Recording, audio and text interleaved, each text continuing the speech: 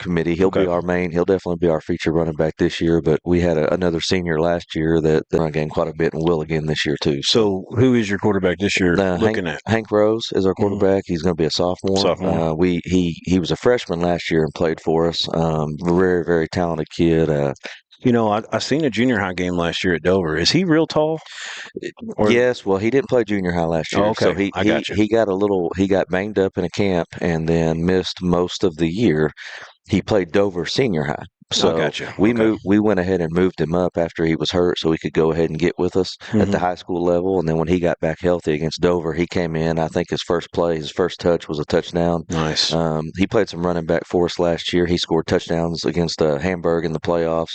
A very, very talented football player. I think by the time he's a senior, he's going to be one of the best football players in the state, and Wow. I'm not understating that. What would you list him at right now, size Oh, wise, off the top of your head? he's probably about 6'2", 210, something like that. Wow. So yeah, well, maybe not quite 6'2", but he's about 6'1", something like that, 210. Yeah. I mean, he's a load too. He's Big not for a a sophomore. big, and he's not an extremely fast guy, but he's a super powerful runner. Hmm. I mean, Kind of like a Creed Vega top. yes. Well, I mean, and that's kind of what we want to go for with him. Right. He hasn't played quarterback before. We're moving him into that situation because we want the ball in his hands every play. Right. He's got a good arm, can throw, and very very talented runner. And like we said, exactly what you said with Creed. Kind of looking at a lot of what they did with him and what he Right. was able to do. We hope to replicate quite a bit of Oh that. yeah. Yeah, that would be special for sure. But sounds like something the Mina fans got to be something to be really excited about. A Yes. sophomore like that Mhm. might take a few licks this year learning the quarterback position, but a lot of upside there. Yeah, and well, Um, it's our job as coaches to make sure that we put all those guys in good situations yes, to sir. not ask them to do more than they can do or more than that they're capable, and all that, and then push them to figure out, hey, you can do more than what you're capable of too. So it's on us too, for sure. Yes, sir. So, Coach, talk to me about the defense. You look kind of a base out of a 3-4, Yeah, yeah, and so and talk. we're pretty multiple out of that too. Mhm. We I would say, for us, our defensive line is going to be a strength there too. Nice. Max plays some. He's actually shifting. He's played some in for us. Made some big plays. 2024 when we went over to Clinton, I think they might have been 9-1 or 8-0 or whatever. I don't know. Yeah. We were both on. He picked up a block punt, went in and scored a big No. touchdown. Kind of Wow. sealed it for us. So he played some in. He's going to move over to a little bit of outside linebacker position, and so we're based out of the 3-4, but we'll put that fourth guy down on the line fairly Right. often, and we're a too high look base, but we'll roll that safety down in the Is box he? some too. Is he?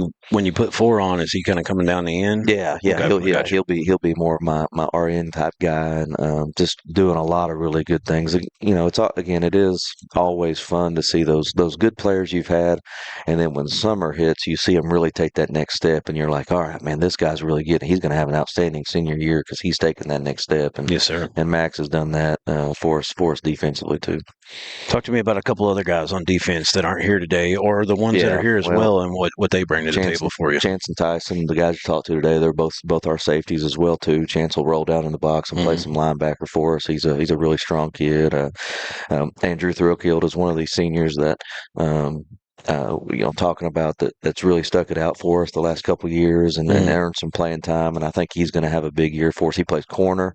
Again, really excited about our Hank Rose, our quarterback. Right. We're going to look and he's going to play some Mike linebacker for us Gotcha. too. I mean, he's I know Once a lot of again, people. Creed Vega. Yeah, I know a lot of people cringe about that, and honestly, we cringe about it too a little bit. But Right. Yeah. it's that he's too talented to keep off the Right. field, and we're gonna protect it and try to utilize it in certain situations. But he's gonna play some Mike linebacker Right. and play side to side for us. And Nice. our defensive line, I think we're really excited about those guys. We have another sophomore, Stratton House.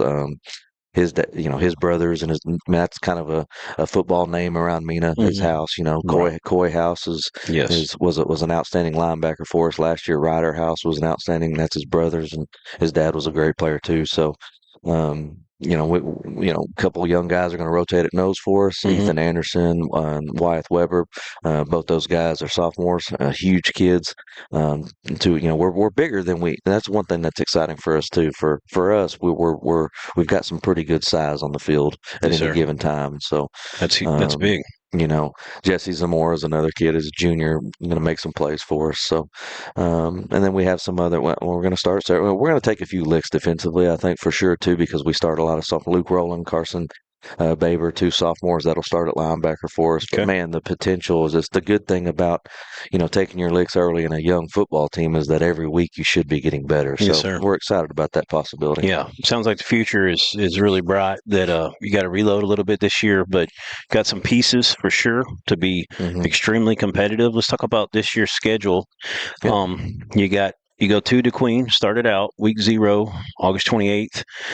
Last year, y'all got to win 28-0 at home. This year, you're going to their house, and then you got at Mansfield, the defending Hmm. 3A state champs, and 3A, yeah, Yep. 3A, Yep. and so they still got some of them Burton boys left. There's a Hmm. couple of slot guys, running backs.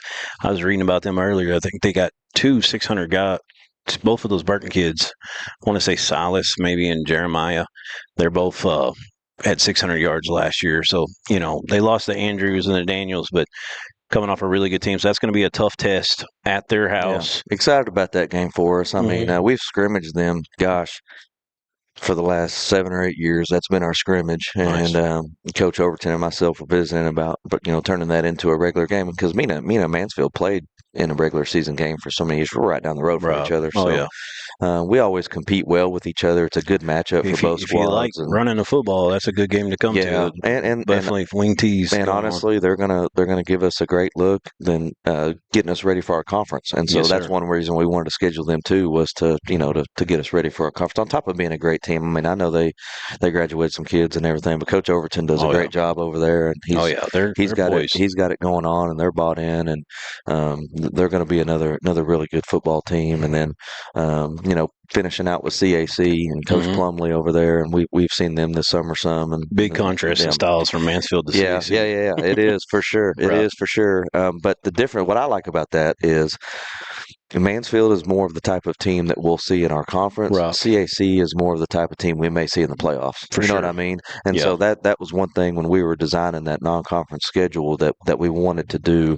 Yeah. was, hey, That makes sense. let's play a team that's going to get us ready for conference, but let's also play a team that's going to, because we won't see a lot of teams like CAC in our conference. Right. We may see a little bit of versions of that, Yeah. I but mean, we've got to be prepped and ready to because CAC is a team that should be in the playoffs too, and that are going to give you some challenges right. that you just won't see, that we won't see for a number of weeks more than Yes, likely. sir. So Yeah, I'm looking at the conference, and literally every one of them are basically a wing tee. I mean, yeah, power run, Lamar's got a power new run. coach. So we don't know Yeah, exactly what they're going to look like. Subi, I'm not sure. Coming back from 8 man, but yeah, definitely a running situation everywhere. yeah, We know Ozark and um, trying to think of the head coach's name. I can't think of it. Watson. Yeah, Yeah, yeah, Josh. mhm. They're definitely running the ball. He's bringing that philosophy he had at Salem, and they're going to be good. But sounds like a lot of really positive things here for your team, and a lot of good pieces, a lot of things to be excited about. And I think Mina's got a lot of things to be excited about, and to really see how this team grows. And Yeah, you and got that'll be the fun thing of it is we right, are still unknown, and we still got some things to prove.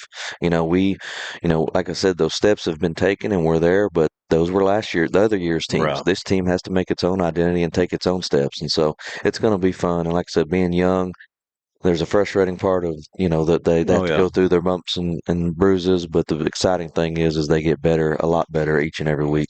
Well, so, Coach, last one I got for you would be, what would you say this year would be a successful year? Kind of like what are some of your goals? Well, going back to what our program goal, back in the day, it was like, hey, make the playoffs. That's a Right, good year for me. Now we're beyond that now at this right. point. That's an expectation for us. That's not a Yes, goal. sir. That's not even something we necessarily talk about. We expect to be in the playoffs. And that's a credit to the So culture y'all built. yeah, And well, and that's it started honestly impressive. about 16 years ago, and then every year from there, we've kind of stepped in and made it. And I think we've brought a lot of consistency over the last 7 years to that. Yes, sir. And so, but for us, we feel like we want to battle in that top half of conference. I mean, Ozark's got a lot of guys back, and I Oh mean, they're yeah. the ones that you're gonna, I think probably the odds-on Circle. favorite, and I Right. think they're a top 10, and probably honestly a top five team in the state with Yeah. everybody they got back if they can stay healthy. But be it but again, we played those guys really, really good last year, and Right. So we hope to give them another good one. But after that, I mean, I think it's pretty open. Boonville's coming in the league and going to be they're always really good, and Coach Curley does a good job with them, and so I think it's pretty open, and we hope to be in that top half of conference. That's what Yes, we're sir. pushing for. We don't, for us again, if you sit there and you make the playoffs, right, and you got to win it, you're doing all that's good for us. Hmm. That's not a negative thing. That's not a bad season for us. But you want to be that team that pushes your program to the next level, and I think they can do that. And but again, talking about it and having the goals and standards and everything is Right. one thing, and taking the action and making it Yes, happen sir. is another. So we want to be in that top half of conference, whatever that looks like, and have a winnable playoff game. It's like we told them we want to get away from making the playoffs, being that 5 seed, and you're traveling 4 and 5 hours to go Right. play a really, really good football team. Right. We want to make someone have to travel down to Right. us, For or sure. be in that third range and have a little bit less travel, and maybe play someone that's more on our level there. So Yes, sir. Well, you lost Dardanelle and Clinton out of the conference, but you gained Boonville, so hmm that don't help any. no, Boonville's tradition rich. They're going to be good. You gained Subi, 8-man state champ last year. So they got a lot of skill guys back. So, but I feel like the conference is a little bit easier, even though Clinton did lose everybody, so we don't know what they're going to look right, like for sure right, this year. But um, it's going to be a tough slate, but there's a lot of things, a lot of positives here that I'm hearing. And if you're watching and you've never been to a MENA game, I will say this. I mean, their administration, what they do for y'all down there. I mean, y'all's facilities are really really nice, and oh yeah, I'm at the super lucky. at the 4A level, I mean, it's a really nice place, and you ought to go catch a game for sure Yeah, because I think there's a we lot of good rival. things happening there over the Yeah, last few, like you said, 16 years, and just kind of building that culture. And you've done a great job, Coach. I appreciate you coming appreciate up it. and Yep, talking to thank you. us. Good Yep. luck on the season, Coach. We're going to get some of your players in. I get two at a time. Okay, One of them will have to come by himself, so what they can decide we'll whoever figure it wants to out. come I'll up. go. They're pretty nervous, so I'll get them talk to them, see which one wants to hit themselves. Okay. So, all right. All right. Well, we'll bring them in. Take a quick break here, and or we'll just wait on them to get up here.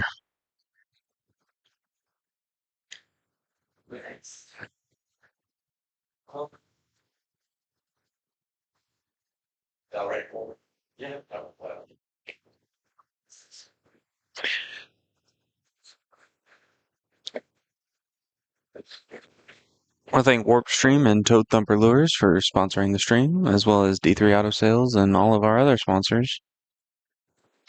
All right, on the end here, we got number 3, Chance Hughes, running back and safety, and number 5 here next to me is Tyson. You pronounce it Baber? Yes, sir. Okay, Baber, wide receiver, safety, both seniors.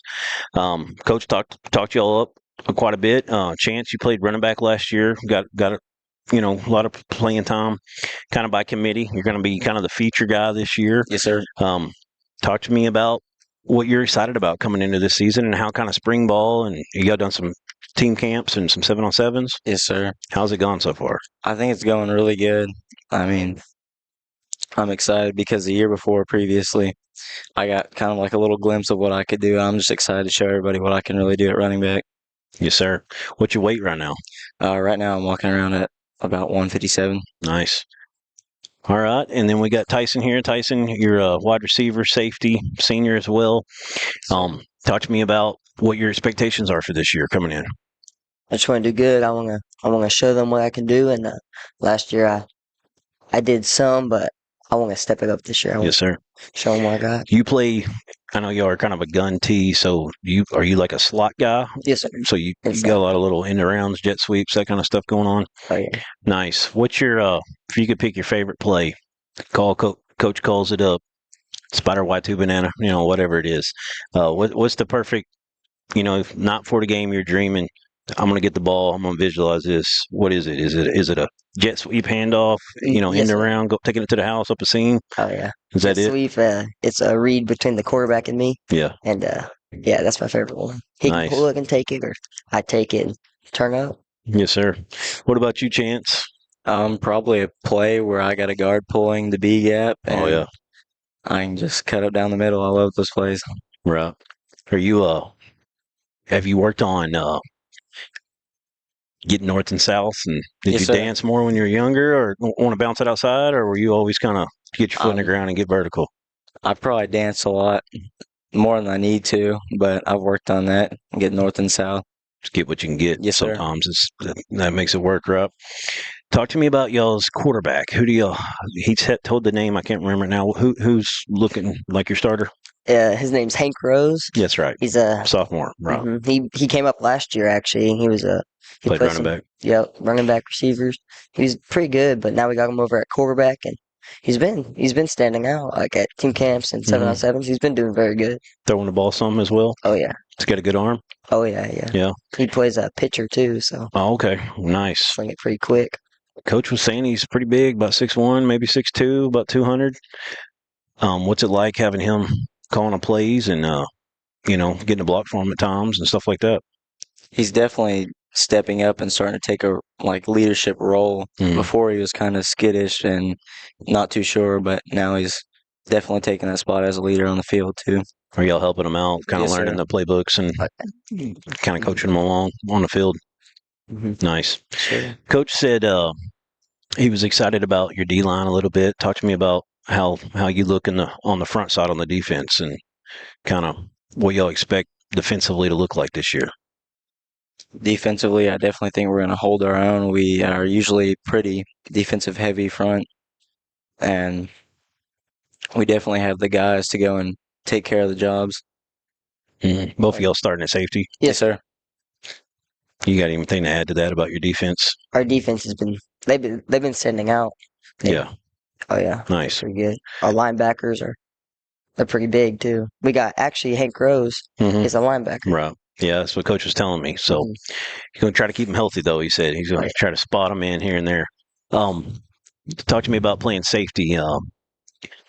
What y'all like getting downhill, making tackles, or I love you getting like pass downhill. coverage better? Or what? See, I'd originally started off at linebacker, and Mhm. I kind of transitioned into safety. I So you got love that it. mentality. Yes, Yeah. sir. I get to come down into the box based off of the cheetah fronts. Mm-hmm. I get to come down in the box, and I love it.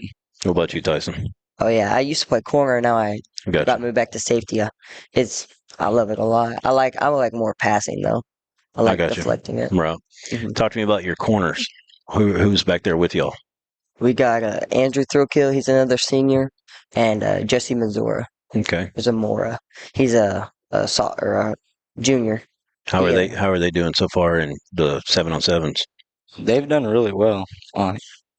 Honestly, it's a little surprising that they just step up. I mean, they made a big step, and they're doing great. Are they similar in their style, or are they a little bit different? One more of a physical corner, field corner, one more of a boundary guy, and the other one more of a field guy. Yeah, Andrew's more physical. He's showing why he deserves that spot. He's been doing pretty good. Bump and run type guy. Mhm. Nice. Oh yeah. Nike or Reebok or Adidas? What's number one for you? Nike. Nike. Yeah. Yeah. So pregame meal. What would be? I know y'all probably get someone to kind of sponsor y'all. Is there like a favorite that's like your go-to, or don't like to eat a lot, or what do you think? Our local hospital, they give us like these like meals, Mhm. and I truly enjoy it. I love Yeah. it. It's like a chicken with mashed potatoes and Oh, yeah. gravy, and oh yeah, Good stuff. it's the What about best. you? Oh yeah. We actually had some steaks last year from Big D's. They're kind of like a corner store. Mhm. They were great. Yeah. Yeah. Pre-game fuel, huh? Yes, sir. Is there any certain rituals, any superstitions? You know, And orange at halftime. orange. I think orange. Eat an orange. Mhm. Okay. Yep. Yeah. I always like to eat some quick carbs at halftime Right. just to make sure I have my energy up. Worst night of cramps ever. What game was it after? Nobody have any muscle cramps? Y'all good? I don't usually have cramps. Nice. I used to have them bad, Right. bad. It's awful. When you get them in multiple places.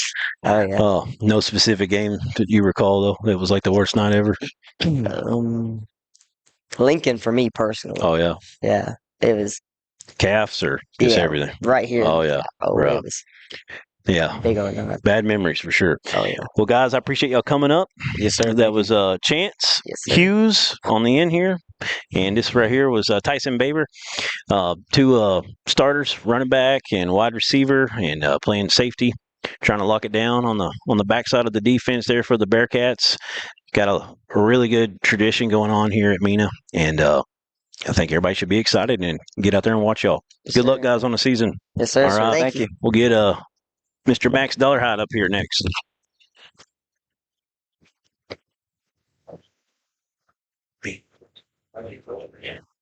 We sit on the end there. All right. I got senior number 9, Max Dollarhide, fullback, H-back, kind of playing offense for the first time in a serious role this year, and an outside linebacker, defensive end at times. Tell me what it's like playing for Coach Bentley. Well, he's gave me like a lot of chances, like opportunities since, I first started playing varsity, and I just kind of did all I can to make the plays that I could grasp, and it worked out for me. And I had a lot of more experience than all the other seniors, and so I'm really trying to lead and help out my Yes, sir. teammates as much as I can. Yes, sir. So what are you about? You look about 6'2", 190 to me. Is that about right? Like 6 foot. 6 foot? Yeah. You got that tall, kind of build to you, straight up and down. You look taller than you are, I guess. But you've been playing outside linebacker and defensive end. Talk to me about kind of what your mentality is defensively. Like, what do you like getting downhill and trying to sack the quarterback, or you like run stopping, or just both? Or Yes, sir. Well, I think that really the toughest formation that's really been going on in our conference, everything is cheetah, and we've game plan a lot for me, and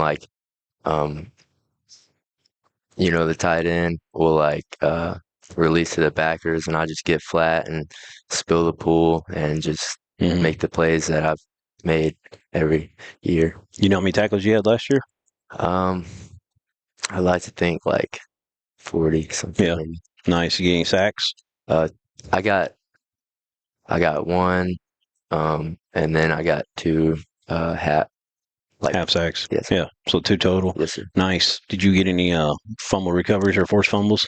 I believe I got 2. Nice. So you playing more offense this year, helping out.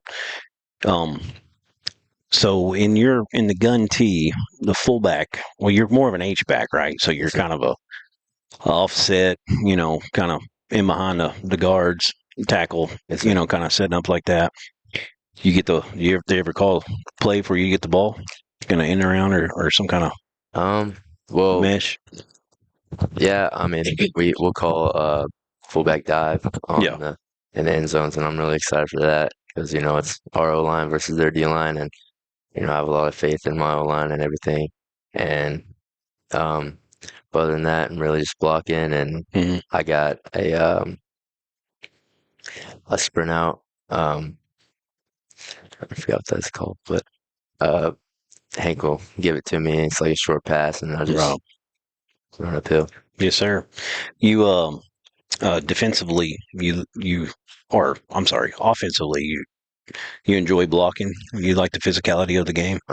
Yes, sir. One of our starting right guard last season was injured, and I had to play right tackle for Pottsville. It didn't really go out as planned, good, but I mean, I don't have any problem blocking. Right. So you enjoying it? Just whatever helps the team. Yes, sir. Pre-game meal, what's your go-to? What's your favorite? I like the chicken breast. Chicken breast? Yes, sir. From the hospital or just wherever? Just chicken breast. Yes, sir. Yeah, anywhere. You take it. Talk to me about what it's like playing for Coach Bentley and what he means to you.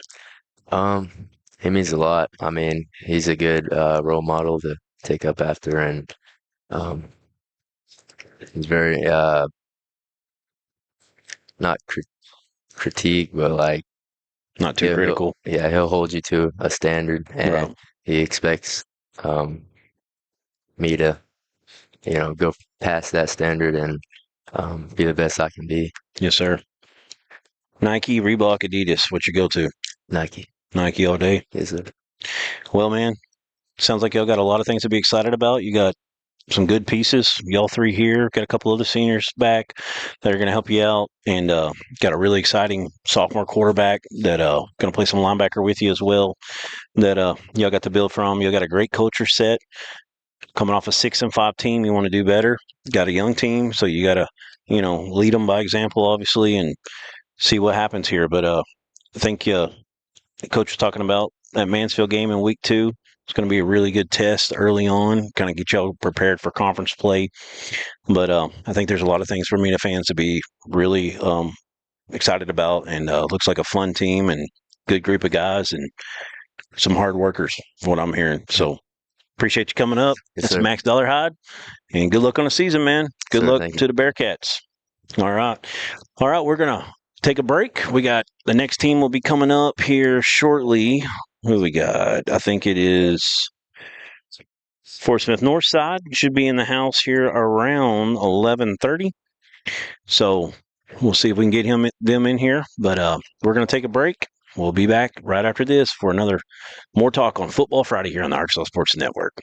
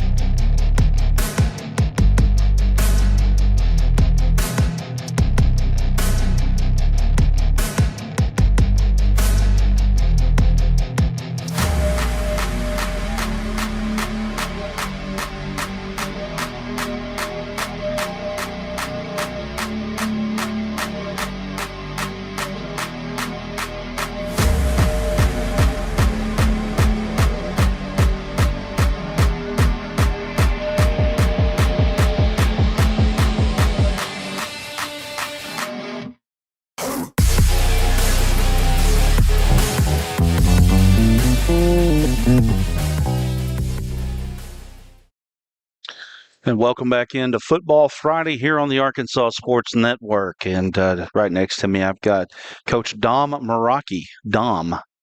With an M. That's right. Dom with an M. That's it. Fort Smith Northside. And Coach, we're going to talk a little bit about your team and just kind of what you have seen since you've been at Fort Smith Northside. You come from Arkansas Tech as the offensive coordinator, and you were telling me before that you were at Henderson, so you've had some coaching on the college level. Now you're into the high school level. What brought you into the high school level?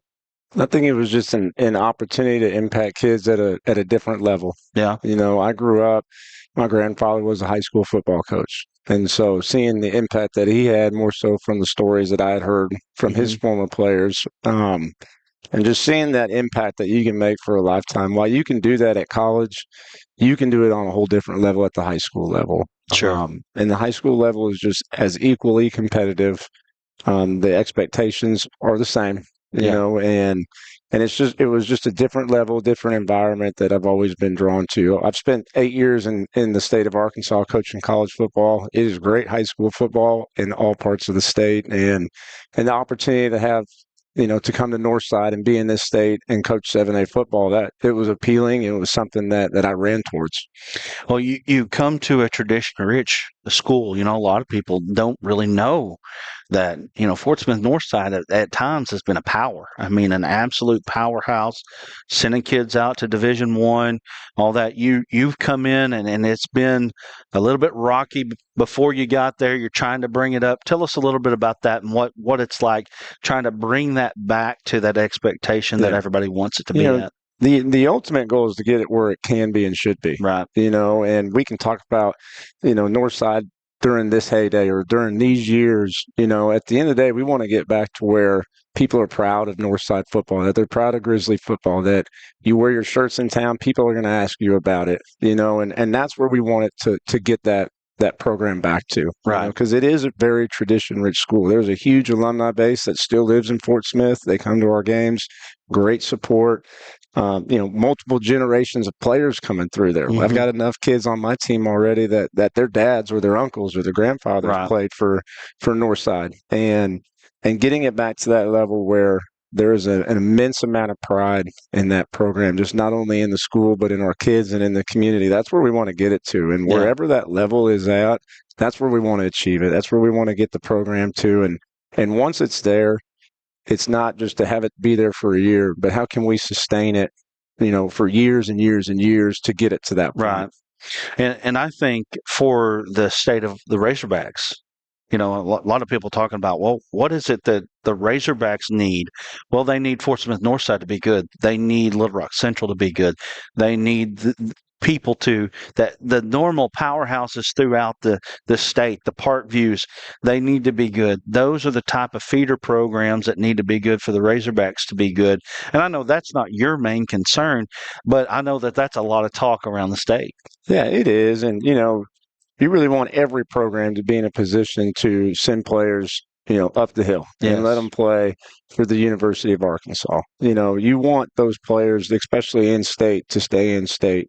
But you got to have the programs that are developing the kids, and you got to have the kids that are talented enough and meet what that school wants to get them there. You can have great players, but they may not fit there. That's right. And like you mentioned, the schools, including Northside and all the other ones that you had mentioned, for us to have those types of players in the state is something to be proud of, because they're all over. They really are. Yes. And getting them to be homegrown and stay in state, and that's a goal for them. Well, it's a certain pride that comes with playing for Arkansas as Arkansas kids. Of course, I also know that these kids now, even as much as 10th graders and even maybe a little bit beyond, really don't know the tradition that Arkansas has had in the past.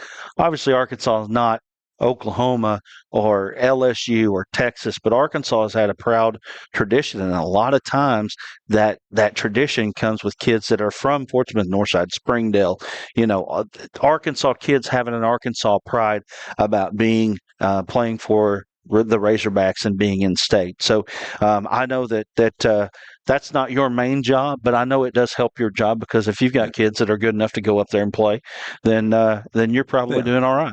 Well, not only there, but every other school That's in the right. state, from Arkansas State to UCA to Arkansas Tech, Henderson, Yes. OBU, Harding, and Hmm. Hendrix. And all the other ones that I may have left out. To get those kids even to those levels. Yes. That's a goal of ours is where the kids that want to do it, how can we get them to a place that they're comfortable, that they can thrive, and how they can go to the next level and earn their degree and have a great experience playing college football. And it's not for everybody, but for That's those, right. let's do it. Absolutely. That's right. Well, let's talk about it here last year. It was an 0-10 season, but talk about some of the things that you saw growth out of your team in that season. Yeah, I think it would be from when that season ended and when that team, that 2025 team, concluded their year. We move into the 2026 season. It's about what team do we have right now? Right. Because this team is not last year's team. We have a lot of players from that team, a lot of kids that played really well last year, and kids that are going into their junior year and senior year that are returning starters. And seeing the ownership that they took from day one, when they bumped up technically to a new grade, and they've got 2 years or 1 year left, seeing the ownership that they took and seeing it evolve from essentially that middle of November all the way up until today in July, the ownership that they've taken, seeing them evolve as leaders, seeing them evolve as players, as students, as kids on and off the field, and just seeing that maturity elevate to a different level from where we were at and where they started in November to now. That's one of the biggest things that I'm proud of all those kids for. And when they evolve and they mature and they take that ownership and that leadership, you see it in the weight room, you see it on the field, you see it in the dog days of summer, Right. and the biggest thing, and I tell anybody who asks me this, is where we're at is we go into a weight room, we go onto the practice field, is we don't really have to motivate those kids to work hard. And that's fun for coaches because now we can coach. Right. We can coach technique and assignment and alignment, but we're not having to hound and really, really put a lot of energy into just effort. Our kids show up, they work hard because they know they don't have a choice, Right. and they know that's the standard of how we're going to do it. And you show up, you work hard, and you get better, and you be better than what you were when you started. Yeah. Well, you're an offensive guy. You were an offensive coordinator at Arkansas Tech, so I know that getting a shiny quarterback in there to help you out. We know a lot of things start at the quarterback position. The quarterback's got to be a smart player, and I would assume that your offense, being the offensive coordinator on the next level, probably it requires a little bit of your quarterback here. And you've got is it Jasir? How do you say that? Jasir Posey. Jasir Posey, 6 foot, 215 pounds, threw for 3,000 yards last year in Oklahoma. Yeah. Jasir came in January of this year, and the best thing about him is just his overall experience because he's going to be a senior. He's coming from a program where he was a 2-year starter. He's played a lot of football. He's thrown a lot of passes. He's seen a lot of different things come at him, and just to have that experience of while he is new to our program, really returning to our program, he is not new at the quarterback position because he's got 2 years as a starter and has been extremely successful doing it. Right. But seeing him come in from where he was at in January, he's the new guy. Right. And so he kind of played it as the new guy. He was a little hesitant here at times and a little timid, but the more that he was around the team and the team was around him, that comfort built, that trust built, and to see him go from day one in January to where we're at now, just the growth of leadership and his command of the offense, of the locker room, and just being a really good kid, you see that coming through. Well, we know that things start up front too. Tell us about your front and what you expect from that offensive line this year. So we've got two returning starters coming back from last year's team. We got Charlie Scott, who was an all-conference player in the 7A West, started 9 games last year. And then we have Kalen Rodriguez, who started 9 games at guard, who's going to be our starting center. And so both those kids will be seniors, have a lot of playing experience from last year.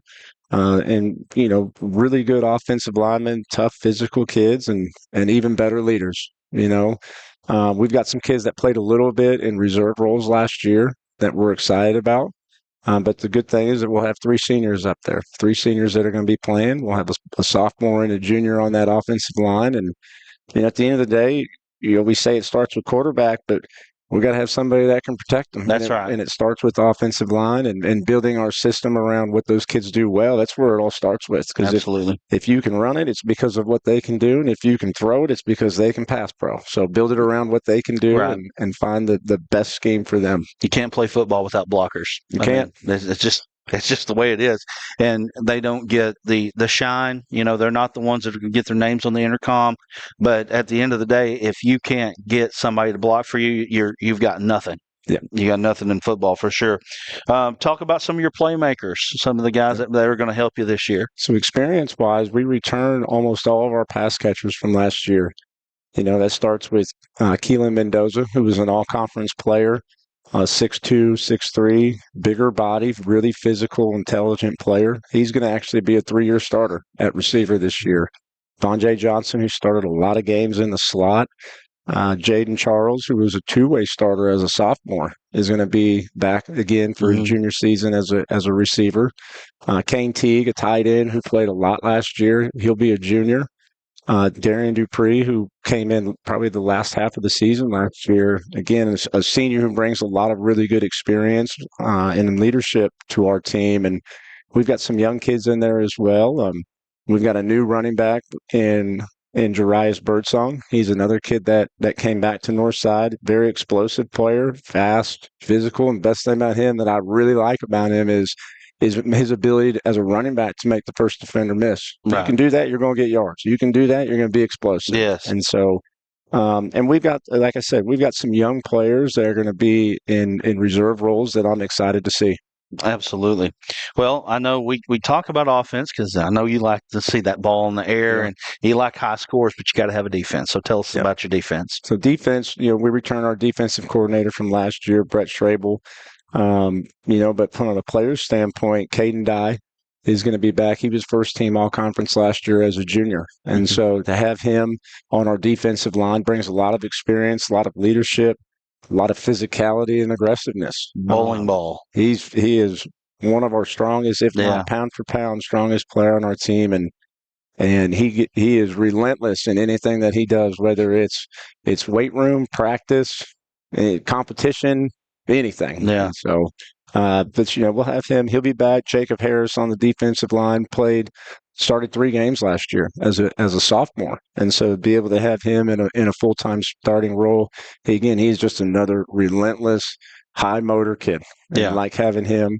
Return Jonah Calderera. He'll be playing linebacker safety. He was all conference last year.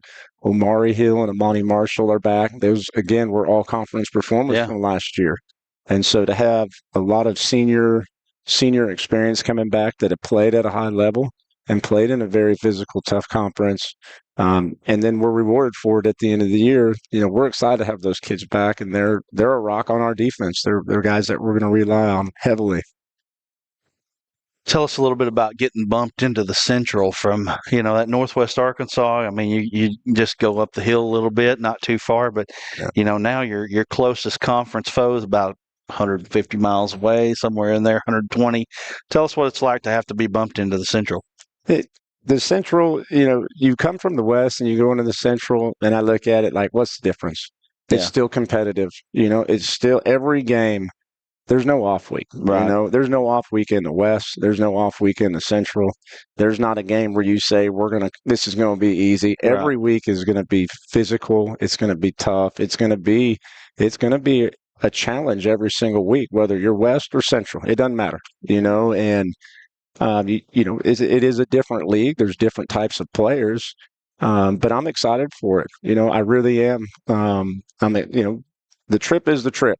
Yes. It's not the end of the world. Good thing is we play on Fridays and we're not coming back on school nights. But the benefit, at least for us going to the Central this year, is that we're only going to make a trip down there 3 times. Right. And it's really the same trip. And so I like that aspect. One is going to be one of the last games of the year. And fortunately, we don't go back to back right now. Now, that's good for the first year of it. Absolutely, for sure. Looking at your schedule here, you've got 6 home games. That's always good. 6-4 split there. Your conference road games at North Little Rock. That's going to be a tough one. Yep. Well, they're all going to be tough, right? Tough. At Little Rock Christian and at Little Rock Central.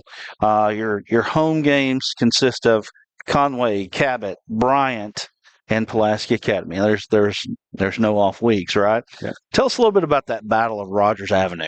Tell us a little bit about that. It is very, I've been in some really good rivalries in college, and to sit there and say that this matches up with them, it absolutely does. Yeah. It doesn't, and it may exceed them probably. It is a great event. It's not just a game, but it is a week-long event. Right. And it's great for the community of Fort Smith. It's great for both high schools. The benefit is we get to host it this year. Right. So it's a home game for us. And to see when you go out onto the stadium and it's split. You split it right down the middle of the field, and you got the red and black on our side, and then you have their powder blue over there. Yeah. And it is loud. It is rowdy, which is what you want it to be in a game like that. And the thing I told my kids even before we went out there last year, just ignore the noise and let's go play. And I'm going to tell them the same thing again this year. But it is a great week-long event that's capped off by a game, and is great for the community. And you get bragging rights for it. You really do, because if you lose it, you hear about it. And if you win it, you're going to hear about it in a good way. And and I'm excited for that game, and it's going to be exciting, and I'm glad it's at our place this year. Yeah, at Harbor after that, and then versus Russellville. That's your non-conference games there.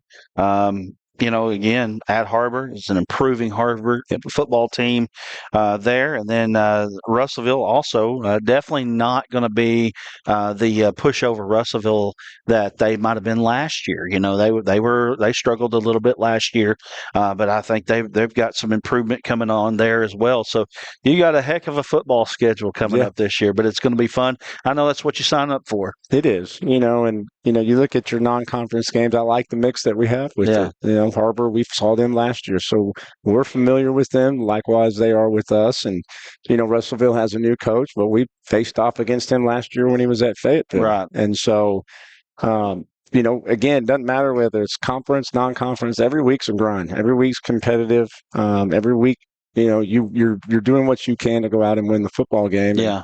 And, our bye hits at a really good time right after 3 weeks, and then buckle up. It's time to go play conference ball. That's right. Well, Coach, man, appreciate you coming over here. I'd love to hear about Northside.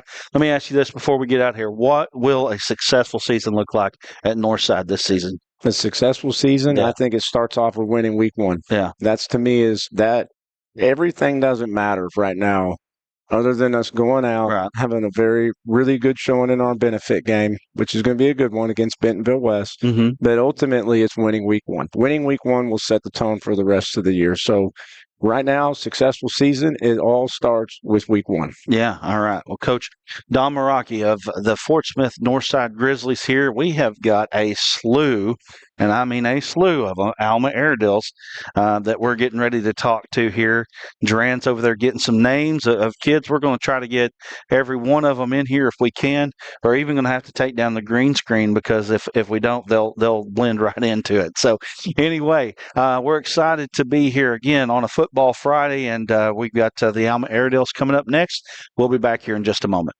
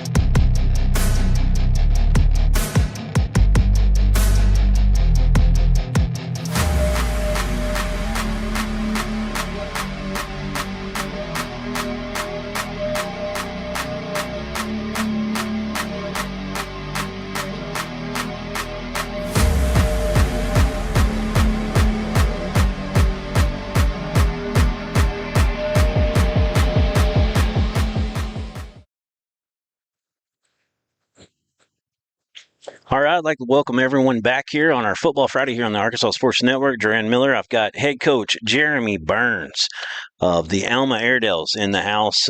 Coach, nice to have you here. Appreciate you. Yeah, appreciate How you guys doing? y'all doing good. Had a great summer, great spring with these guys. So Yes, it's sir. been busy summer. Oh, yeah, for sure. Of course, you were a class of 91 graduate from Alma and long tradition there and been at Ozark for 23 years until last year. You came back as a junior high coach at Alma. Talk to me about what the transition has been like coming back home. It's been good. The facilities are great. The kids are great. We got really good numbers coming through right now from junior high to senior high. So the transition was, really easy. Everybody's welcoming me back home and that kind of Yes, stuff, sir. and see a lot of old friends. And Oh, yeah. so it's been real fun. Yeah, I bet. Well, yeah, I've been hearing a lot about what you've got coming back and what you got moving up and a lot of positives that I've been hearing and reading and about 75, 77 players on your roster. Is that correct? Yeah, I think we're right around 71, 73 right now. So we, a few guys went on and did something else, but got a good core that stayed with us the whole time, Yes, lifting sir. weights and running. So recent tradition, and we're not going to talk about who was here or whatever, all that, but a recent tradition, has not been the Alma standard by no means. The last 5 years, biggest season was 23 with 7 wins, and being an Alma guy that Alma's a tradition-rich powerhouse, 52-40 all-time playoff record, couple state championships in the 90s. Talk to me about what coming home and what the expectations have been like and kind of getting the culture back right. Right. What's that look like? Well, it's just an honor to be the head coach. Following a long line of great coaches, Yes, and sir. they all went through different struggles or uh, things that they had to overcome or deal with, whether it be facility wise or so everybody's made it better. I would say every coach, in one way or the other, from the tradition point to the building of the new facilities and things like that. So it's made each step easier for the next coach. And that's what I'm hopefully to continue that kind of process as far as trying to help build the kids up or build the facilities like the previous coaches have done. So they've all done a great job with that kind of stuff. But just like I said, it's a big honor to be back and be in this position and be able to influence these guys for the next round and build that animal tradition. Last night we were able to paint the paw prints on the street in front of the high school. So that was nice. a big thing back in the day. We painted from the four-way stop there in Alma all the way to the high school. So had a big turnout with these guys and cheerleaders and a bunch of other groups too. So it's been fun. That's huge and exciting for sure. So you've got a lot of guys that are kind of young this year, don't return a whole lot of starters. I'm seeing about 4 or 3, maybe offense, defense, but huge junior class and a big sophomore class, it seems like, and some seniors that did some things last year. It looks like you got 3 returning all-conference players, Tristan Nutt, Isaac Plord, and Dylan Jackson. So talk to me about those 3 guys. And last year as well, before we get into that, you were the junior high coach, but were you like an assistant on the high school, or how did that work? I helped up in the box on Friday nights and things like that. And then 7th period, I was there for a little bit till we got our junior high guys back. So after school, so I was out there for a little bit, kind of seeing what was going on. Yes, sir. Helping any way I could there, but not necessarily coaching. During the period kind of deal. So, but no, it's good to be back. But those 3 guys you named, Dylan Jackson, he's had a really good summer for us. One of the leading returning as far as receiver wise. He's had a lot of touchdowns. Had a really good 7-on-7 tournament down at Harding a couple weeks ago. Had some big plays there, so he's a big one. We got Perkins coming back at running back. So he was a leader. He's had a good camp up here yesterday, running the ball, as well as big physical and super fast. He's getting some looks. Dylan's getting some looks as well. Who was the third one you said? Tristan Nutt. Yeah, Tristan and Plord. So Tristan and Plord, Tristan's a twin, so there's 2 of them. So it's hard to tell them apart, but they both get after the offense and defensive line. Are they seniors? Seniors, and then Plord as well. I've known that family for a long time. His dad played with my brother back in the day here at Alma, so and known those boys for a long time. But he's a spark plug, I guess you'd say, Right. on defensive side. He gets them fired up, and so he's been a really good. Been fun watching him this Yes, summer, sir. getting after it. Yeah, and we want to appreciate the Alma sponsors we have today. That's Today's Bank and the Alma Booster Club. Huge supporters and helping get y'all here and everything they've done. We really can't say enough about Today's Bank and the Booster Club here at Alma. Want to definitely get them in there for sure. As we're getting their logos up at times, which we don't have a logo for the Booster Club, but try to get something up there for Today's Bank as well. So those are three guys you got coming back, three seniors that are really exciting. You hit on Dallas Perkins a little bit. You know, I'm hearing he's ran like a 4.4 laser. Yeah. Where was that at? That was at Alma. We have the dasher system. Oh, and wow. Nice. So you could get a good read on a lot of those guys. You know, handheld, it's going to be, a little bit faster on some, but he was a laser 4.44, I think it was. And like I said, he's been a couple of colleges been checking him out and stuff like that. So we're looking for a big year from him. He's just a junior. He's had 802 yards last year, 6 touchdowns. Talk to me about your offensive philosophy a little bit and how you're going to work him into it and what you do. You're kind of a spread? Yeah, we're kind of spread multiple a little bit. Coach Barrett, Josh Barrett's come in from Shiloh. He's our OC and got a really good working relationship with him as far as what we like to do. If we need to run the ball, we've got that packages, and if we need to throw the ball, we've got the screens and all the deep passes as well too. So he's been a big addition to the offense, and then Chad Vaughn has come in, and then Coach Jones working with the tight ends and running backs, and then Coach Pointer, he's been there. He's an Alma guy, working with the O line. So sounds like a Van Buren guy. Pointer, yeah. Sorry, I'm sorry. Dad joke. Yeah, you just brought that up. I didn't even think about that. I mean, didn't even make him change his name, I guess. But no, his family's been there for a long time, and they're doing a great job. We're a little late getting in as far as our coaches, OC and DC. Coach Salisbury's doing the defense, and they were doing other sports. One was at a different school, one was at Alma, but they've been working their tails off trying to get this in and get these guys coached up to get them ready to go. Were they a spread last year? How much has the offense changed? Is it? It's a new OC from Shiloh. Right. And just some of the techniques, some of the routes, are a little bit different.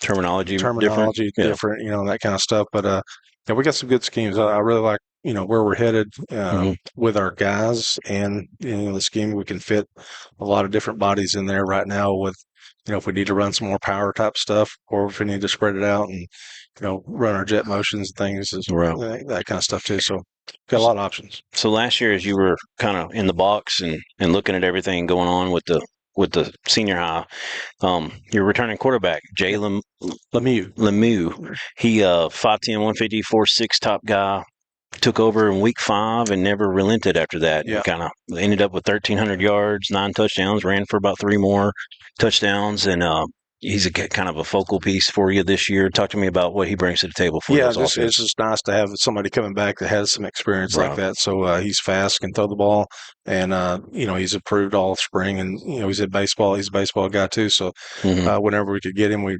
repping something with him, and then this summer he's done a good job getting better at reads and just the terminology with the offense. He's picking up, meeting with Coach Barrett and everybody, and getting better as we go here. Yes, sir.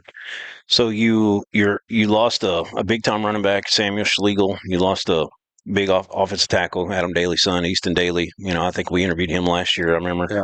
I think we might interview both of them. I know we did Easton for sure. So the 2 big pieces you lost. Talk to me about your O-line a little bit. We've already talked about some of your skill guys. Talk about the O-line. Yeah, we've got some guys coming back. Bracken Archer, Roper Davis is here today.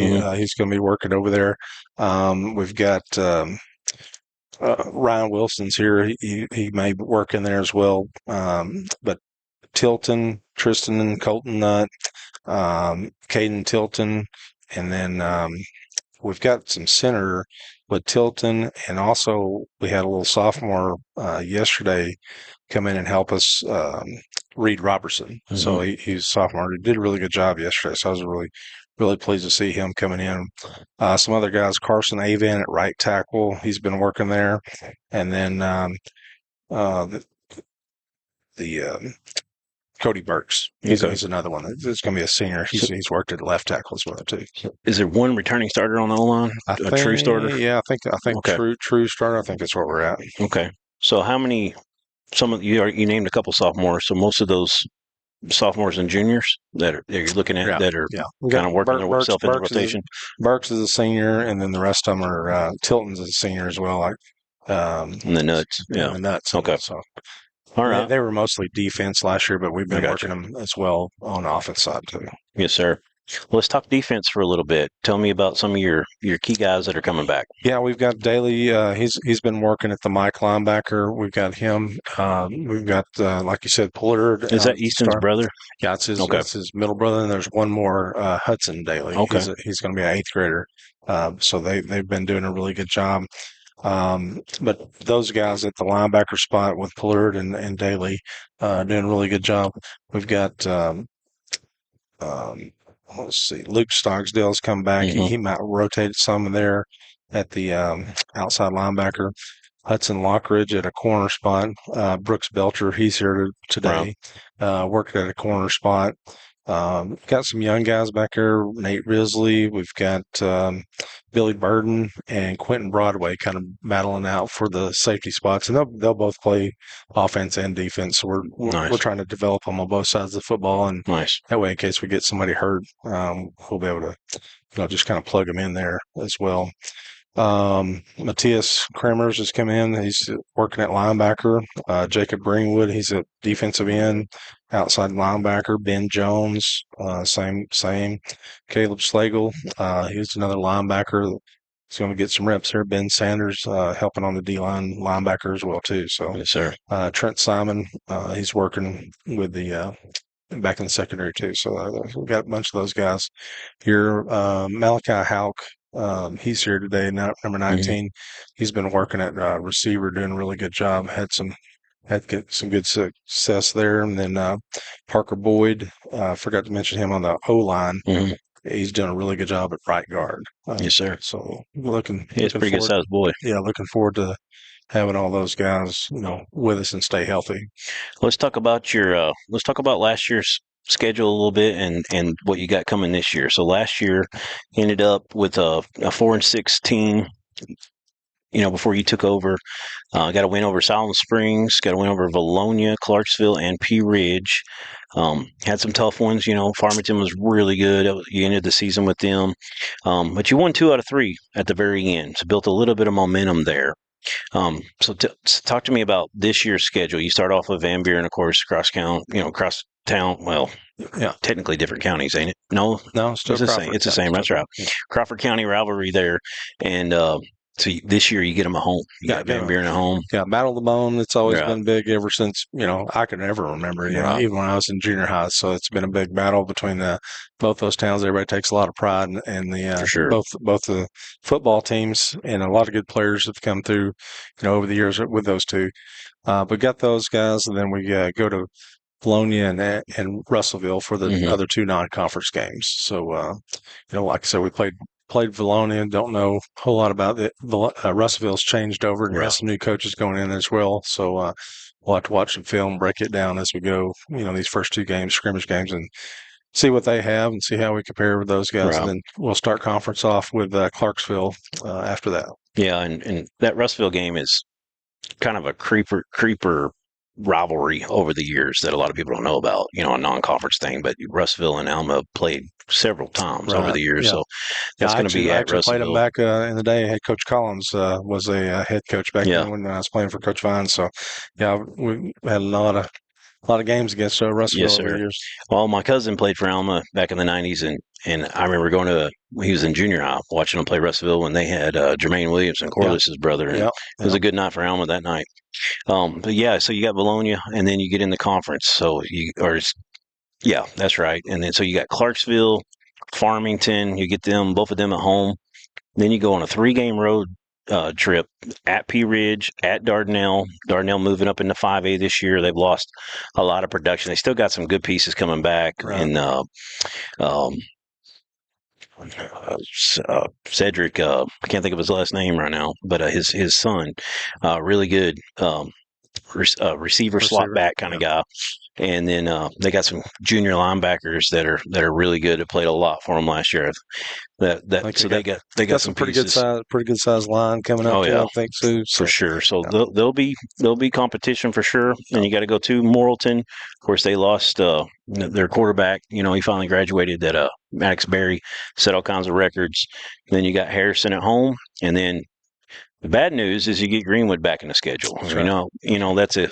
That is. I mean, Van Buren and Greenwood, those are the rivalries. But Greenwood's more that conference rival most of the time over the years.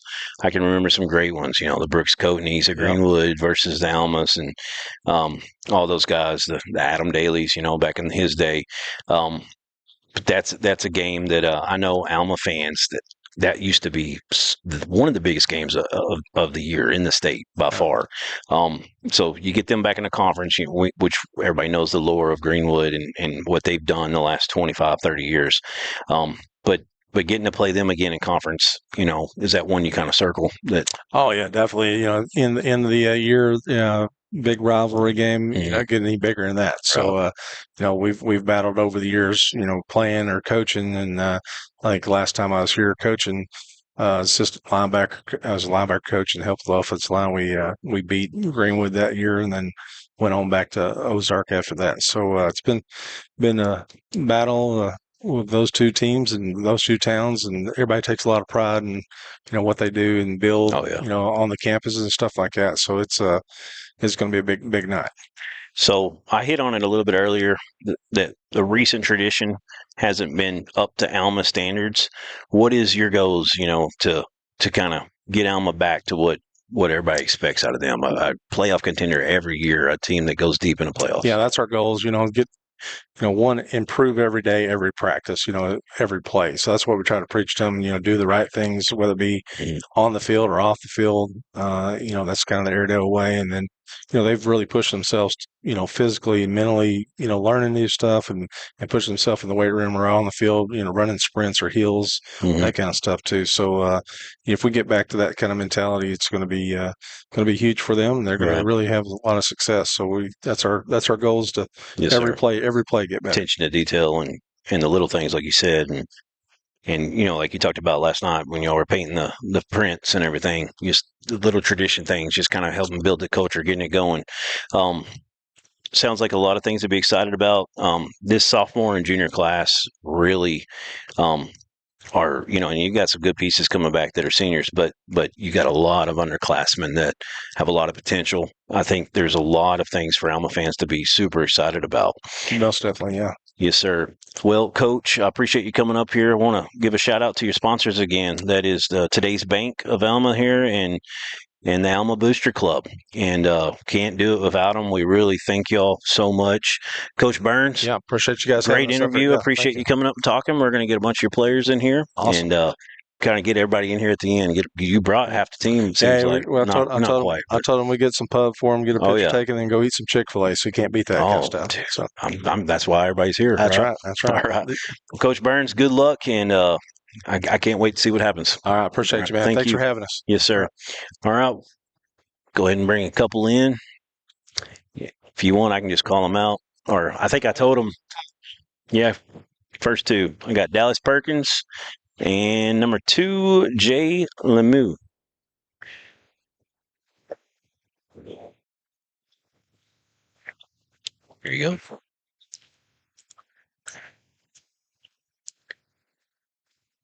So I got number 1 here. That is Dallas Perkins, a running back, coming off a really good year last year, getting some college looks at you. He was the guy we were talking about earlier with Coach Burns. Laser timed at a 4.44 at Alma, coming off 802 yards last year at running back, 6 touchdowns. How's it been so far in the off season and summer? It's been really good. We've been putting the hard work in. On the end here, I've got number 2, Jay Lemieux, and you are the quarterback. Started over about midway last year and won the job, did a great job. I had 1,300 yards passing, 9 touchdowns, ran for 3 touchdowns. Tell me what that was like, taking over that role, and how you kind of flourished after you got it.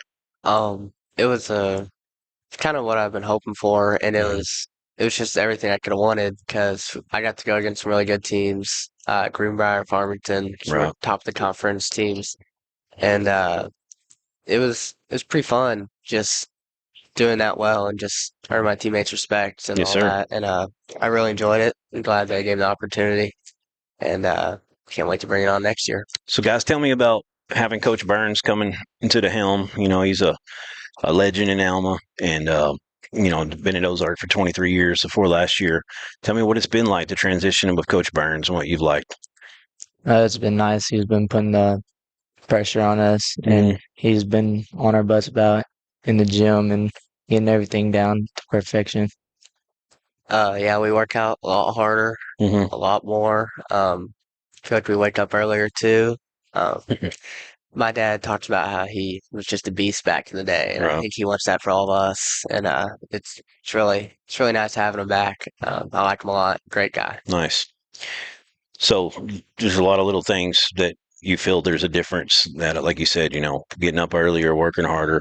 Talk to me about the painting the Airedale prints last night. What was that? How was that? That was just really fun. The whole community was out there. We had the road shut down, listen to country music, and it was just a nice feeling. Yeah, it was really fun. Bring back the traditions and all that. Yes, sir. Just everyone out there, like you said, cheer, dance, football. It was really fun. Always talk about Alma's press box. Got to be the if it's not, I don't know what is, but it might be the tallest one in the state. You ever stand beside it and look up and get kind of like afraid of heights kind of thing going on? It's very tall. Yeah, it's a really great facility. Coach said that you are making some more improvements as well. A lot of things to be really excited and looking forward to.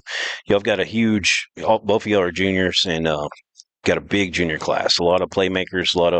Got some Parker Boyd on the O line as well, and some good sophomores stepping up. And got a few seniors that are left that are really going to help y'all. And the Dylan Jacksons and the Tristan Nuts and Isaac Plord. I think he's a senior too. Is that correct? Yes, sir. Talk to me about what kind of your goals are for this year. Just to go out there and just win more games that we did last year. Mm-hmm. I like to win almost all of our games. I know we have Greenwood back in, and Farmington's always tough. But I think we can win every game if we play our best and just keep working and just keep putting in the work. Yes, sir. Y'all feel like there's a different type of energy this year that a new coach will bring? Absolutely. Yes, sir. Yeah, a lot of things to be excited about there. Pre-game meal. What's your favorite thing to eat? Skittles. Go-to thing is Skittles. Yeah, you got a little beast mode going on there. Yes, sir. Marshawn Lynch.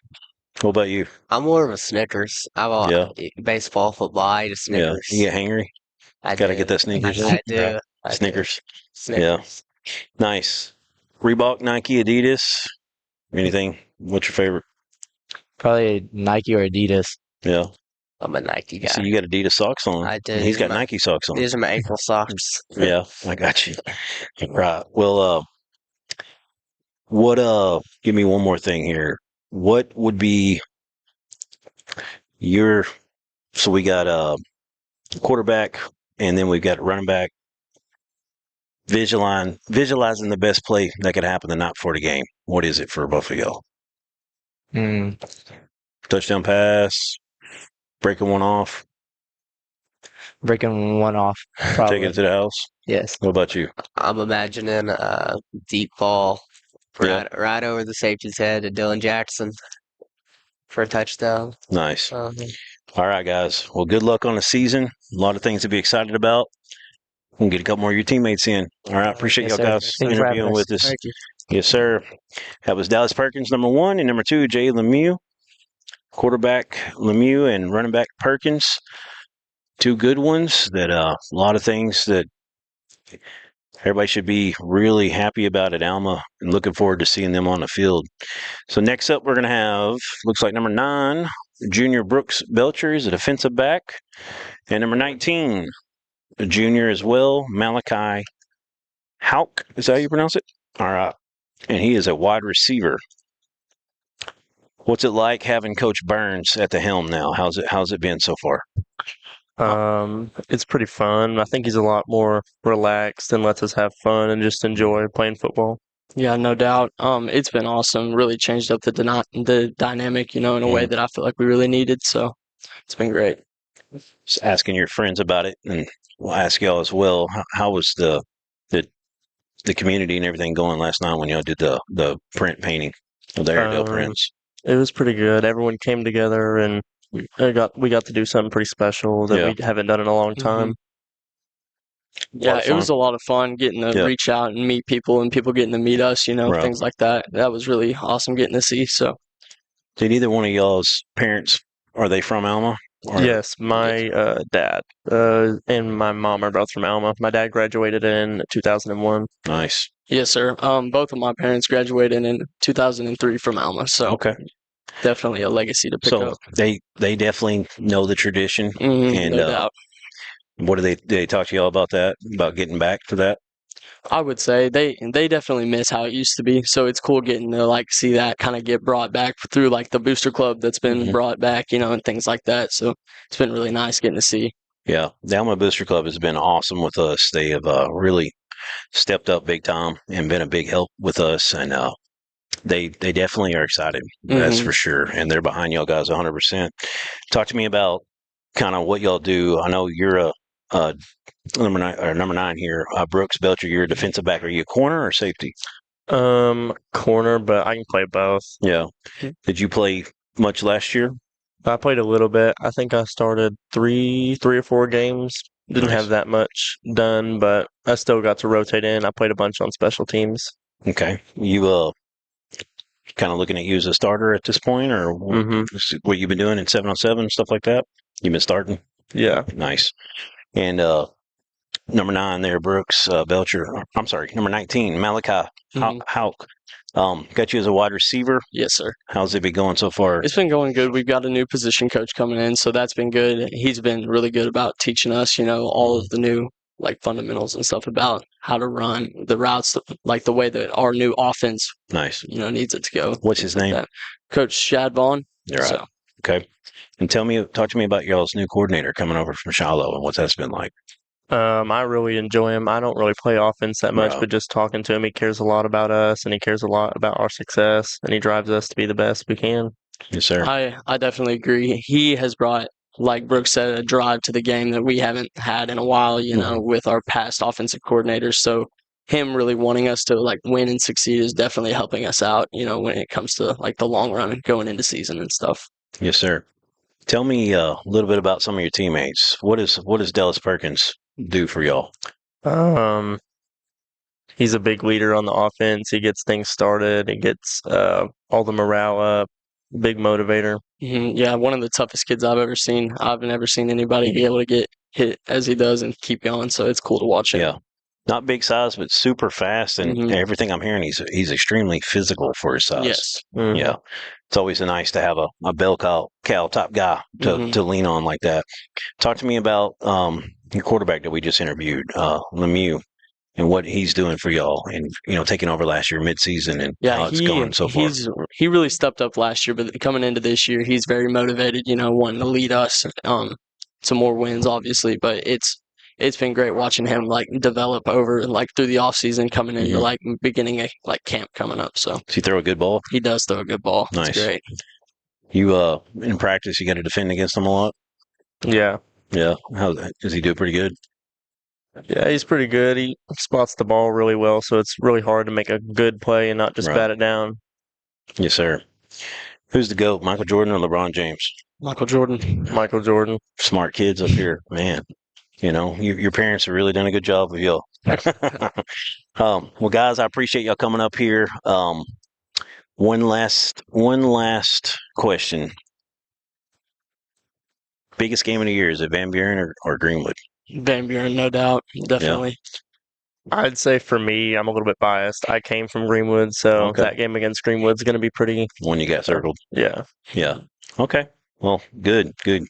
All right, guys. I appreciate y'all coming up and interviewing. Thank you very much. We're going to get 2 more in here. That was Brooks Belcher and Malachi Hauk. And last 2 coming in. Looks like we're going to get number 68. Got two more, and then we'll do that. So we got number 68, Parker Boyd, offensive lineman, and number 10, Trenton Simon, a safety. They're both juniors. Everybody we're talking to today in the interviews are going to be juniors. So we got Parker Boyd here. We should have put the lineman on the end and the little guy in the middle. I take it too much room by myself, but we'll make it work. Guys, tell me what it's like with Coach Burns and how the transition's been.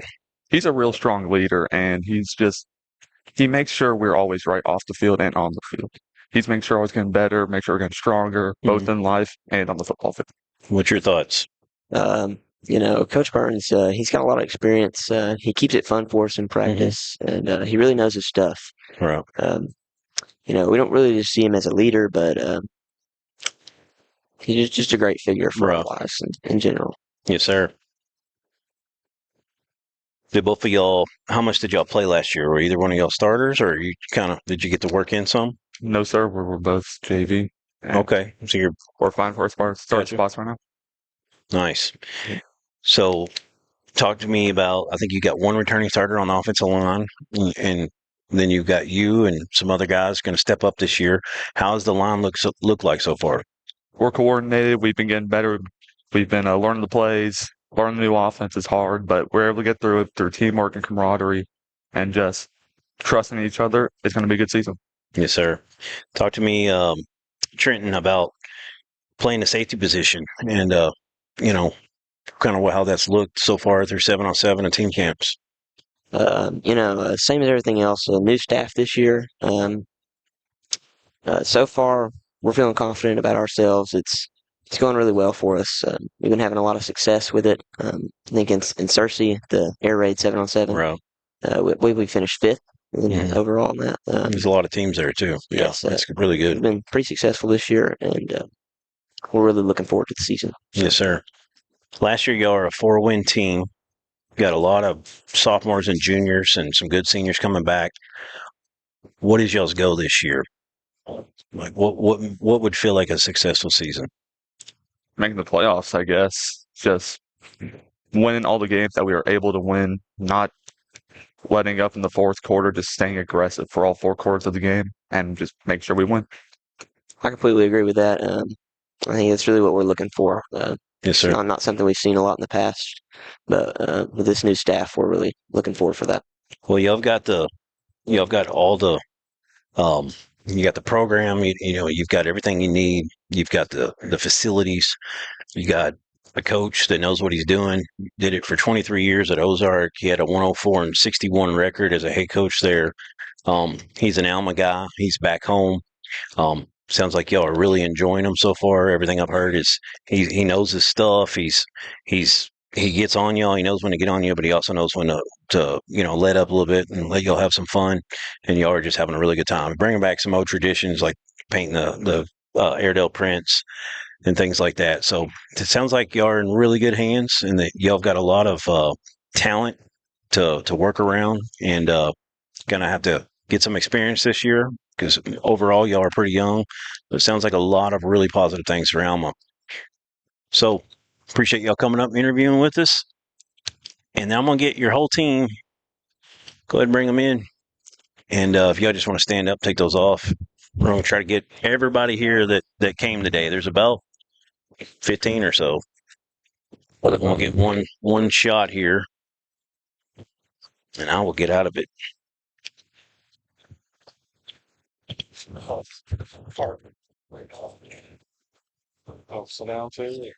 Yeah, just everybody try to get behind that table. Best you can. Yeah, make 3 rows, I guess.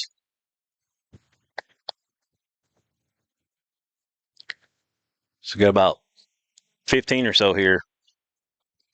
Appreciate Coach Burns bringing them all in, and Alma poised to have a step up this year, and a lot of things to be excited about. Once again, we want to appreciate the Booster Club of Alma, and we want to appreciate today's bank as well. Huge sponsors for the Alma Airedales, helping bringing them here today. We thank them. We also want to thank Warp Stream, Toad Thumper Lures, Tyson Foods, D3 Auto Sales, Metcalf Trucking, and Arkansas Tech University, and also Premier Facilities Group as our major sponsors. Can't do any of it without all of those sponsors. We really appreciate them. Great information from Alma. A lot of things for fans to really be looking forward to this year. But that is it for Alma. We're going to have Van Buren in the house in just a few moments. Don't go anywhere. We'll be right back right here on ASN.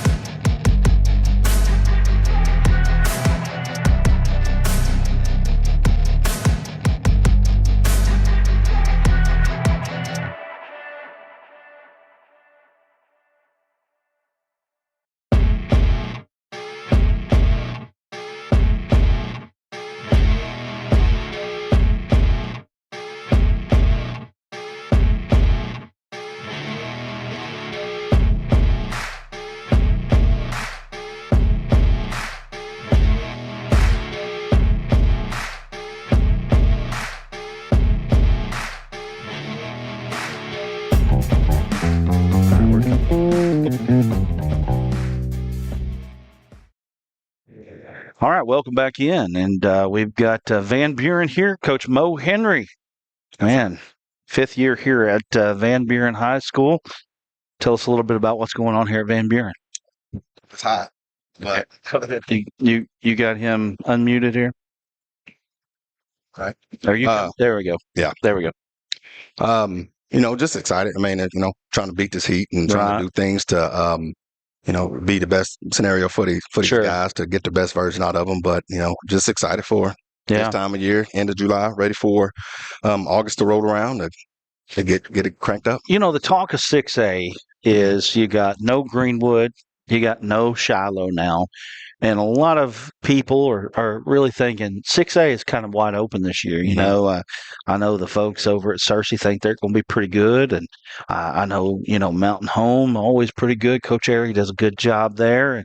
And there's several schools here. Of course, you got Kevin Kelly still at Sheridan over there. You got a lot of good coaches. You got a lot of good teams. But the behemoths that have kind of ruled the league for the last couple of years are not there anymore. What's your take on that? It's about us. I mean, we're trying to focus on us and trying to get better at what it is that we need to do, the small things to elevate our game. And, obviously giving respect to those guys of Greenwood and Shiloh that's been doing it for several years and has been consistent with it. But part of our game plan, part of our path and procedure for our players is focus on us and give the best version of ourselves. Right. And it to us, it wouldn't matter. We're not going to approach it any different if Greenwood and Shiloh was still in 6A in our conference. I mean, the rest of 6A would, they would have to hope that they can dodge them or something. But and they've been a mainstay, in our conference for several years, and they get the recognition that they deserve. But focusing on us, dealing with us, regardless of who's in our classification. I mean, we're going to try to prepare and go give the best version of us because, those other schools, they see the blood in the water as well. I mean, it's just talent's going to do that for us. And so hopefully it's an inspiration and motivation for our guys to make it through this season. Sure. And of course, I know as a football coach, you've got to approach everybody the same way. You can't let up on one day and play harder on the next. But, I mean, we also know that some opponents are tougher than others. Right. But at the end of the day, you've got to play your game at every moment that you can do that. So 6A West here last year, you guys were 5-6. You had a really good run there in the middle of the year. You beat Russellville, Siloam, Lake Hamilton, and Fort Smith Southside there. Coming toward the end of the year, you had Greenwood, Mountain Home, and Shiloh. That was a tough stretch there.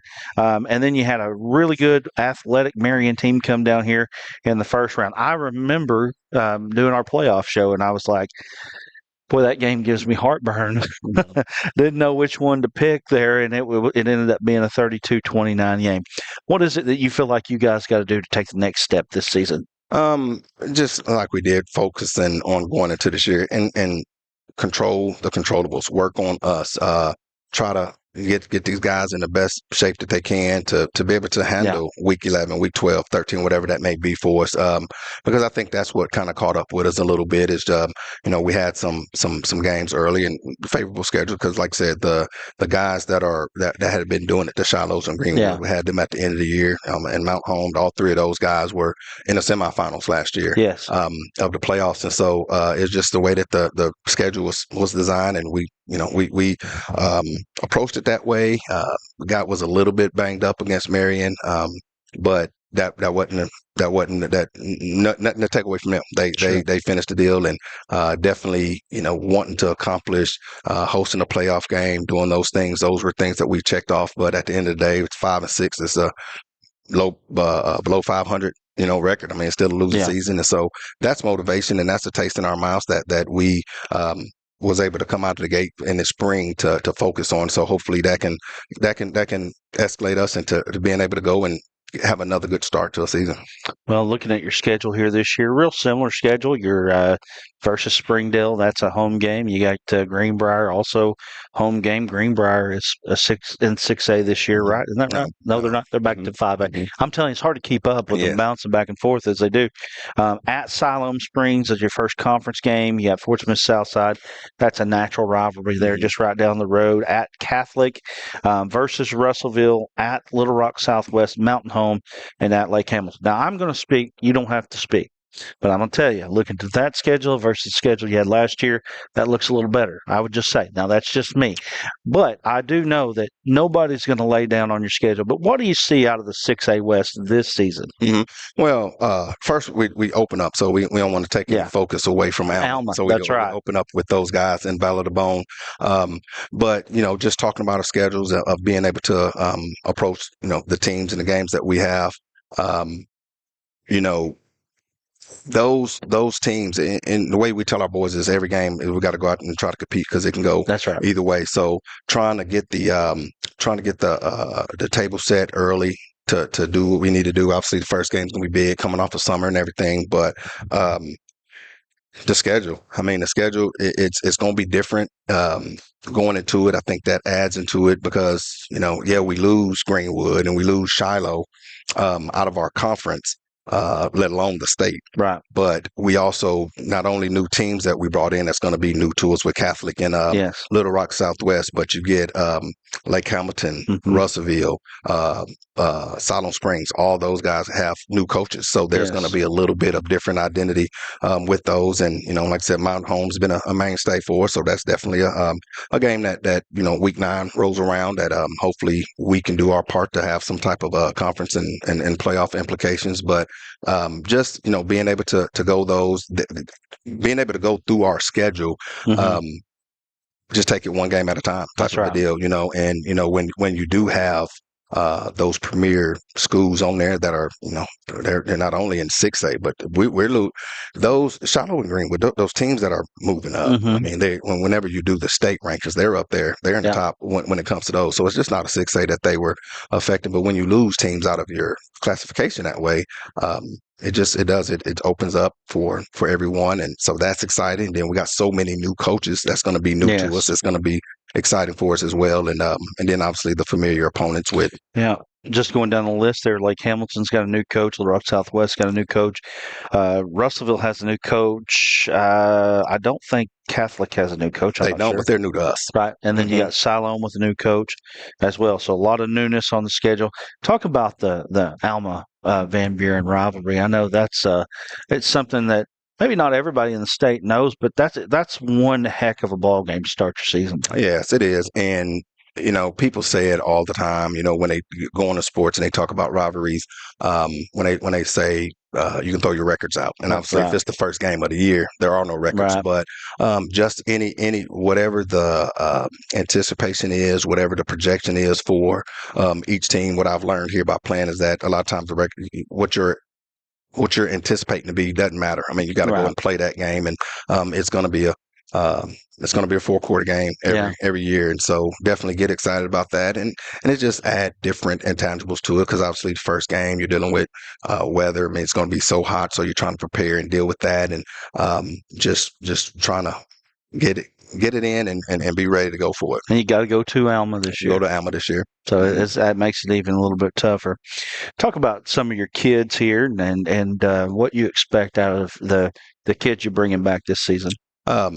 We lost a pretty good group, and actually we lost the amount of seniors we graduated was probably the most seniors that actually started for us since we've been here. But the guys that we have and going into this season is just always new to see how they're going to feel into their roles, and guys that had backup roles or whatever that made the year before. Now they're going to be in a different role, being starters or more playing time, doing things like that. So that's going to be interesting to see, and it's always exciting and anticipating for that. So Donovan Aikens, the kid that we've got, that you'll be talking to earlier, safety. He's been a 2-year. Going on his 3rd year starting for us, so he's got much experience for us on the back end on defense. That's probably defensively. That's probably the most experience we have. Is probably our safeties. Yeah. That we've got coming back. And then on the offensive side, the quarterback, running back, 3 to 5 O linemen. But being able to go through and experience the season and stuff that those guys have, I'm excited about getting them out there and seeing what they can do when their numbers call. Well, the greatest thing about coaching teenagers is you may have one player 1 year and he might grow into a completely different player by the next year. Of course, a lot of it has to do with maturity and mindset, but obviously as well as growth, because you can get a different kid this time next year than you had this year. So that's I know that's probably a good thing and a bad thing both when it comes to coaching. Well, let's do this, Coach. Let's go ahead and get a couple of them in here. It looks like Kanan Russell and Jackson Silvers are going to go together, and Blaine and Donovan are going to go together. Okay. Just whichever ones want to come in. All right. Yeah, y'all just come.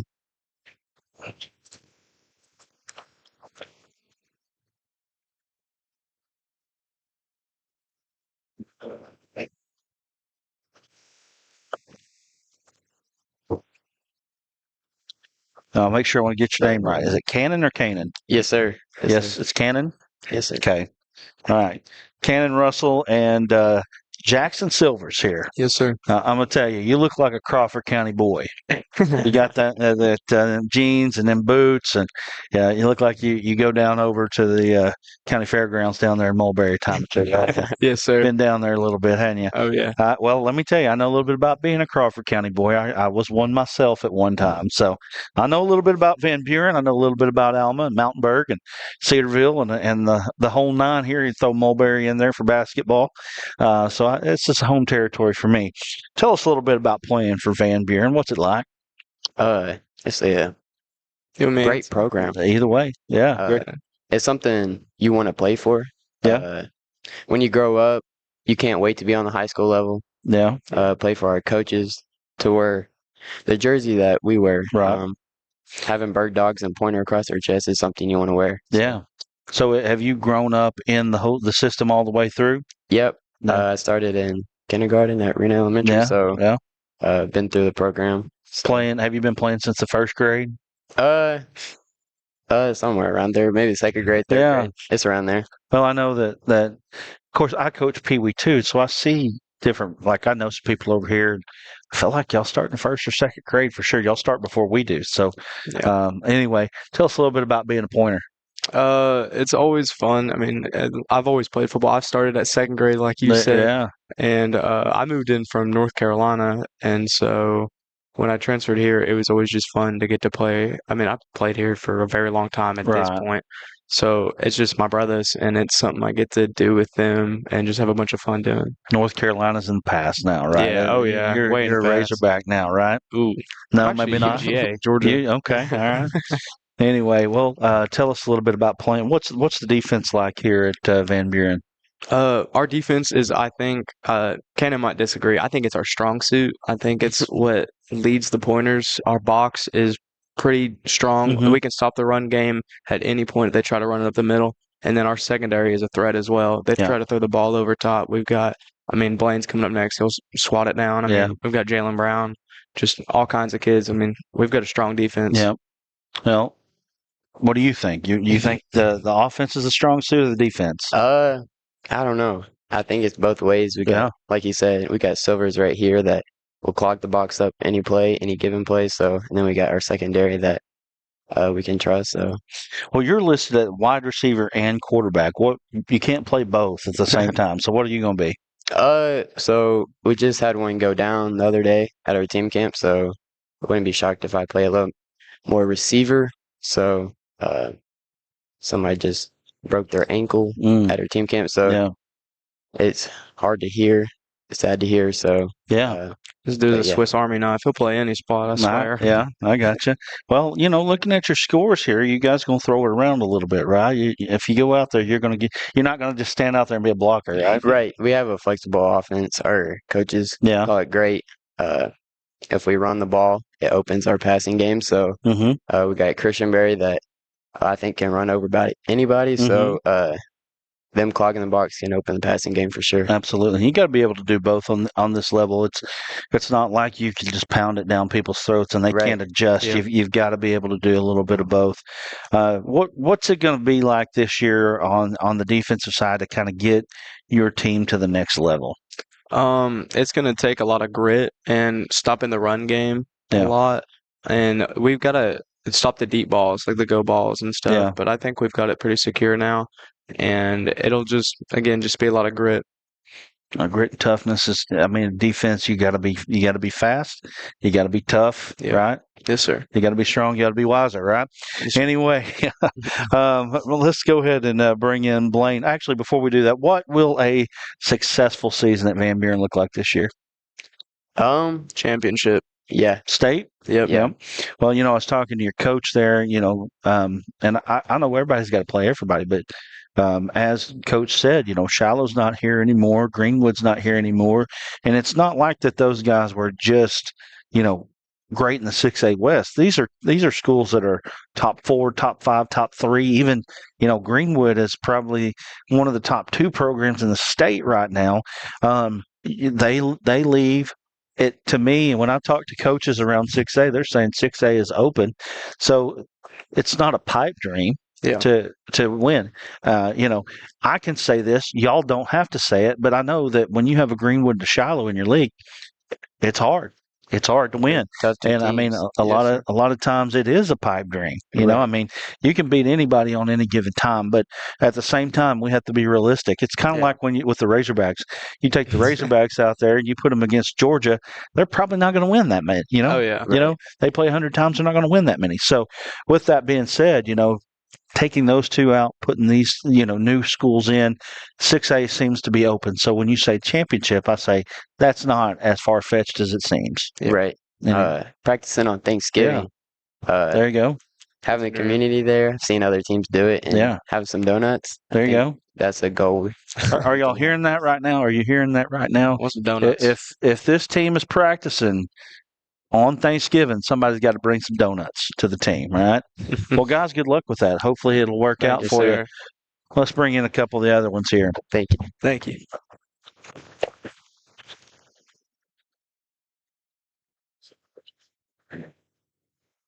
Good, sir. How are you? Good. Good. All right. We got Blaine Pruitt. And we got Donovan Akins. Is that right? Akins? Is that how you say it? Yes, sir. Okay. It's because I live in Atkins. Oh, so it's close. But anyway, let's talk a little bit about. I'm noticing a little bit of a pattern here. Coach Henry said that the strength of this team is in the secondary, and I see a cornerback, free safety. I see a safety, and I see a cornerback. So you guys must be the ones going to bring up the team this year. Yes, sir. I think for sure secondary's got to be our strong suit for sure. Yeah. Well, what does that look like when the secondary is the strength of the team? What do you guys got to do to lead this team?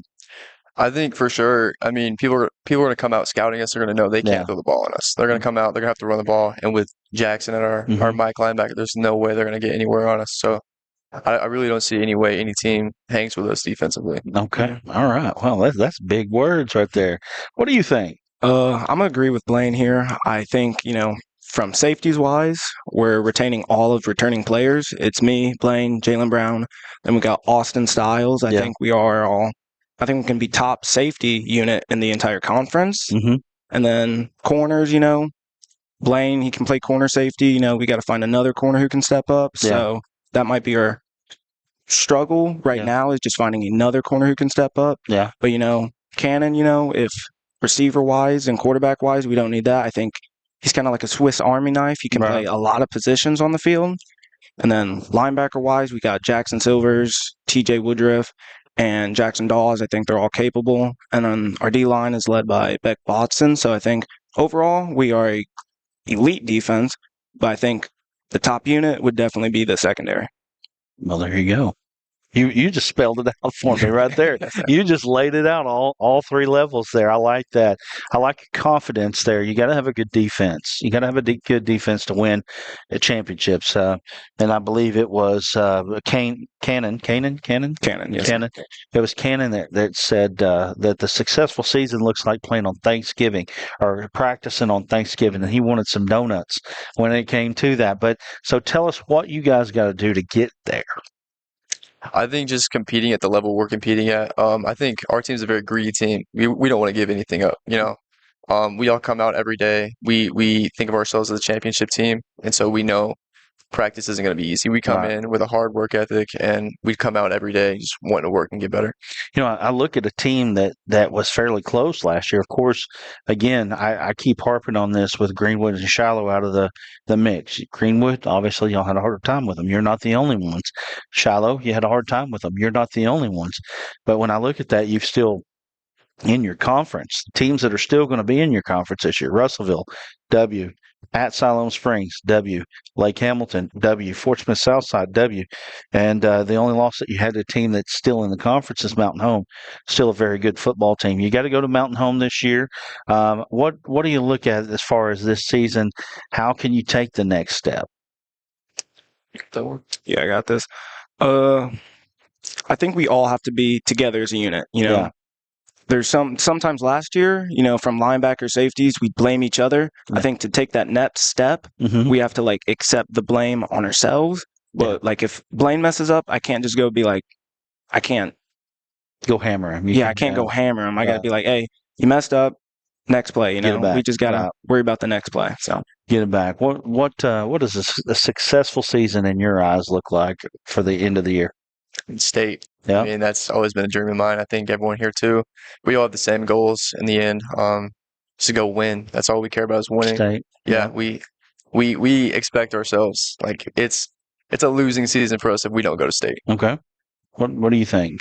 I'm gonna agree with Blaine here. I think obviously you said Greenwood and Shiloh are out. I mean, those are the top dogs for forever, really. Right. I mean, for sure. I mean, so really, I think our only competition this year for winning conference and going further in state is Mountain Home, and I think we've got a great chance at beating them. So we really should be practicing on Thanksgiving. We should be in the state championship this year, I think. Okay, I like it. I want to ask you one more thing because I should have asked you this already. Tell me about the Battle of the Bone.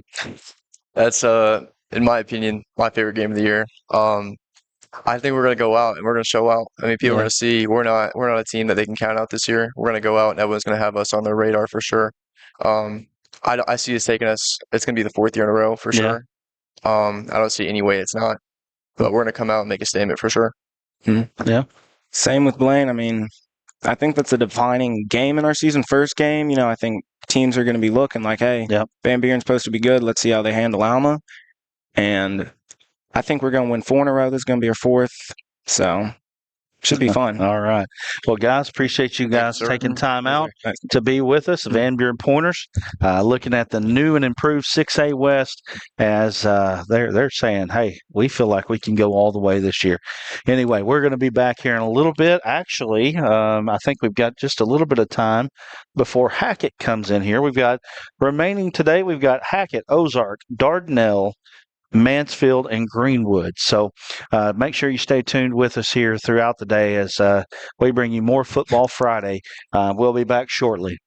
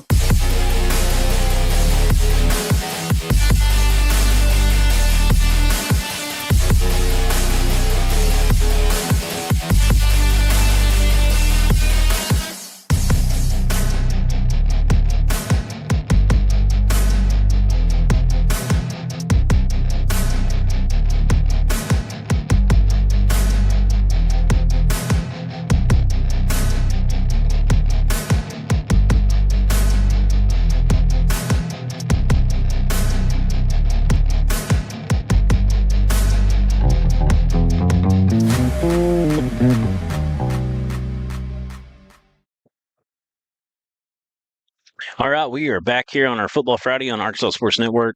Duran Miller here. I've got head coach Mason Wan of the Hackett Hornets here with me today. Coach Wan, welcome aboard. Yeah, thanks for having us. Coming off of a pretty good year, six win team, made the playoffs. Mm-hmm. Talk to me about how last year ended and what you got to build from it. Yeah, last year, was a pretty good year overall. We wanted to bounce back and make the playoffs, and we were able to after we played the gauntlet there in our conference, we were able to win our last 4 conference games and make a trip to Smackover, a really talented team. Yes, they were. Had us, it was 14-8 with a couple minutes left in the first half, and made a few mistakes, and kind of snowballed from there. Right. But overall, making the playoffs in 3A, it was a pretty good year overall. Yes, sir. Let's talk about some of those wins y'all had. So you took down Danville. Danville's got their head coach back that, a legend there for years, Coach Crane. Big win, 39-13. You went to their house and got that one. And then at Mountainburg. Mountainburg was a really good team, a playoff team last year. Got them, took care of the Dragons at their house 28-16. And then, like you said, the gauntlet. You got Mansfield, who won 3A state. Boonville, who made the semifinals. And then Charleston, who both of those lost to Fordyce, quarterfinals and semifinals. And then you get Greenland, you go to their house and get another win. And then you beat West Fork on the road as well. So y'all got a lot of road wins last year. Yeah. Again, we kind of knew going in that's hopefully, if everything's play out for us, that's what's going to happen. Mm-hmm. Those top 3 teams, like you mentioned, those teams were probably 3. They might have, any given night, they're the 3 best teams in 3A. Right. And, one of them's holding the trophy 15-0 there at the end. So 3 very talented teams. Felt like we started out, really good. Went to Danville, played really good. We looked really explosive, threw for a bunch of yards. I think, Hagen Moses, who's here today, had 3 touchdowns receiving that game. Played really good defensively. Sure. So, it was a great game for us. And then played Gentry really close as well, which is for a playoff team. Only lost by, I think, 8 or 9 points. 21-12. So, and we gave up a touchdown right before half against them that kind of, flipped the momentum a little bit. But defensively, I felt like we played really great against them. Just didn't have quite the answers for them on offense. But like you said, then the gauntlet, is what it is. Tried to stay as healthy as possible. Right. Try, go out and try to do what we can do. And played those 3 teams, or we played the 2 Flexbone teams the best we played them in my years here. We got some stops, but they're very talented. Skill and up front. Those are 2 really good programs. Sure. And so did what we can do. And then those last 4 games felt like we played some of our best ball and took that into the playoffs. Right. I mean, that's the impressive thing here is when you go through Mansfield, Boonville, Charleston. I mean, most teams are licking their chops at that point. You're licking your wounds, I should say. Beat up, but as soon as that's over, you go on a 4-game win streak against Greenland, Lavaca, West Fork, Cedarville to end the season and go into the playoffs. And Smackover was a best Smackover team they've had in a long time. Very talented. Like you said, it was a tight game going right before the half there. So that's very impressive. You return a bunch. Sure. What I'm hearing is about 7 on both sides of the ball overall. Yeah, around which there. I know you got some 2A players, but you mentioned a couple of those guys, Hagen Moses. So we got 3 all-conference players back. Hagen Moses, he kind of I guess he's going to be your starter at quarterback, so looking like. Yes, yep. And then Austin Williams, who's back at running back, slot kind of guy. And then Tomas Ruiz. Yes, sir. Tomas Ruiz is an all-conference running back last year. Talk to me about those 3, what they bring to the table for y'all and the leadership they bring. Yeah, going into the spring and summer, Hagen's done a great job. We did quarterback school about 10 weeks, one day a week, one morning a week, and he did a great job with that. He's a baseball kid, so, stole a little bit of his time, but he did a great job with that. Right. And then as soon as baseball was over, he jumped in and went all in football. He's really picked up, a lot of the progressions and reads and everything. He's done a great job with it. He can really throw it and he can really run as well. And so, we'll put the ball in his hands a lot. Austin Williams is a guy, we were going to count on him big, and we will when he gets back, but he actually got injured in a team camp this summer, so that is a big hit for us as well. Obviously a great kid, he's still a kid that shows up every day, like a lot of those kids, they get injured, you may not see him for a while. He shows up every day around the guys. He's being a leader, and he's doing everything he can to get back for, that end of the year playoff push for us as well.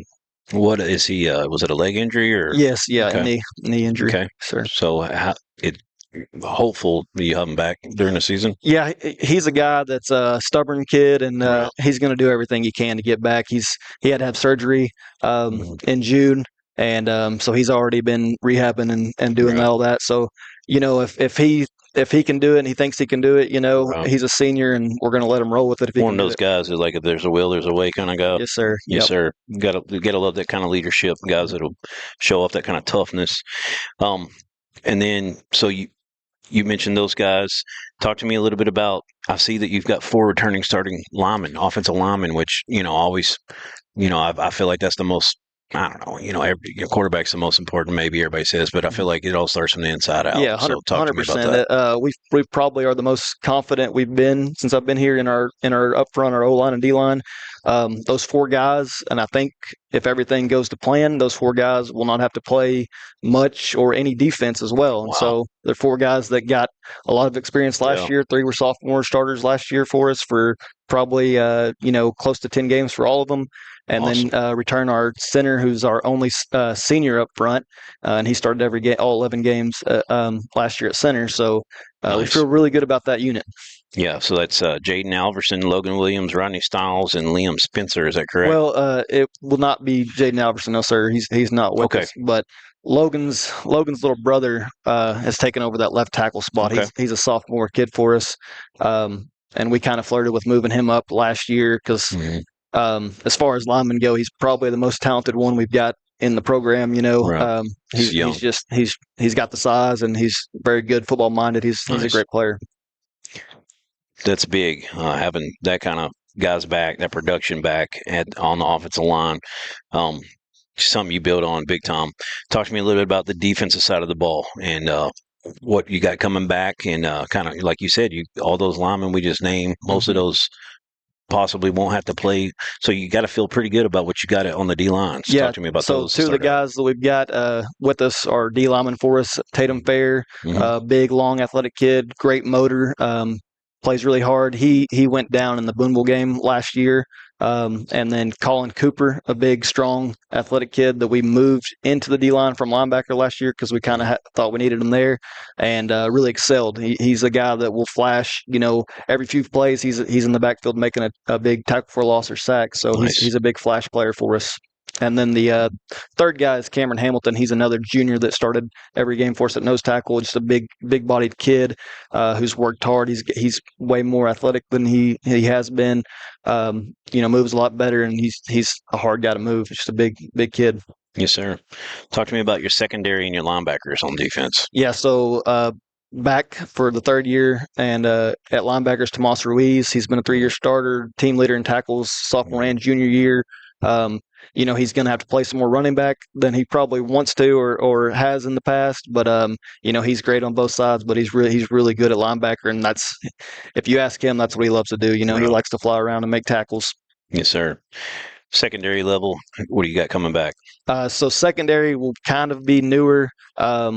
We've had Hagan, Moses, and Austin Williams. Those 2 guys, we're going to try to keep them fresh by rotating those guys. But with Austin going down, and then Hagan being the guy at quarterback and the only guy that we've had experience, he probably won't play as much. When we get into conference, we'll see what we'll do. But at corners, we have Zayden Holbert, who played a lot receiver for us last year and was a junior high starter.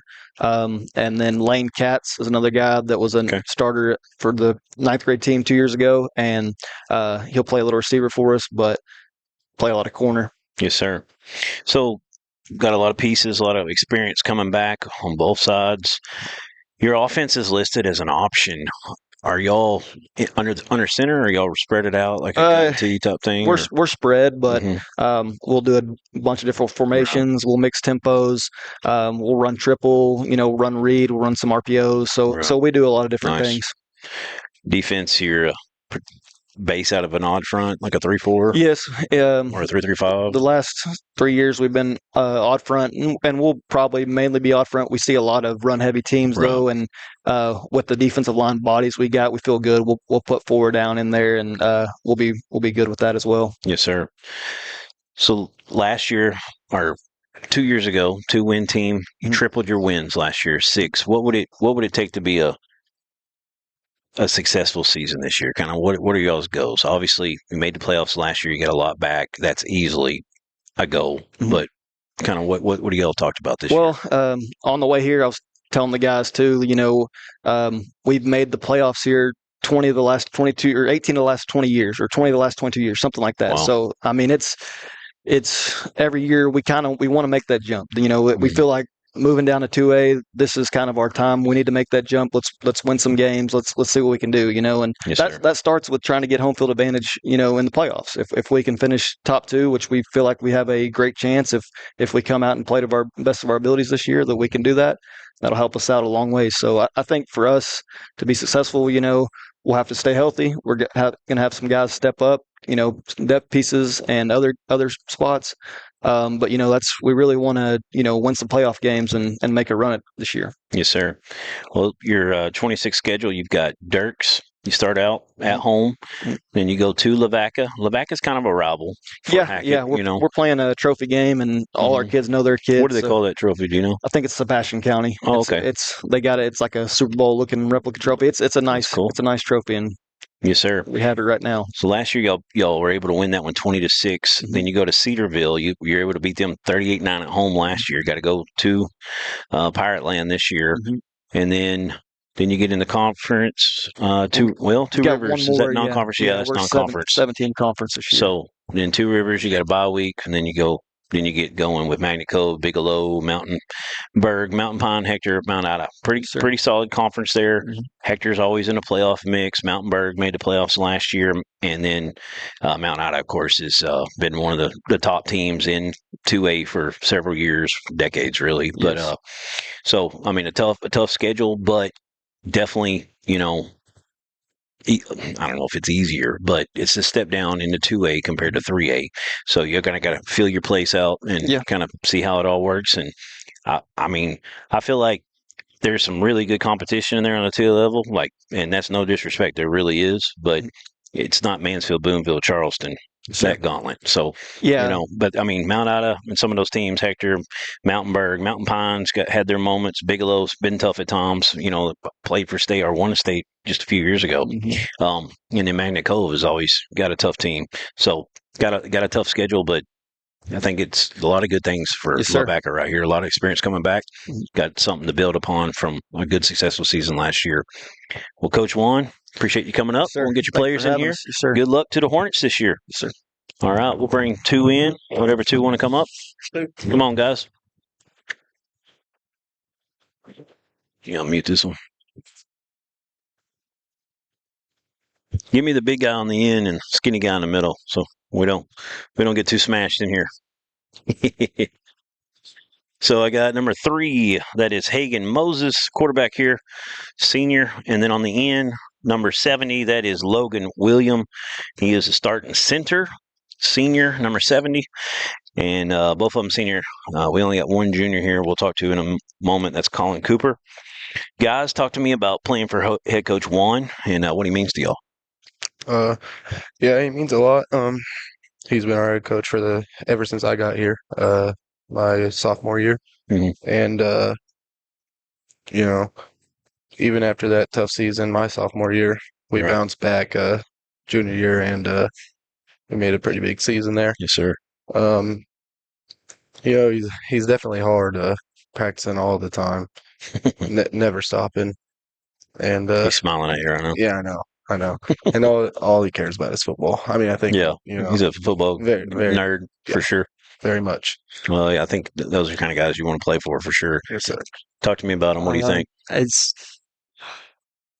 It's good because he's not hard on you, but if you don't do it right, he's gonna tell you easily, and he's gonna show you what to do, and it's good to be around him. You do your job, you'll be all right. But if you're screwing around, messing up, then he's gonna get on you, let you know, right? Yeah.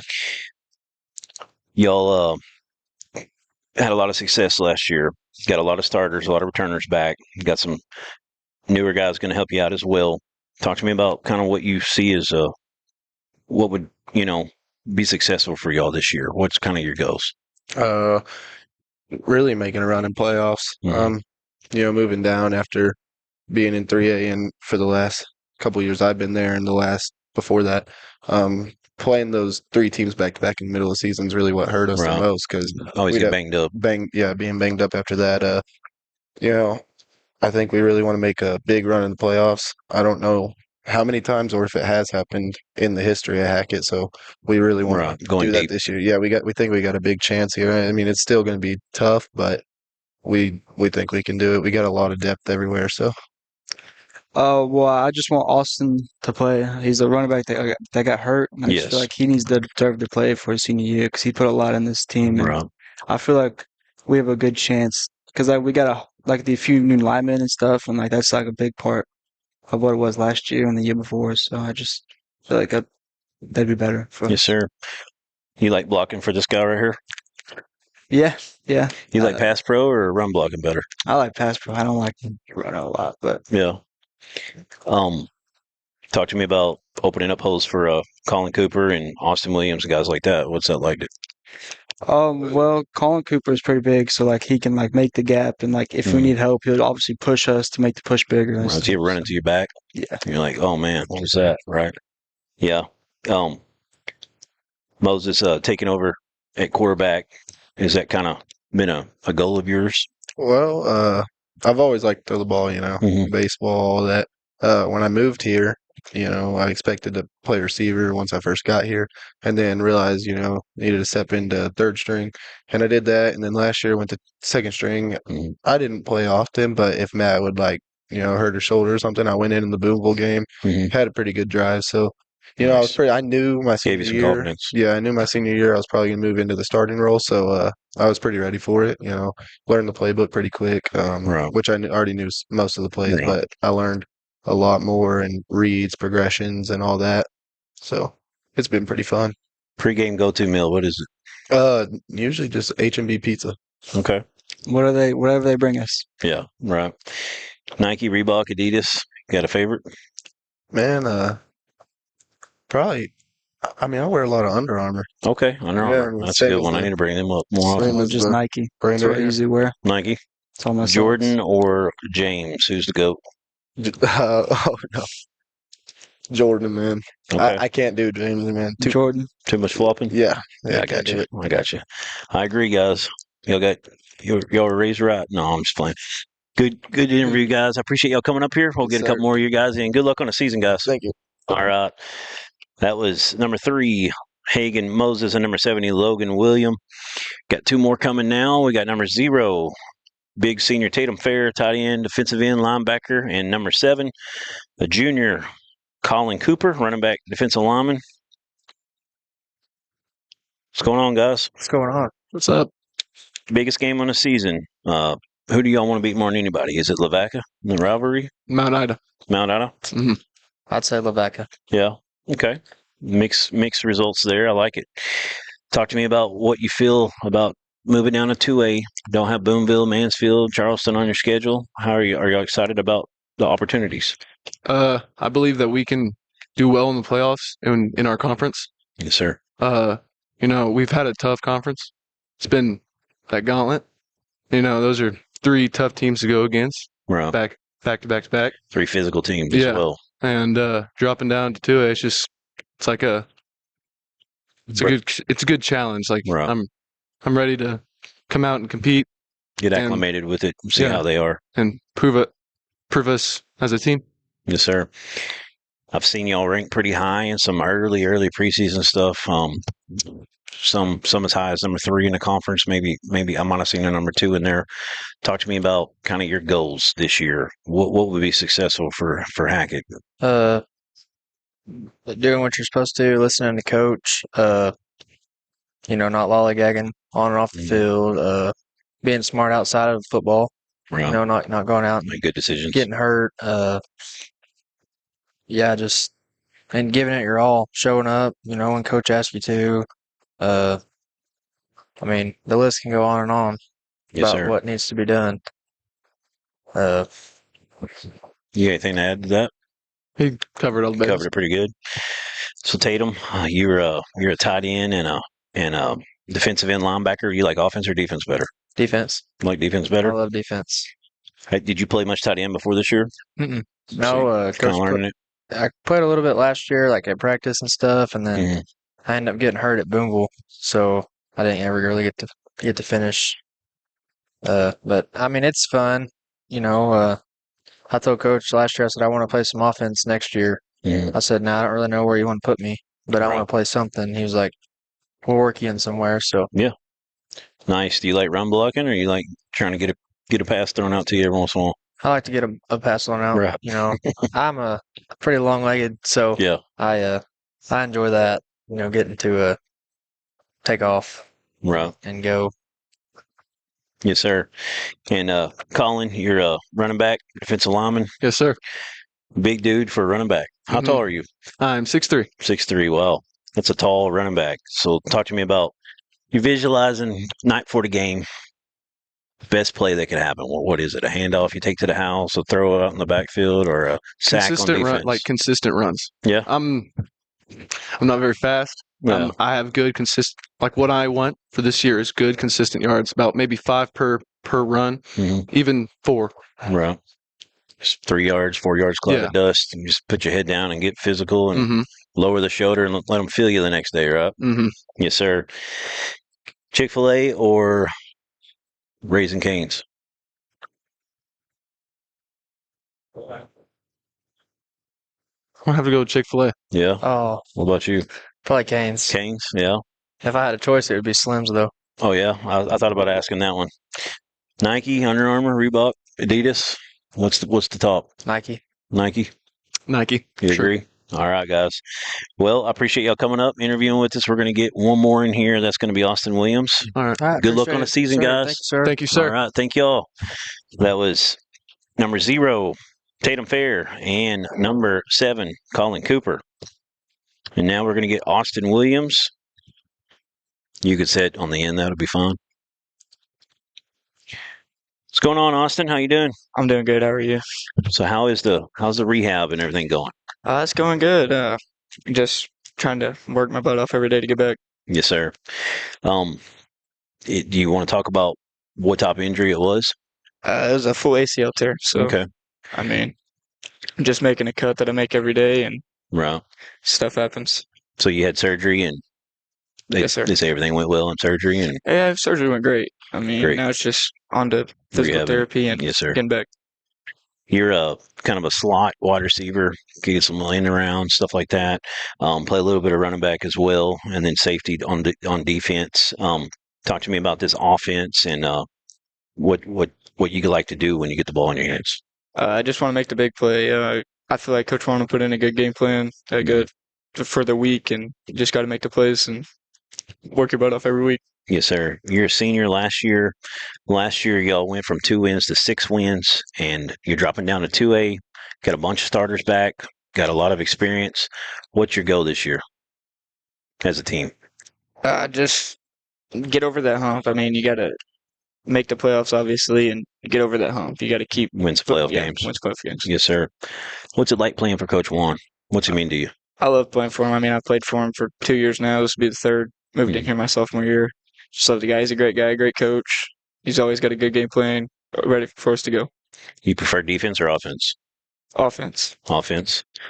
Dream play is, what is it? I don't know. Getting a pass out of the backfield? Yeah, just making a big touch, like just a big touchdown in the moment. Yes, sir. Slim Chickens or Raising Cane's or Chick-fil-A? That's a tough one. It really just depends on the day between Cane's and Chick-fil-A, I guess. Okay. Nice. Cane sauce or Raising Cane sauce? Cane sauce, for sure. Cane sauce. Nice. Nike, Reebok, Adidas, Under Armour. What's your favorite? I'd probably go to Nike. Nike. Okay. Any pregame meal that's just go to your favorite? Any pregame rituals you do? Well, they would say H&B pizza, which is pretty good, but we do get fed before every game. So, right. So whoever's whatever take the meal it, is free for the food, game. right? I think that's about it, man. I appreciate you coming up. Well, thank you, sir. Yes, sir. Good luck on the rehab. Thank you. Hoping you get back out there and able to help your team out, man. Well, thank you, guys. But that was Austin Williams for the Hackett Hornets. Sounds like a lot of great things here for Hackett. Coming off a 6-5 team, a lot of starters back, going from 3A to 2A, and don't have to go through that gauntlet of super physical Mansfield, Boonville, Charleston. I know that gets you beat up every year. Anybody that plays those teams feels it the next day for sure. A lot of good things. I think I think Hackett is on their way to having a really good season and to be on everybody's radar for sure. Well, we're going to take a break. We've got the next team, Ozark, in the house. They'll be up in just a moment. Don't go anywhere. This is Jerry Miller and the Arkansas Sports Network. We'll be back on Football Friday right after this.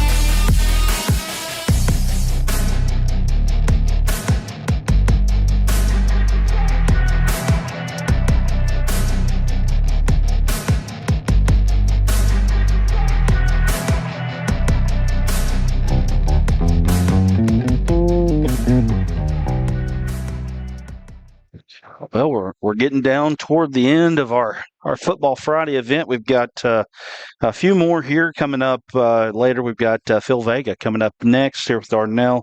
And then you got Whit Overton for Mansfield and Jason Gill of Greenwood, and that will be it. But right now we got Josh Watson of Ozark, formerly of Salem. Do you hear from the Salem folks much? Oh yeah, I still talk to quite a few of those guys. Talk to Coach Weber all the time. Yeah.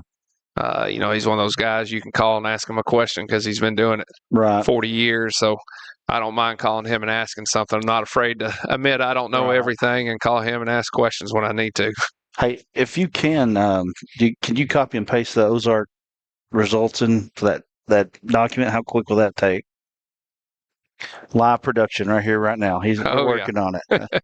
Got it. Look at him. How quick will it be? Well, it's right there. The wonders of modern technology right there. Well, Ozark Hillbillies, school with tradition, expectations. They want to win over there at Ozark. I know that for a fact. And we've talked about that a lot this offseason. Yeah. There's high expectations for this season, and that's what you want as a player and as a coach. You really don't want to be somewhere where there's not high expectations. Right. So we're excited about those expectations and look forward.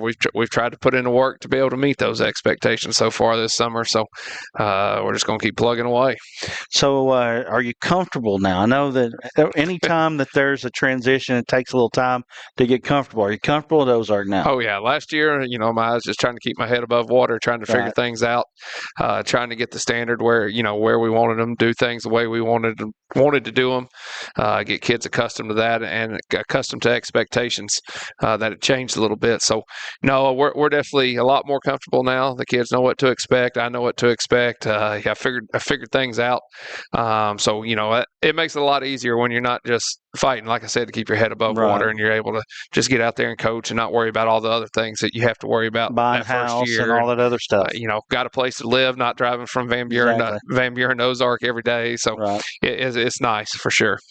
Finished 7-4 last season, but boy, I tell you, looking at some of these games, I remember watching the Dardanelle game. We all had Dardanelle, y'all had them there, and they come back. Of course, when you got a guy like Creed Vega, it's hard to stop a guy like that, right? Yeah, no doubt. And then your conference last year, looking at Clinton. Clinton was a senior-laden team that I think lost to Arkadelphia within like the last 12 seconds. Man, I thought Clinton could make a run at it last year. I really did. They were that good of a team. Coach DeFreen does a great job with those guys over there. You finished up at Bauxite, another big-time ball game there, 28-26. What did you learn from last year, and how do you take the next step this season? Well, you talk about those close games. You look at Dardanelle lost 31-28. Bauxite lost 28-26. Those are just deals where we got to finish the game. We got to learn to close the game. And so that's stuff that we hope we've improved upon this offseason. A lot of that comes down to the discipline aspect of it, doing things the right way and everything we do because, both those games, I sort of felt like we gave them away. And nothing against those teams, but, against Dardanelle, we fumbled the ball with about 4 minutes to go. Driving to score against Bauxite, we fumbled the ball with 33 seconds left and 3 timeouts left inside the 20-yard line, and we were just driving it down their throat. So at that point in the game, so it's just one of those things. We got to learn to finish the ball game. But 7-4, we flipped it from 4-7 the year before to 7-4. Was it where we wanted to be? By no means. We thought we were a quarterfinal team, just like Bauxite did. We figured whoever would win that game would probably make it to the quarterfinals and get a chance with Stuttgart. So we fell short of our goal in that aspect. Our conference was really good last year with Dardanelle and Clinton. And so, we learned the kids are hungry after that, especially the way the Bauxite game ended.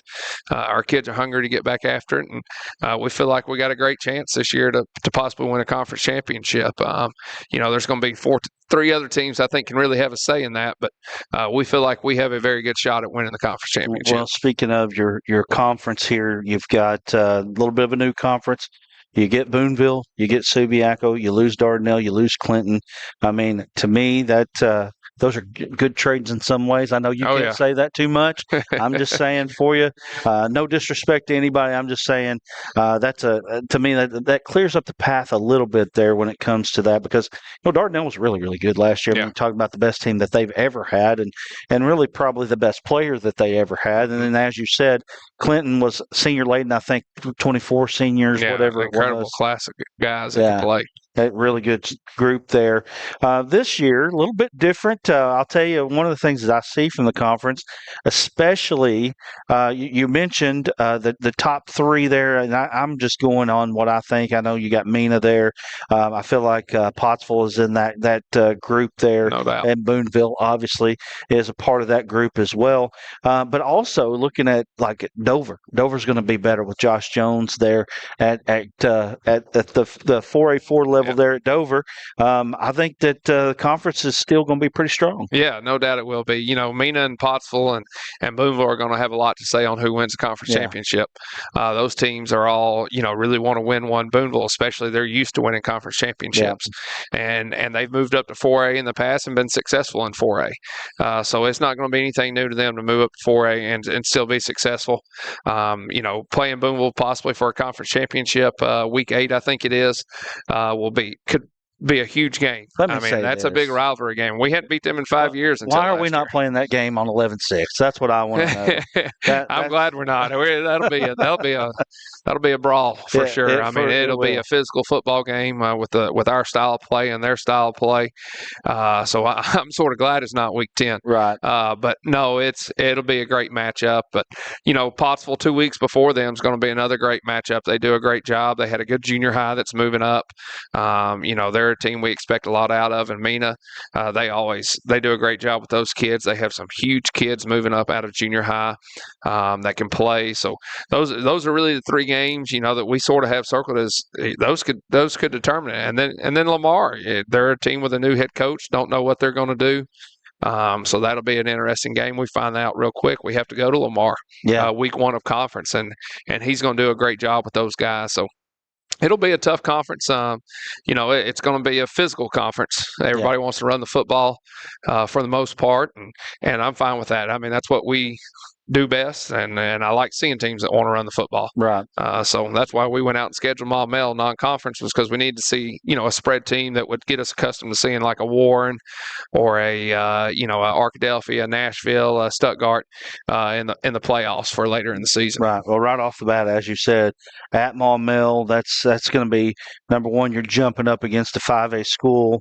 I think that's a really, it makes it for a tougher matchup for sure. Yes. You're seeing some different athletes there. You got to go, or Huntsville's got to come to you. That's a long-time rivalry there. And speaking of rivalry, you got to go to Charleston. That's always tough. Yes, and Charleston got us last year pretty good. We had started the season 2-0. We beat Clarksville. We beat Boonville the week before for the first time in 5 years. Then we get Charleston, and we sort of had a letdown there. And Charleston had a heck of a football team last year, one of the best teams in 3A. And so our kids are really looking forward to, maybe getting a little redemption there because they sure handed it to us last year. Coach May does a great job with those kids, and so we're looking forward to that ball game. So talk about some of your kids and what you got returning for this Ozark team this year. Yeah, offensively, I like where we're sitting because we return our whole entire backfield. We return the depth in the backfield. We return quite a few guys in the backfield, so that's huge. We have to replace 4 guys up front, but we feel like we have those 4 guys to replace. Like we have guys that we can plug in.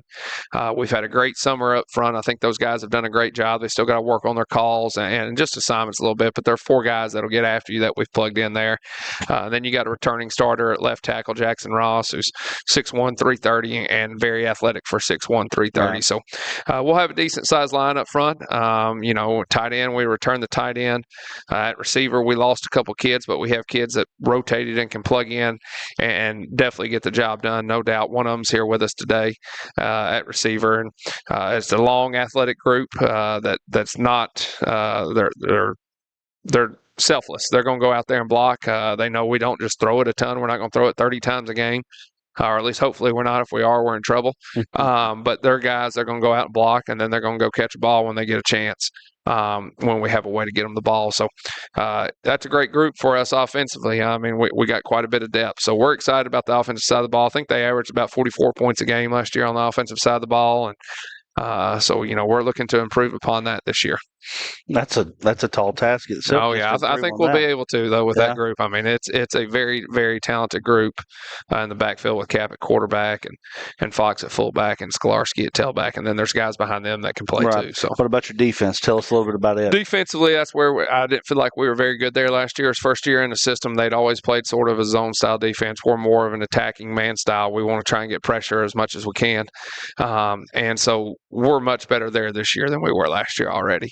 And that comes from just the off season, the kids having an understanding of second year doing this, spring ball, summer practice, stuff like that. And we started some kids last year that, were young, maybe not have been quite ready to play, and now they're ready to play. We've moved a couple people around defensively. The Skolarski kids moved from safety to corner, and the kid we had at corners moved to safety. Just learning the kids a little bit is going to help us defensively. Fox has moved from defensive tackle to middle linebacker. And in our defense, that middle linebacker is free quite a bit and is able to run from side to side, and he's got the speed and size and athleticism to do that. And then outside linebacker, Xander Johnson's a kid we're excited about. He didn't start last year, but he got a little bit of playing time. He was a sophomore last year, and he was I moved him from corner to outside linebacker, which is an odd move, but he's a long, athletic kid that can run. And so we're excited about him there. He's packed on some weight, and he's looked really good. And then returning at outside linebacker is Cade Cap, who also plays quarterback for us.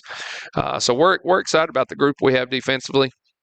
The three guys up front, the linebackers, the corners, the safety, we're pretty excited about that group. I think there's a chance they could be much improved from last year for sure.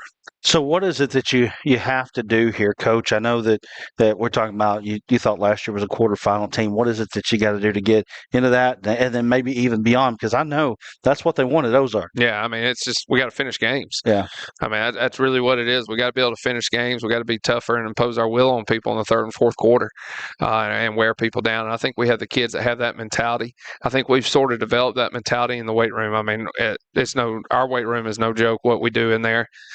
It's hot, it's humid, it's not air conditioned, and we're going to be in there. We're going to go out and run. We're going to go out and go lift, and then we're going out and practicing during the summer. So we've pushed those kids to the limit, and when you do that, they have to rely on each other to get through it, and then that builds a team chemistry there and a brotherhood.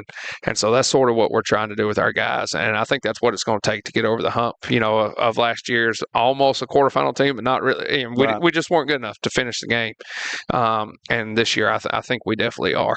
And it's been shown that that it takes a little luck too. Yes, sir. I mean, you got to have the ball bounce your way. And it's been shown that you can make it out of the 4A4. I mean, Dardanelle played for it last year. Oh yeah.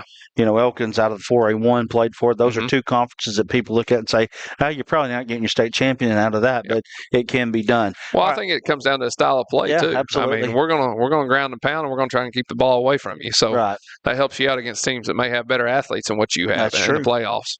Well, let's get some kids in here. Who we got coming in here?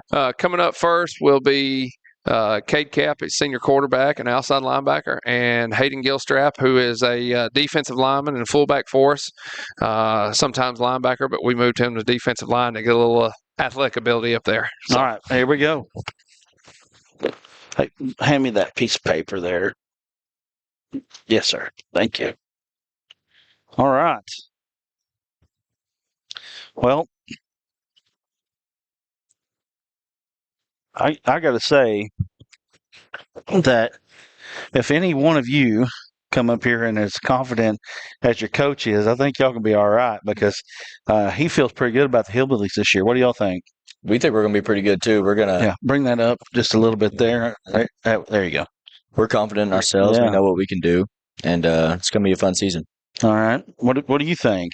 Yeah, kind of like what Cade said, it's all about the confidence. We got to go out there with our heads on straight. And, as long as we're in it, I think we'll have a pretty good shot at it. And I think we'll get pretty far this year. So, Cade, I mean, a lot of falls on your shoulders as a quarterback to make that happen. Do you feel any pressure? I mean, not just from your coach and the team, but really Ozark's a community that wants to win.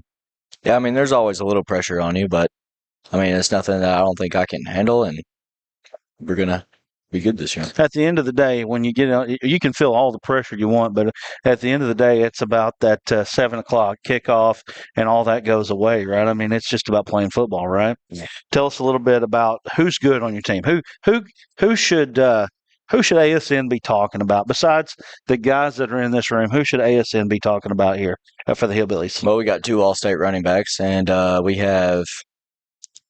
Let's see, we got really strong linemen, very big. What are their names? Jackson Ross, Trey Garner, Keelan Dunn, Levi Hitcher.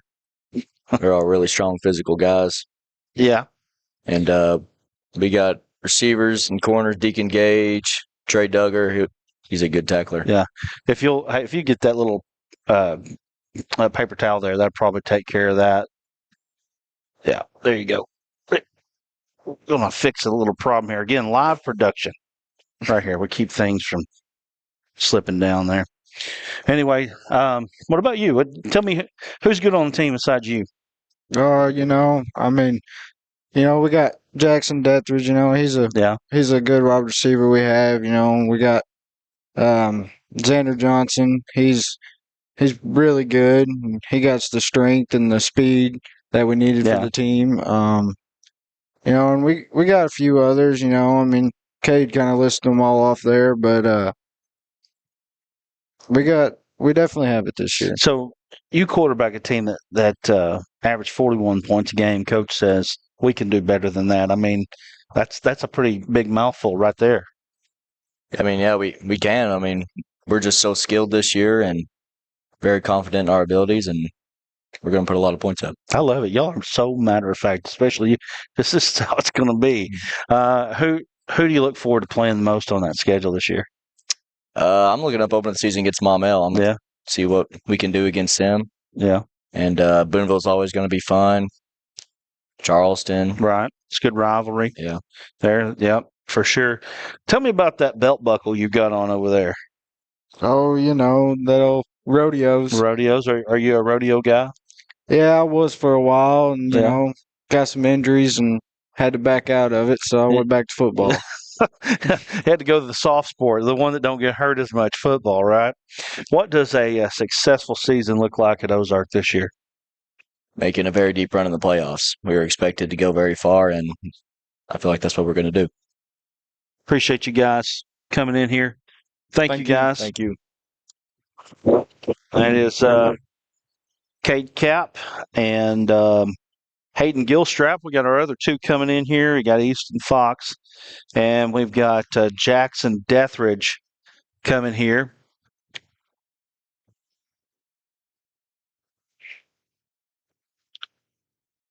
Hayden, you just got an offer from one of the premier D2 schools in the United States. Yes, Tell sir. us a little bit about that. We got it last Saturday. Yeah. Went down to Harding and had a pretty good camp with Coach and talked to Coach Brand and all them, and they said they wanted me to come play for them. And I'm like, yeah, right. Harding's a great school. Did you commit? Right No, there? sir. No, sir. So you're still open? Yes, sir. All right. What do you play? What position? I play running back and linebacker. Yeah. Okay. And, Jackson, I told you, I said, I know who your family is just by looking at you. I mean, there's no way of getting around that. Now, I didn't know your dad, but I knew your uncle, Brian, there at Ozark, because I went to school there. I played a little ball there at Points. That's been many, many, many moons ago now. But I did get a chance to put on the Hillbilly Purple at one point back in the, let's see here, early 90s. That's how long it's been. Look at him. He's like, wow, that's a long time ago. It is a long time ago now, unfortunately. I promise you it'll go by faster than you think, though. Tell us a little bit about the Hillbillies this year.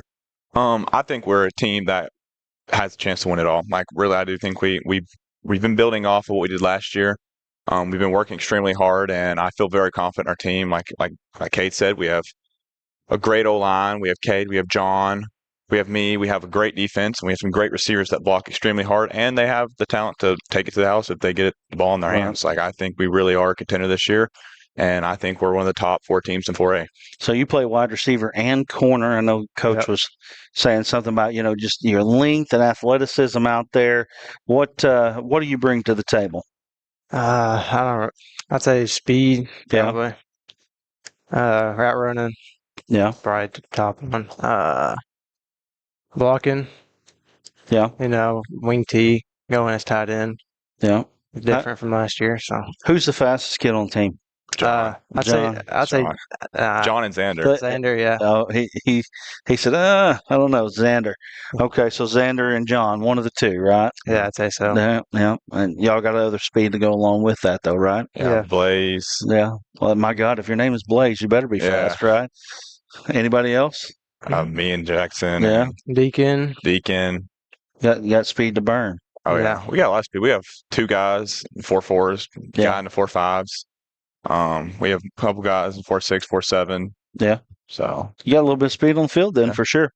Looking at your schedule, who do you want to play the most?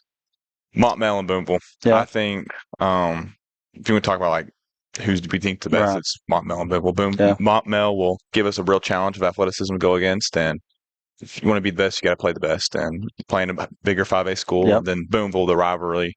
Like obviously we want to beat Boonville. Like for sure. That's what we work for in the off season. Right. The team down south. Yeah. I hear that a lot. Talking to the Boonville folks, you know, they don't say your name; they say the team up north. Yeah.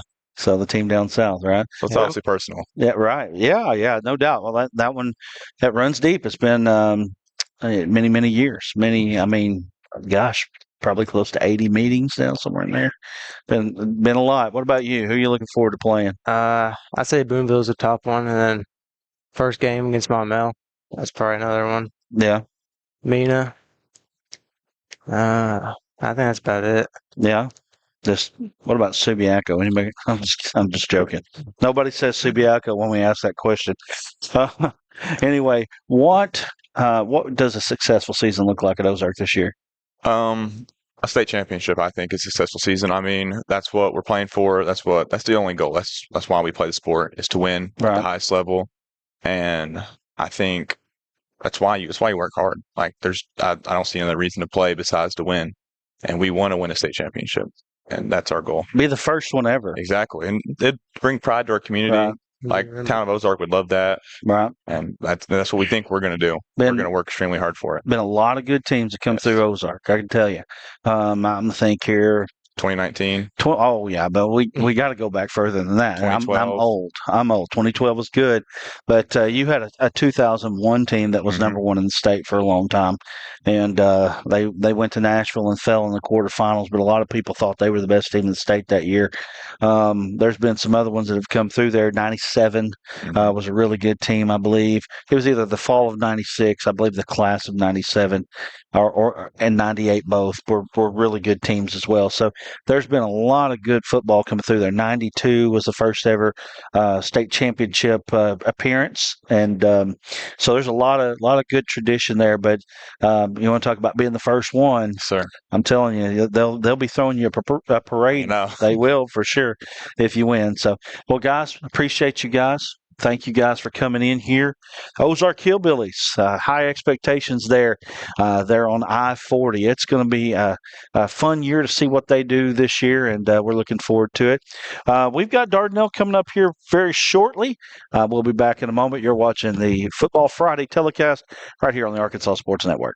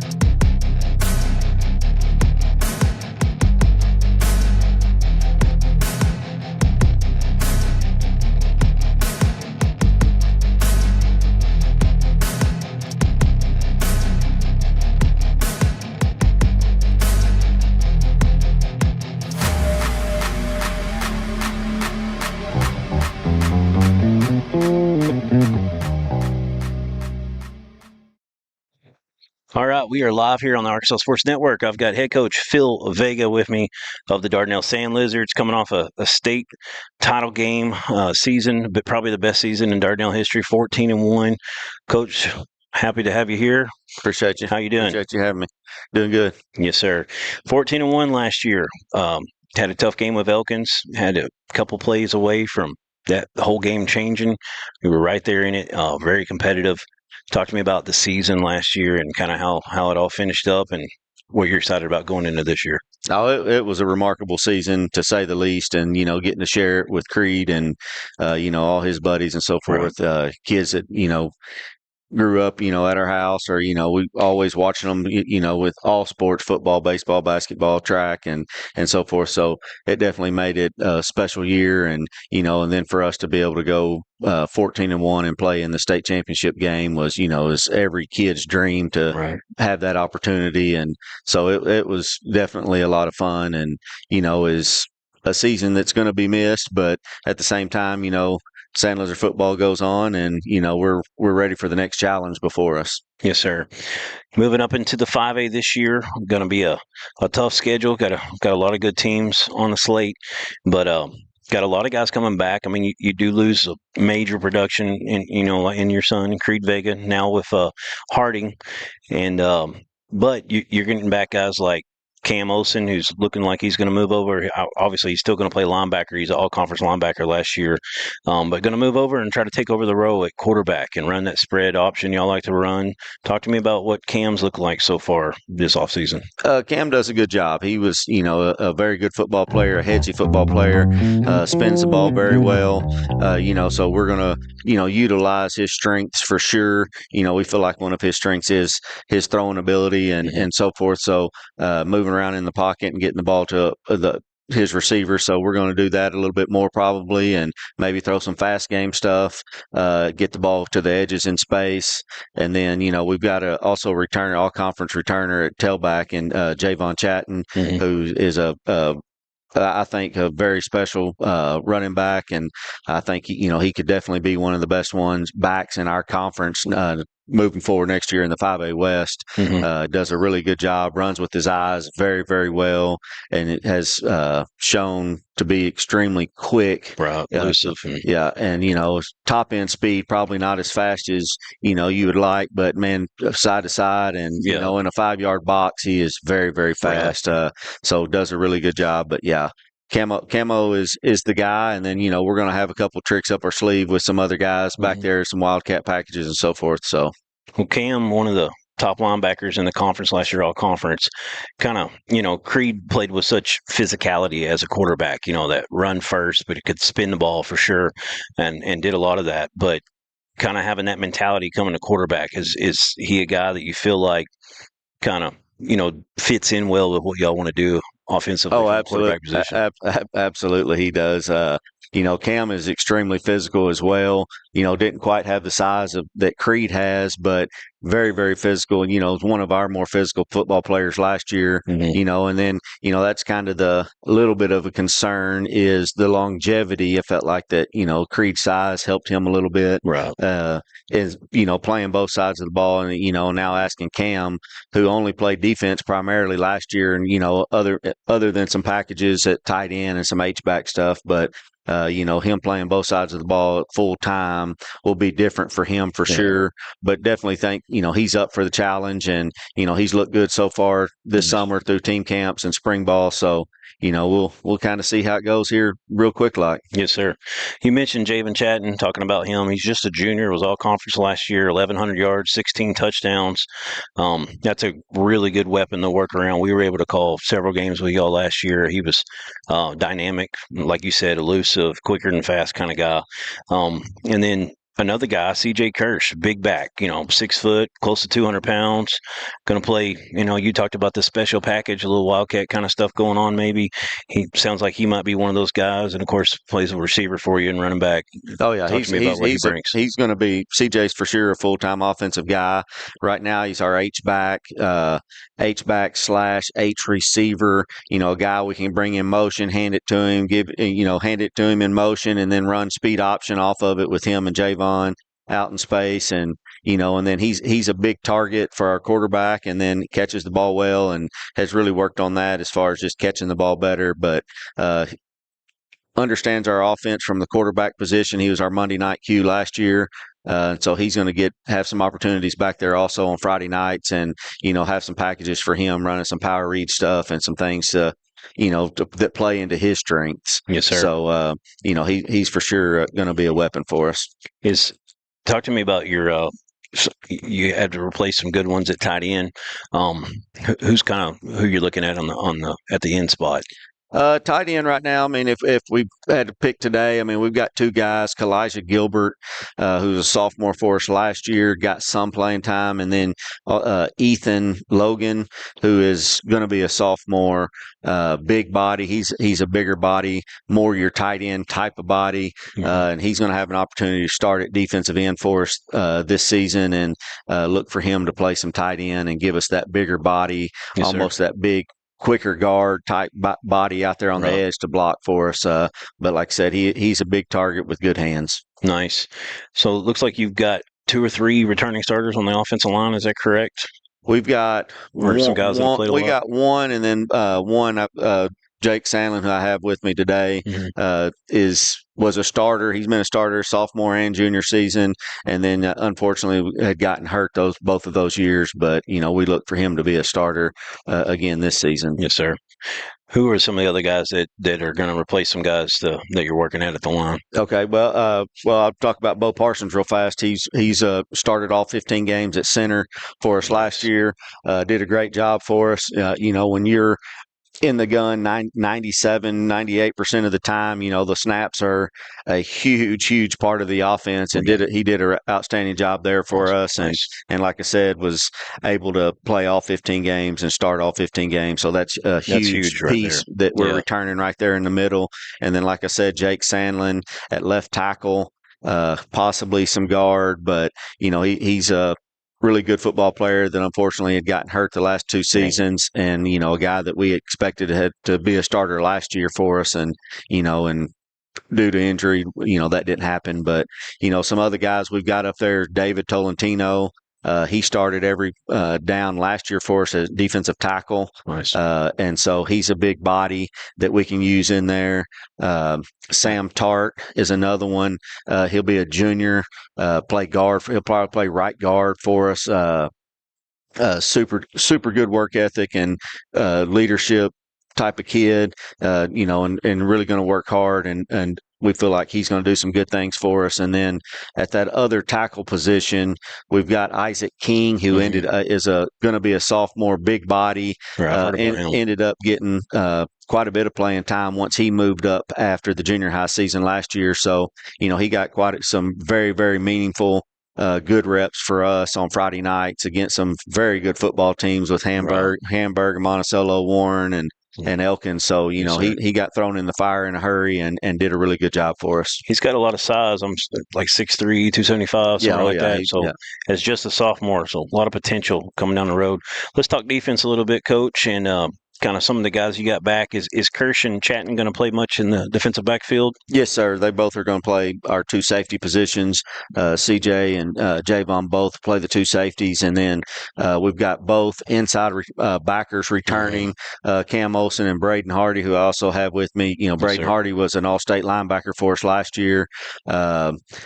I don't remember exact number on tackles, but led the team in tackles and did a tremendous job for us. I mean, he's that guy that's always around the football, plays 100 miles an hour at all times, and is, we look for sure to be a leader this year for us on the defense, being a guy that, again, started all 15 games and was an all-state football player for us. So we've got both of those linebackers, and then both Javon and CJ returning, and then David Tolentino in the middle is also a returner for us that started every game, and so definitely look for him to lead up front for us. And then at the corner, we got Braden Manns is also here with me today. That he ended up getting hurt last year, broke his collarbone, or labrum. I had labrum on labrum, but ended up having that surgery last year for us, and waited until postseason to do that. So he was able to actually help us there a little bit down the, at times during the season and so forth. So he's got a belt buckle on. Did he break it in football or rodeo? Well, a little bit of both. Yeah, he's just a blue collar kid, and will start for us at receiver and at corner, and nice. And then, like I said, and then Jake, who I also have with me, we're looking at starting it on the offensive line, and then he's hoping to get some defensive end position playing time as well. Yes, sir. Well, the first game we like I said, we did 2 or 3. I know. I wasn't there for one of them, but I was there for the other 2. And I think it was the Clinton game, but we had a gentleman, and his name escapes me right now, that come and helped us. That's been around y'all. His kids played there. He used to be a coach.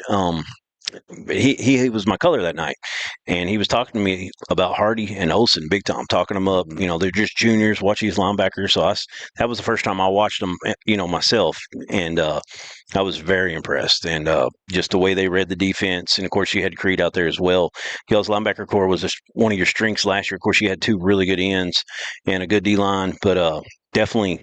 I think you'd agree that your linebackers are probably going to be your strength defensively. Absolutely. And we're looking for those 2 guys to be leaders on the field and, off the field. And, they have done an exceptional job all spring and this summer for us so far. And we're definitely going to lean on those guys to help us out on the field for sure. Yes, sir. Well, let's talk about your schedule next year real quick. You start out with Mansfield. That is the defending 3A state champs. You'll get them at home.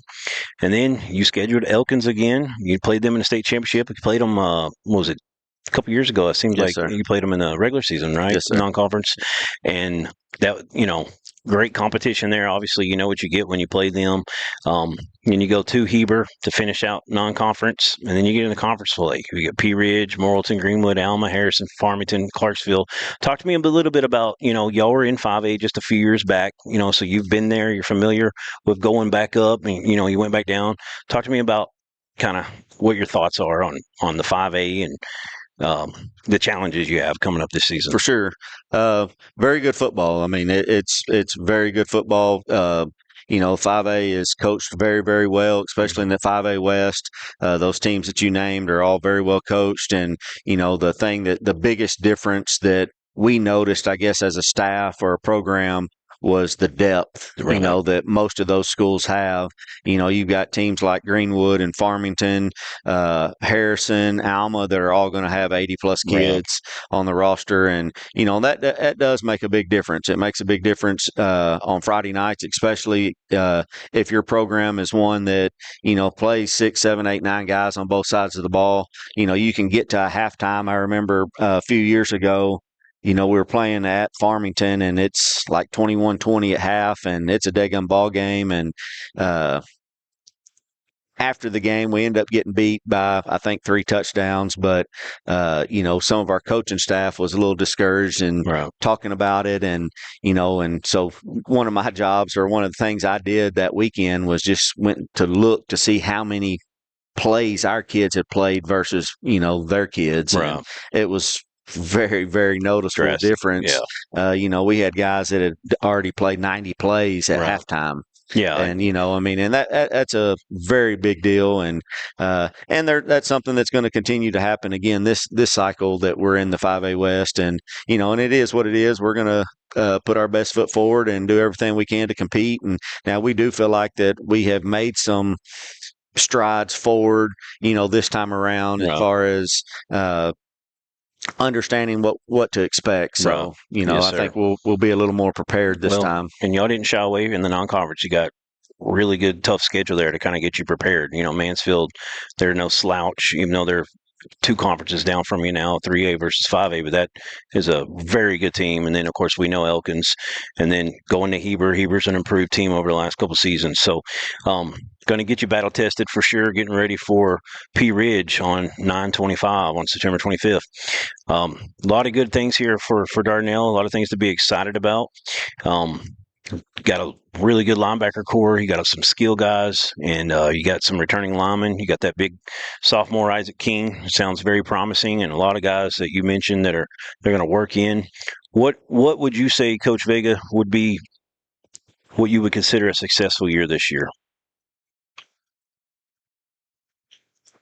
I mean, obviously, everybody wants to win every game and so forth, and make it to like we did last year.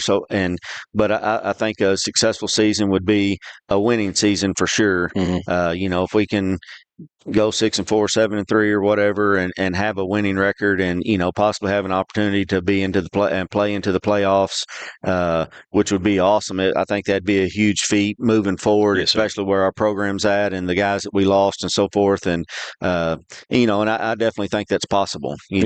Obviously, we're going to have to make sure, as far as injury and so forth like that. I mean, we got to have a little luck on our side as well, but I definitely think that's possible and attainable for us. Yes, sir. I was going to ask you this earlier. One last thing. So what is y'all's total roster number right now? We're talking about the depth of the 5A. I think we've got 42 kids is what I counted up this morning. So, I mean, you're obviously just moved up. Going to be one of the smaller teams in 5A, and you are going to take on a bunch of these teams that are going to have 75, 80 plus easily. So, I mean, that definitely makes a big difference. But like you said, y'all been there a few years ago. You kind of have a feel more of what to expect, and y'all feel a lot better about where things are right now. Absolutely, yeah, we do for sure. A lot of things to be excited about. Dardanelle's got a great tradition. Coach Vega's done a great job here. It's his 11th season coming up here. Just coming off the most successful season probably in Dardanelle history last year.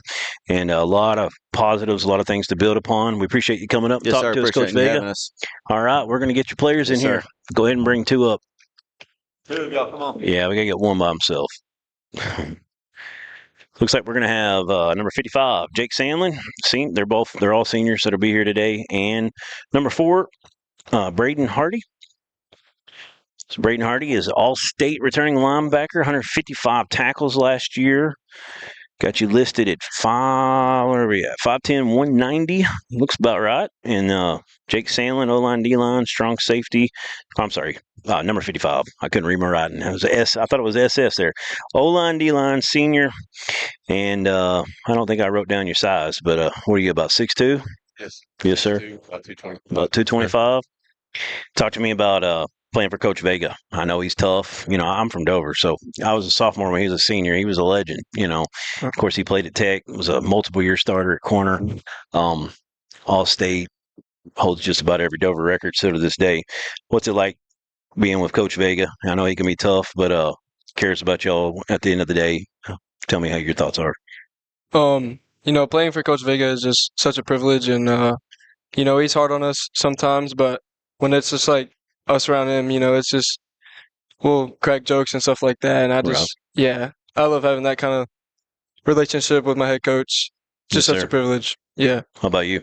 Yeah, I think there's definitely, that relationship changes between, there's a coach on the field, and then there's the coach that in the field house messing around. And I think Coach Vega does a great job on both sides there.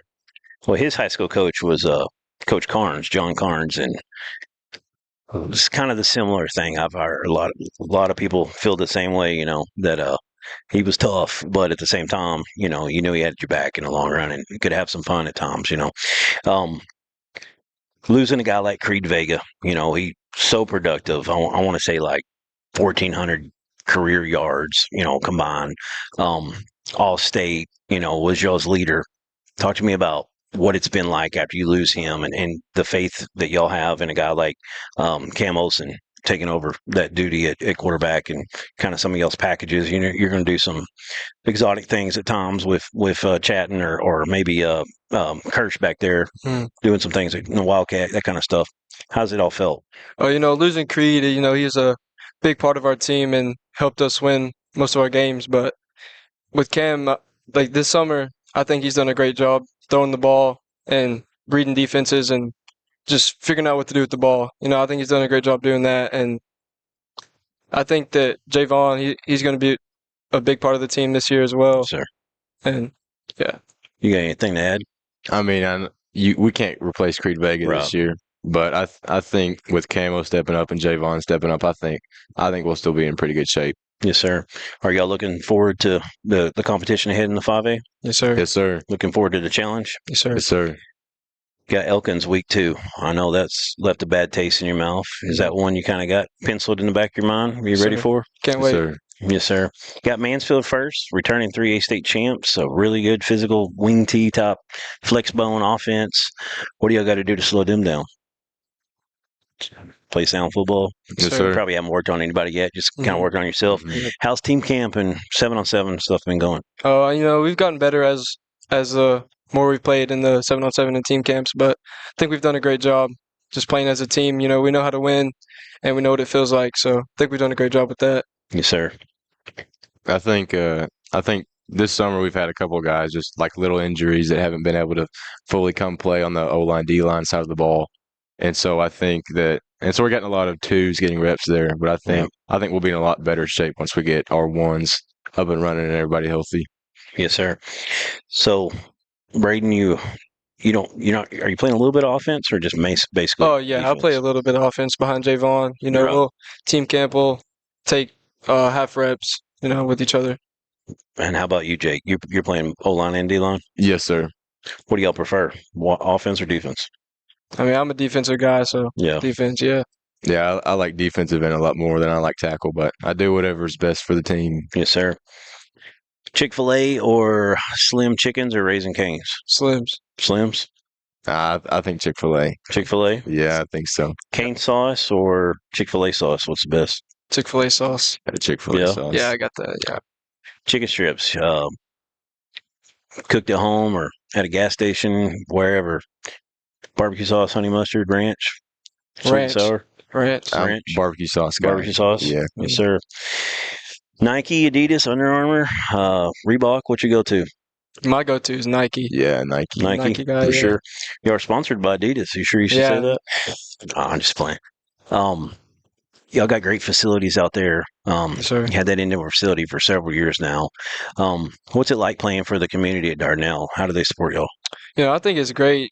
Especially showed in the playoffs last year against Warren. I've never seen anything like it, and definitely never played anything like that. Like the noise, just that loud. I've never played anything like that, and it was amazing. Great to see that. Yes, Loved sir. it. Yeah, I think you go out to the community and you just have random people come up to you. You're just like, oh, I watched you play during that game, whatever. And I think that's special. That community relationship. Yes, sir. Does Coach Vega ever go down story lane, tell you about something he did back in the day or anything like that? Yeah, he has a few times. Yeah. You ever step in for a running back or a quarterback and say, hey, this is what you did wrong, and just kind of take over? Yeah. Show off the legs anymore? Sometimes, yeah. He'll get on scout team sometimes. Him and Coach Miller. I bet he can still bring it. Yeah. Yeah, he can box too. He grew up boxing, his whole family. But all right, guys. Well, I appreciate y'all's time. Thank you. Thank y'all for coming up and interviewing with us. We got one more coming in. That was number 55, Jake Sandlin, and number 4, Braden Hardy. And now we're going to have number 14, senior Braden Mans. He's a wide receiver, D-back. You sit right there in that black chair. What's going on, Braden? Oh, not much. How are you? I'm doing great. Coming off a all-state season as a junior at linebacker. I was able to call a few of y'all's games, and you and Olsen were both a joy to watch, and Creed at the linebacker position. If you like hard-nosed football, getting downhill, getting physical, definitely brought that, and just really good in your assignment, staying in your gaps, things like that. Talk to me about, last year's team and going 14-1 and going all the way to the state championship game, and what you're kind of looking forward to going into this year. We lost quite a bit of our key players last year. It was an amazing experience going all the way. But I think this coming year we bring a lot to the table. A lot of people are counting us out, but I think we can have a pretty good season. Yes, sir. Are you the one that broke your collarbone, or was that Hardy? No, that was me. Okay. But you end up with 155 tackles with a broken collarbone? Or no, it was your labrum. No, sir. It was him. Okay. Yes, I got mixed. There's 2 Bradens, so messed me up there. I apologize. So what's it like playing for Coach Vega? Oh, he's a great coach all the way around. He'll get on to you, but he makes sure we're always prepared. And yes, sir. Taking over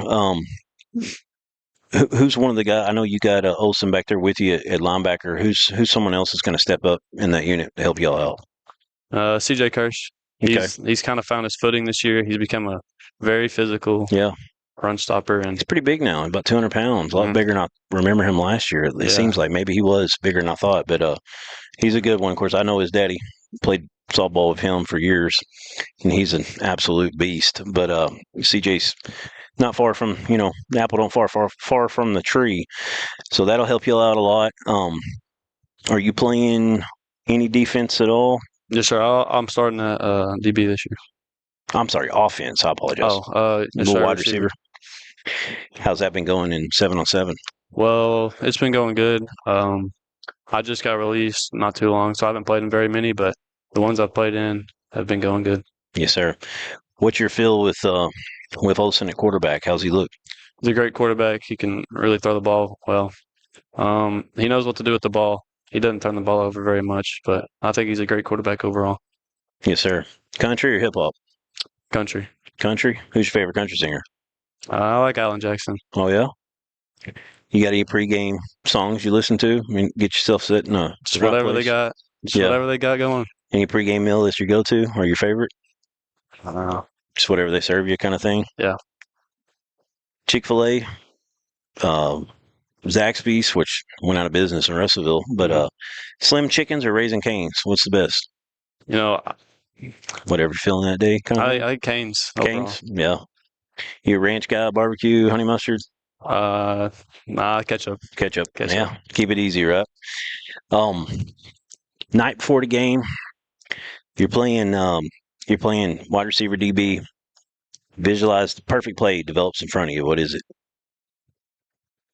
Get an interception, taking a pass to the house. Yeah, I think taking a pass. Somebody's clock. No, I think taking a pass to the house. Yeah, nice.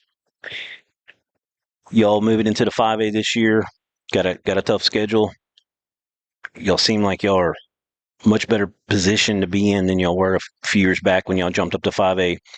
What do you feel like would be a successful year for y'all this year? Making the playoffs, or what do you think? Well, that's the ultimate goal, is making the playoffs. But I think we'll have a chance to do that.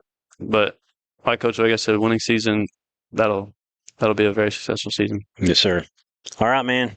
I appreciate you coming up here and interviewing us. That was Braden Mans. Good luck to the Dardanelle Sand Lizards, and coming off a great year, and got a lot of key pieces coming back to help them out. Going to take on the 5A and get started with Mansfield on 8/28, and then going over to Elkins on 9/4 for a rematch of last year's 4A state championship. I appreciate Phil Vega and the Dardanelle Sand Lizards.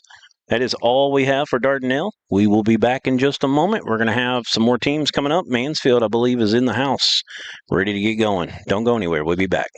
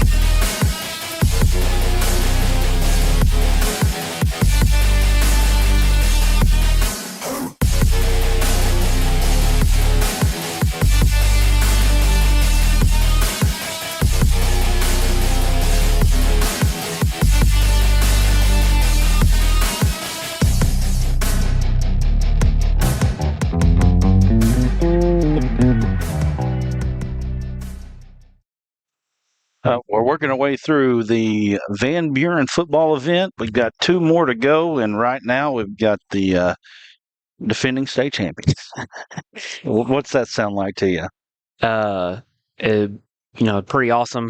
A goal that we had, when I got there, talked about. Got really close the previous 2 years, and then to break through and get it done was really special. Obviously, still proud of all those seniors, those guys that led us.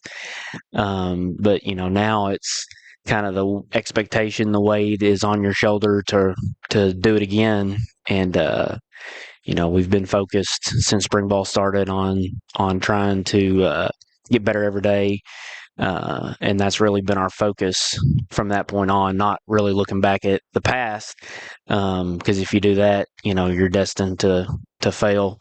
And so just trying to move on with our guys and get hungry again and try to do it again. Mansfield Tigers. Defending state champs, Mansfield Tigers head coach Whit Overton, 3 deep playoff runs. Year 1 was a surprise. Yeah. Year 2, not as much a surprise. And then year 3, I don't think anybody was necessarily surprised, except that when you mention state championship contenders, you don't usually mention Mansfield at the top. But right now, you're not catching nobody by surprise now, as at least I know one publication has you guys as the number 1 team in the state. So, there are new expectations in Mansfield, and you guys have been you've been really good. You're 36-6 as a head coach over there, so you're doing some good things. I get way too much credit. The kids are the ones that put in the work. They have to go out there on Fridays and play the games.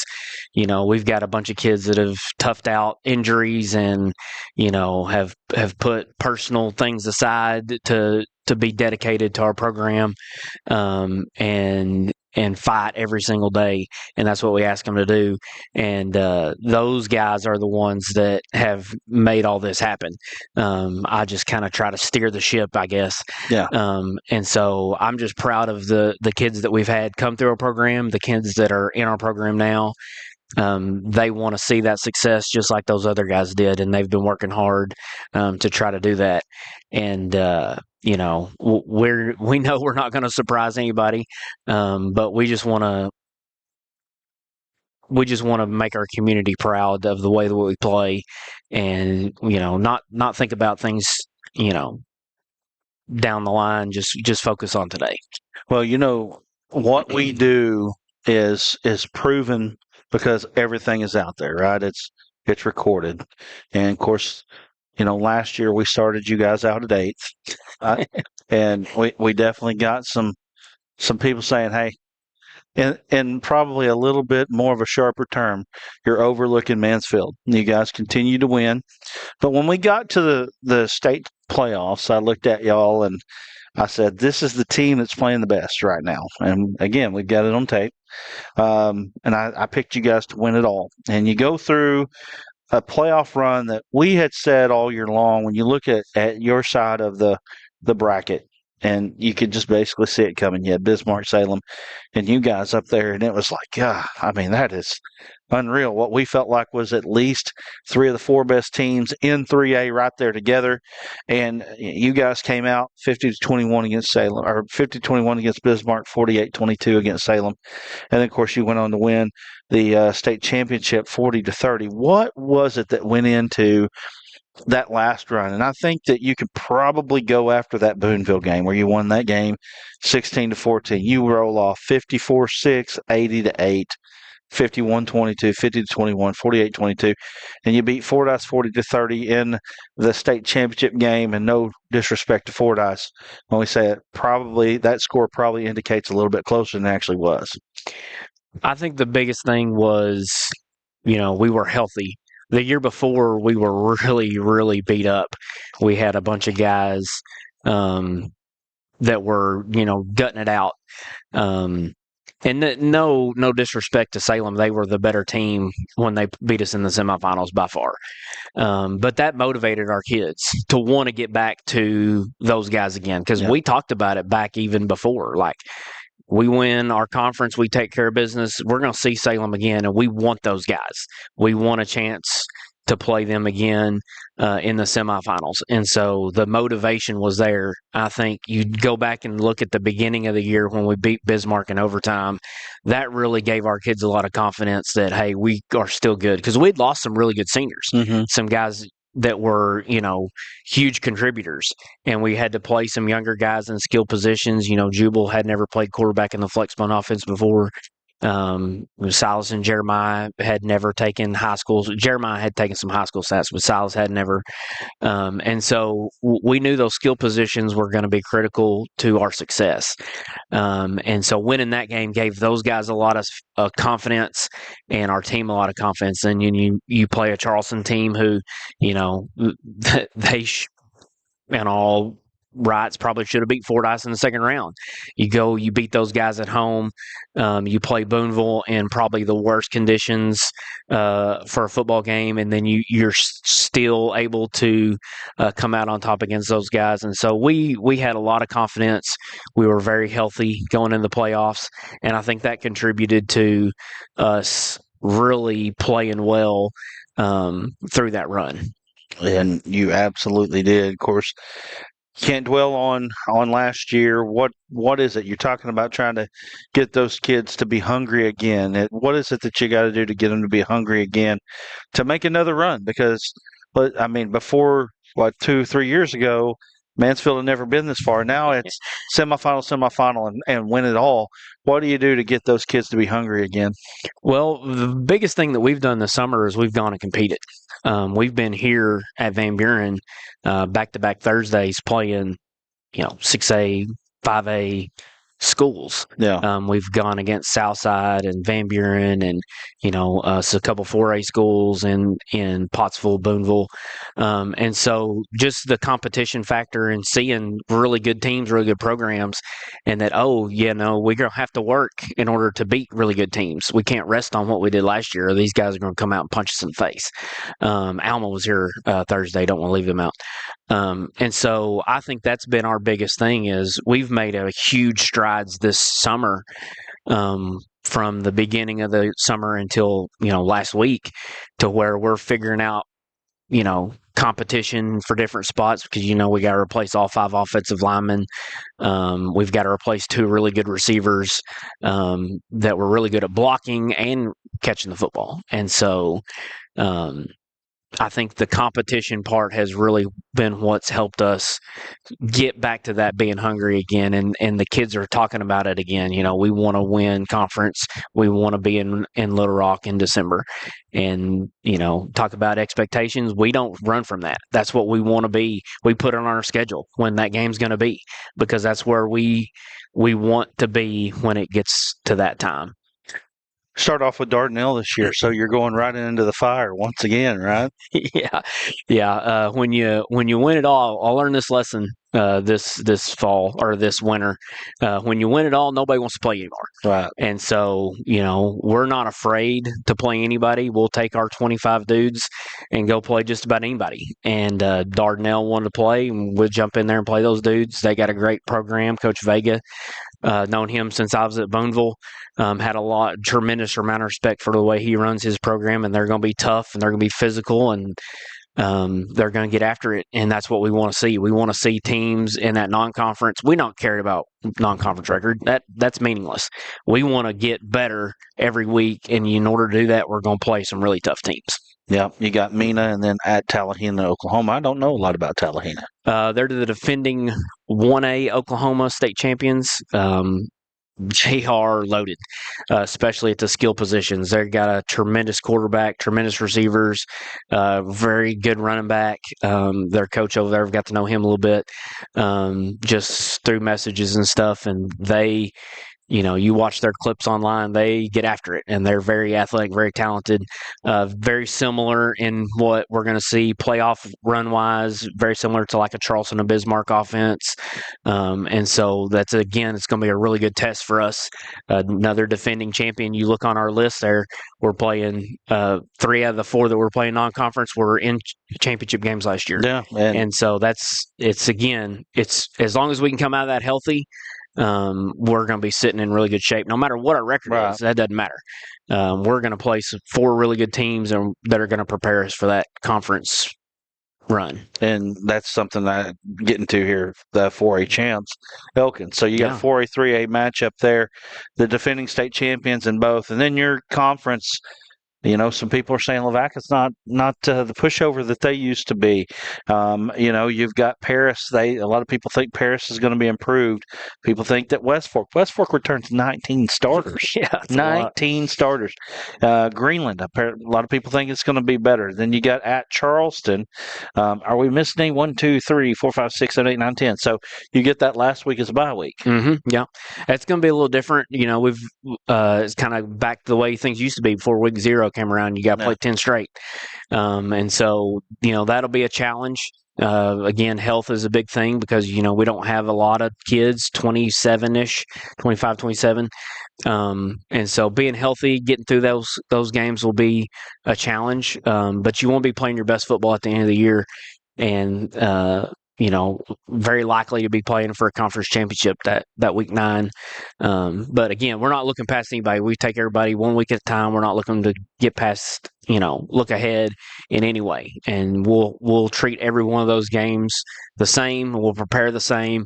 And that's one of the things I think we do best is our kids are really prepared, knowing what they're going to see on any Friday night.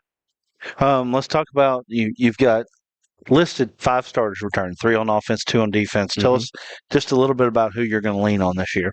It's going to be those skill guys. They went through the fire last year as sophomores. Jubal at quarterback. He was an all-state kid last year as a sophomore. He really provided some dynamic playmaking ability in the run and the pass. We feel like we've really worked hard in the spring to be able to do that a little bit more, to throw the ball a little bit more. We want to be able to get people out of the box so we can run our stuff, our option stuff inside. And so he's going to have to be a playmaker. He's done really good the last 2 team camps, throwing the football, trusting some of those young receivers that are talented and getting them the ball in space. And then Silas and Jeremiah, those 2 are going to carry the ball a lot this year. You try to look at last year, Andrew Burton had, 75% of the carries. So how do you split those guys up? And that's the thing that's exciting is, we have a bunch of skill guys who we think we can lean on. And so you won't see necessarily a guy who's getting 2,500 yards, but we could have 3 guys that could be over 1,000. And that's what we're going to try to do. If anybody tries to key on one guy, we trust those guys to get it done, where you can't just overload one side. And so those are the guys that we're going to lean on. And then, we're still fighting out for the offensive line. And so we got some guys that have a little bit of experience, but they've got to grow up real quick. All right. Who do we have with us today? Today we've got Jubal Parks, 13, quarterback, Jeremiah Burton, number 12, Michael Carter, 58, and then Silas Burton, number 4. Got Greenwood walking in here as well. All right. Well, let's bring in before yes, I get off here. I just want to say, obviously the tragedy that happened at Booneville is heavy on our heart. I coached one of the kids when I was over there, and so just those guys are in our thoughts and our prayers.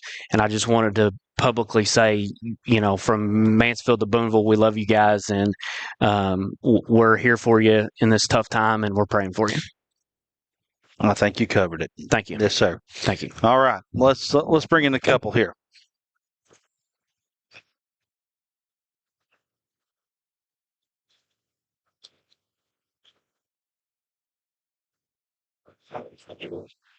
All right. We got Jubal Parks and Michael Carter. Get it right close to your mouth. There you go. All right, Michael. Wearing number 58, you play offensive line, right? Yes, sir, I do. Tell me what it means to be an offensive lineman at Mansfield. I mean, it's great. We're coming back after losing all 5 seniors, so we're just trying to be like how they were last year. And that's a tall task, man. That's a tall task. But obviously, it can be done. You guys have had a lot of success over the last 3 years here. Again, 2 semifinal appearances, 36 wins over the last 3 years. That's 12 wins a year, guys. That's incredible. Incredible. And that is including the fact that you guys had a bye in the playoffs last year. So you played 1 less game than you could have. And apparently we got some Crocs. So what are we? Oh, okay. That's coming up here. I'm getting messages. Shout out Crocs for life. I gotcha. We'll talk about that later. Jubal, sophomore quarterback, leading your team to a state championship. Right? What was that like? It was awesome. It was crazy because first one in history, and being a sophomore, it's just something not every quarterback gets to do. And being with the last year's seniors, they helped me a lot, and they took me under their wing, and they were leaders to us. So it was really special for sure.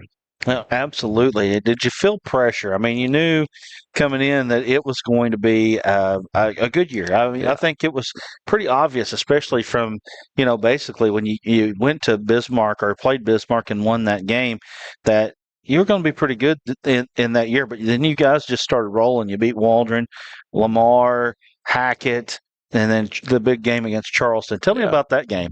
Oh, that was a crazy game because it started off. I had the first touchdown, which was rare because usually Andrew does because he gets the ball so much.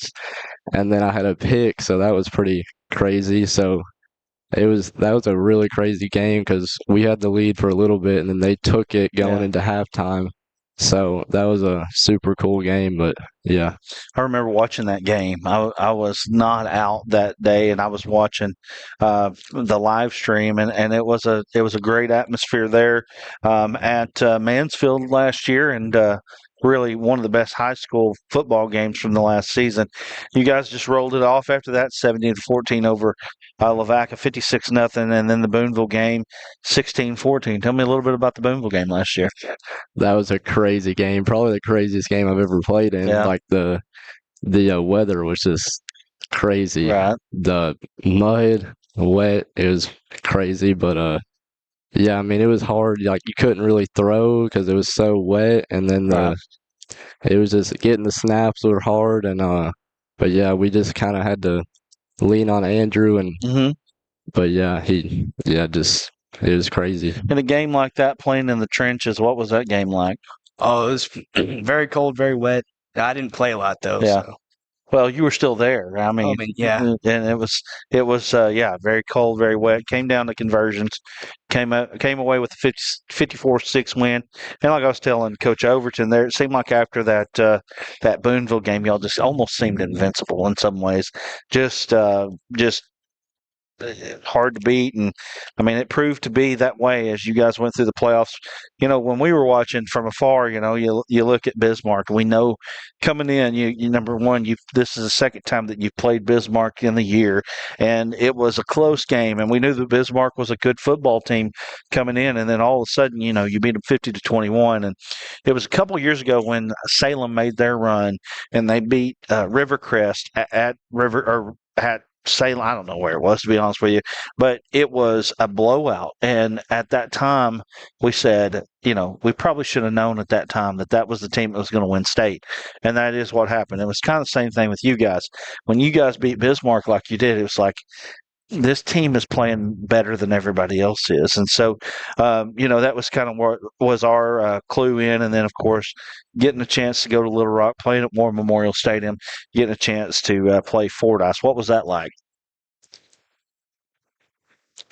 Well, it was special, obviously, since first time in history for Mansfield, but the atmosphere was crazy. We had a ton of fans there with a ton of cowbells too. Yeah, right.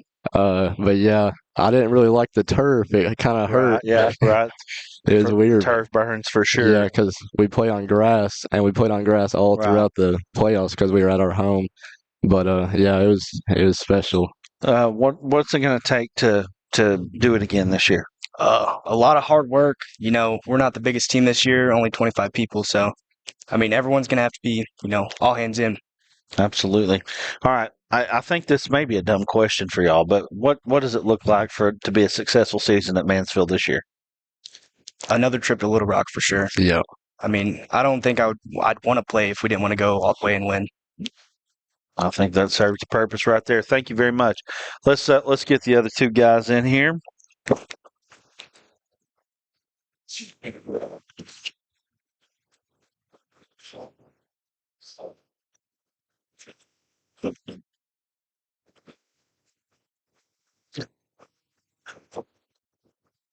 Tell us who you are. Jeremiah Burton. Jeremiah Burton. Silas Burton. Silas Burton. You got him on as well? Say it again. Silas Burton. There you go. Say it one more time. Jeremiah Burton. There you go. Silas Burton. Say it. I'm just kidding. No, I'm playing. Okay. The Burtons, a lot of people talk about the Burtons. You hear when there's things that you talk about. You talk about Mansfield. One is, Coach Overton, 36-6 as a head coach. That's pretty good, right? And then probably the next thing you hear is how many Burtons coming through in Mansfield? Yeah. How many more do we got here? So you got two more under us. Two more under you. Yeah. So two more nightmares to come for everybody else, right? Tell us a little bit about what it was like last year to pull it off, win it all. It was a different feeling for sure. Just getting to play with people like my siblings, especially. Yeah. And accomplish something that Mansfield has never done before. Yeah. It's just a really good feeling. And to be a part of that starting as a sophomore is just crazy, right. And it's a blessing. What about you? It was fun playing with a lot of our brothers, and Jubal, the quarterback, he's our cousin, so it was really fun playing with them people. There you go. Man, y'all got some good bloodlines with the athletes, man. It was Andrew, right? Your brother from last year. Yeah. My gosh, what a beast, right? Oh, yeah. I mean, that guy was unstoppable by the end of the year. What do you have, 2,500 yards last year? 722 touchdowns. I mean, it was the numbers were incredible there. But I know, and there's a lot to talk about from last year. But what is it going to take to keep this thing rolling at Mansfield this year? A lot of hard work and dedication. You gotta be dedicated to the game, So gotta work harder in the weight room, especially like our team's really young this year. So Yeah, you can't lean on last year. I mean, you've only returned 3 starters on offense and 2 on defense. Mm-hmm. So you can't just lean on last year and say, well, we won it all. I mean, we think that Mansfield's going to be good, right? I mean, publications inside the state say Mansfield number 1 in 3A, but that's not the same Mansfield team that stepped out on the field at War Memorial Stadium by far. So you got to have a standard, right? I mean, what is the standard at Mansfield? Just you gotta be committed to everything. Like you gotta be willing to work hard, sacrifice for your brother and stuff. Yeah. So what do you think? Hard work. Can't be satisfied with last year. Right. Gotta move on. And and then you got to bring the Burtons up from 9th grade, right? I'm sure that'll happen before it's all said and done, right? Yeah.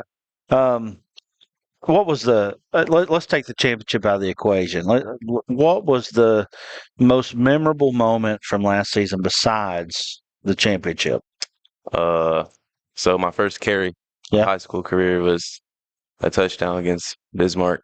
That was really it's really great. Great feeling. Absolutely. Got my confidence boosted. Right. Yeah. What about you? I'd probably say the Salem game. Yeah. Because I got moved up the year that we lost from the semifinals. Right. And we've always been getting stopped at the semifinals 2 years in a row. Right. So it felt really good to beat them. Now you guys did beat them at Salem the year before that. Yeah. Right? I mean, I know that they remembered that. Of course, then you guys remembered that, and that's the great thing about when you get deep into the playoffs. A lot of times you see those teams again and again, and get a chance to exact that revenge. Who do you want to beat on the schedule this year the most? Probably for sure Charleston. Yeah. Yeah, it's just always been right there. It's a rivalry. Yeah. Yeah, I'd probably say Charleston too. Yeah. Last conference game probably be for the conference championship. So no Boonville on schedule this year. Yeah. You guys got a killer non-conference schedule at Dardanelle versus Mena, at Tallahena, and versus Elkins. I mean, that's wild, man. That's a great conference or non-conference schedule. You guys are going to get baptized real quick when it comes to the season, right? Oh yeah. You're not scared of nobody, are you? Oh, never. Never. Nah, you can't be. Yeah. Only fear God, you know. There you go. I love it. Yeah. This is going to be a dumb question, but I'm going to ask it anyway. What does a successful season at Mansfield look like this year? I don't know. Probably just. I mean, the non-conference is gonna be really hard. Sure. And that'll get us for sure ready for the conference and playoffs. So. But you can lose all 4 non-conference and still win state. Yeah. You know what I mean? In fact, 2000, I believe it was 19-ish, maybe 18, somewhere in there, Arkadelphia did that. They lost the first 5 games of the season and then won the last 9. So it can be done. So conference championship, can we do it? Oh, for sure. Yeah. What about state? Can we do it again? We can do it again. We can do it again. Yes, sir. Guys, thank you for coming. Yeah, thank you. Appreciate you guys. Appreciate the Mansfield. I appreciate the Mansfield Tigers for coming in here on our Football Friday event here in Van Buren. We got Coach Jason Gill of Greenwood here in just a moment. Appreciate you joining us. I guess that's the last one for the day, so we're looking forward to talking to him. Dred Miller will be bringing you that here in just a moment. You're watching Football Friday on ASN.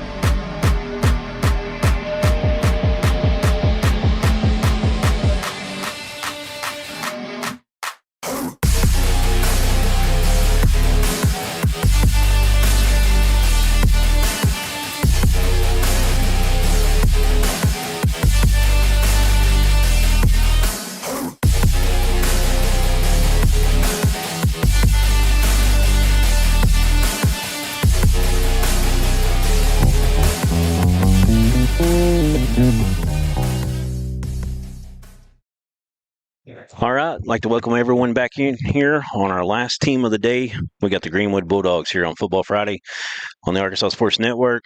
Got head coach Jason Gill. Head coach, does that sound weird to you? The Greenwood Bulldogs? Yeah, a little. Yeah. Hadn't heard that in a while. Right. Long-time assistant at Greenwood, defensive coordinator for the last 11 years. Been there for 13. You were the head coach at Mansfield from 06 to 12 before that. Or defensive coordinator at Rising back for, I guess, from 98 until you went to Mansfield in 06. Is Yes, that right? sir. Yes, sir. Talk to me about kind of the whirlwind it's been this offseason, getting the head coaching job and moving into that role and how everything's gone so far. It's kind of gone smooth. It's been fast. Coach Young got out right there at the end of March, and it's just been one thing after the other. Right. Been there for a long time, so kind of, it's not like most head coaches that new head coaches that Right. come in. You've been there and you've seen the system, and we already had a schedule set. Not a lot to tweak there. Not a lot to tweak, no.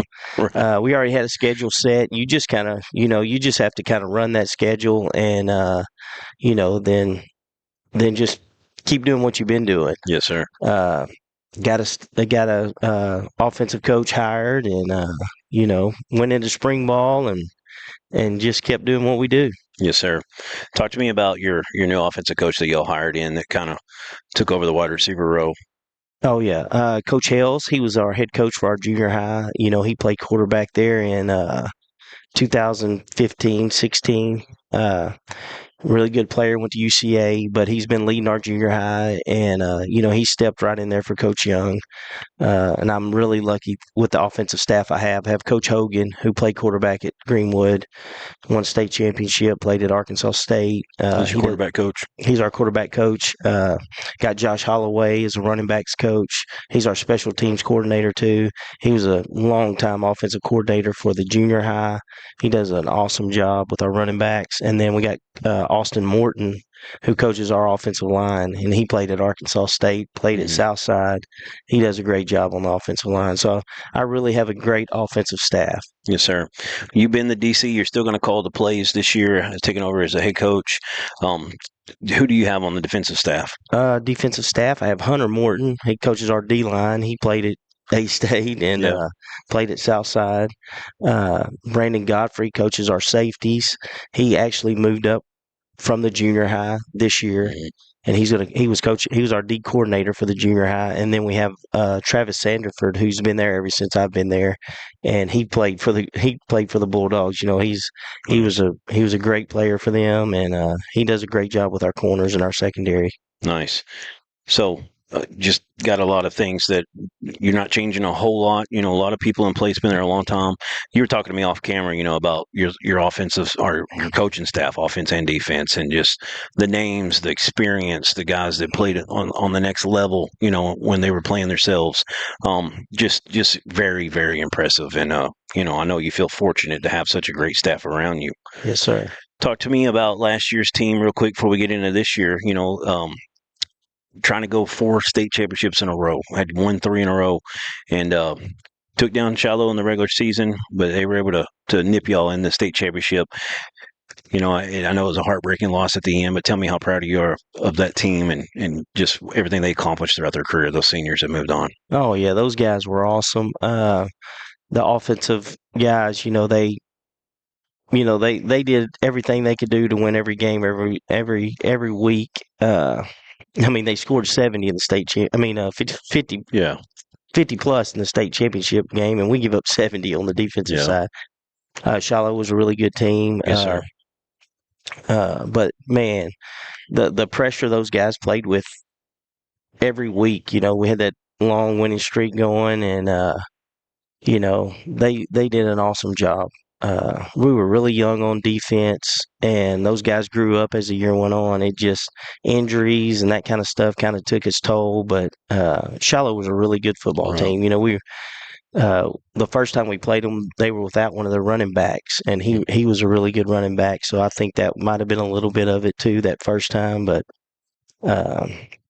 really proud of that team. Really proud of that team. Just they accomplished a lot. You look at it, and I think it was 38-1. Mm-hmm. I think it was 38-1. Those seniors went out and there's not many people in the country that can say they did that in high school. So. For sure.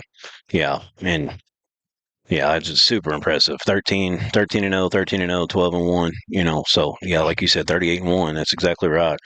Super impressive. So, we all know Greenwood normally reloads pretty well, but that was a really good class last year. Like we were just talking about all the accolades and things they did. Guys like Kane Archer, of course, one of the most decorated quarterbacks to ever play in the state of Arkansas. Cooper Bland, Champ Davis, just unreal receivers. Cody Johnson, another big-time player for you. But you're losing all those talented guys. As I was going through some notes and trying to get some info and what I could find on you, what's coming back and going off of what I remember from last year. Just, you're still reloading. You got a lot of weapons, a lot of guys that got major yards. You've got guys like Braden Rennick at receiver, had over 400 yards last year, 3 touchdowns. You got guys like Braxton Canada, had 651 yards, 6 touchdowns. So you've got about 6 back on both sides. So I think a lot of people might feel that Greenwood's going to be down compared to normal. I don't think anybody should feel that way because it never happens, it seems like, and I'm not trying to put too much pressure on y'all. Yeah.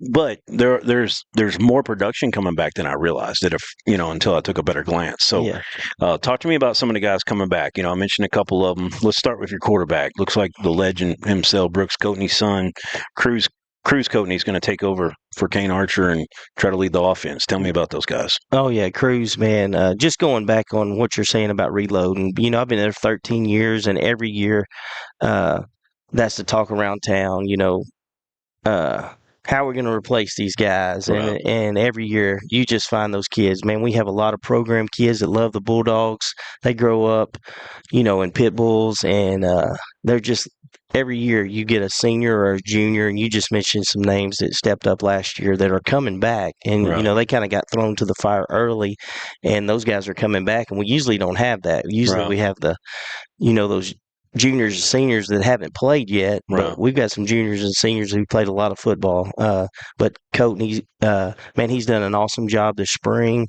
He was really not a typical backup quarterback. He's backed up some really good football players, and he's ready to lead our football team. But he did a great job in the spring. He's had a great summer, and I can't wait to him to get out and compete. Braden Rennick, he's one of those kids that you usually don't have him, but he did it as a junior last year. He was a surprise to the offense, and he stepped up big when kids went down. Braxton Canada was a sophomore, and like you said, he had 600 yards in offense. He's a dynamic playmaker that we have coming back. Mario Dunbar at running back coming back, who got a lot of playing time last year. Then we have strong kid too. Oh yeah, very strong kid. One of our strongest squatters in the gym. Then we have 3 offensive linemen back: Hal Davis, Vander Watt, and Jackson Cepeda. Yeah, who's getting a lot of looks, by the colleges. So yeah, I was looking through your line, and I mean, you got some really good size. Another guy, Hal Davis, I don't know if you said him. Jacob Wright, 6'3", 280, 6'3", 270, 6'3", 265. Another one, 6 foot 250, and Craven, I think he's a center. Yes. So yeah, those guys, we really went into the spring, and the offensive coaches really wanted to establish running the football.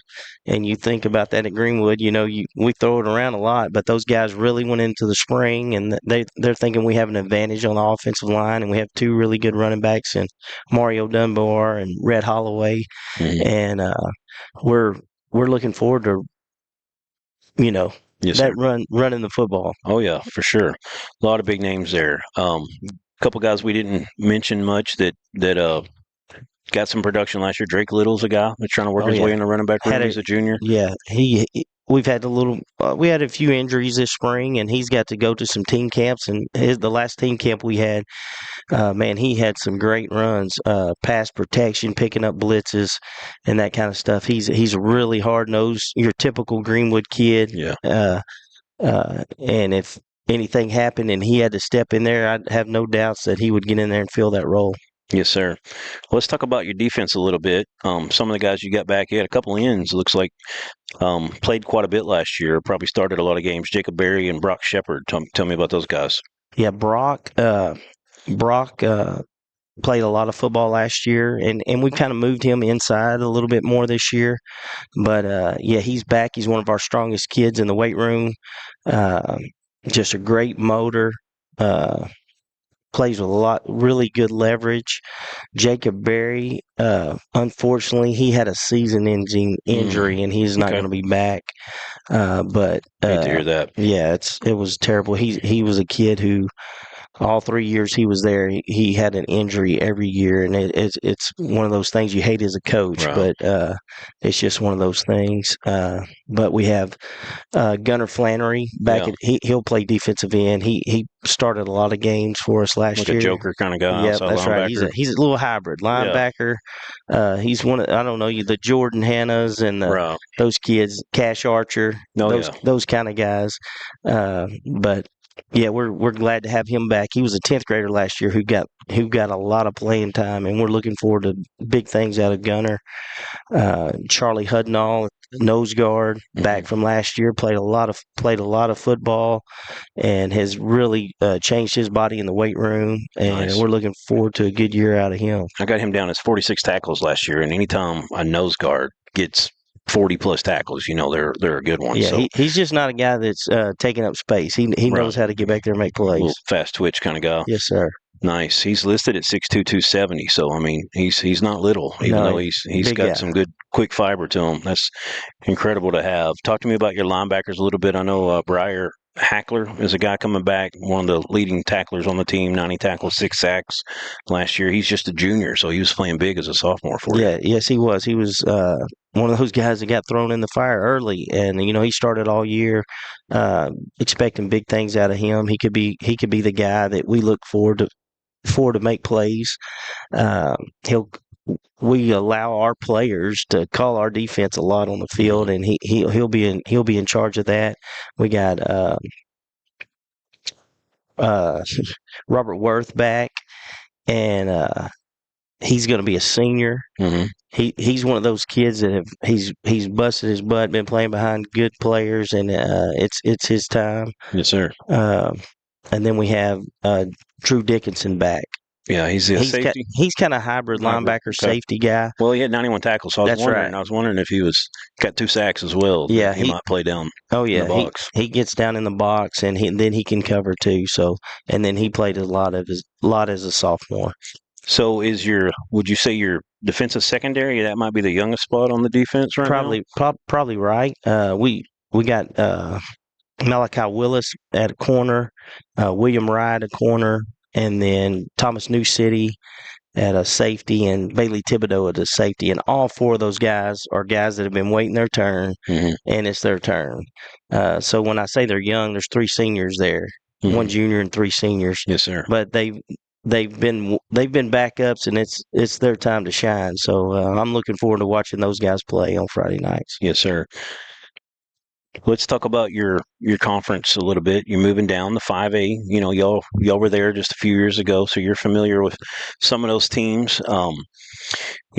Back when y'all were there last time, you were more in the central with like Parkview and Benton and those. Now you're in the west. The 5A West with Alma and Clarksville, Pea Ridge, Farmington, Dardanelle is moving up this year, and Harrison and Morrilton.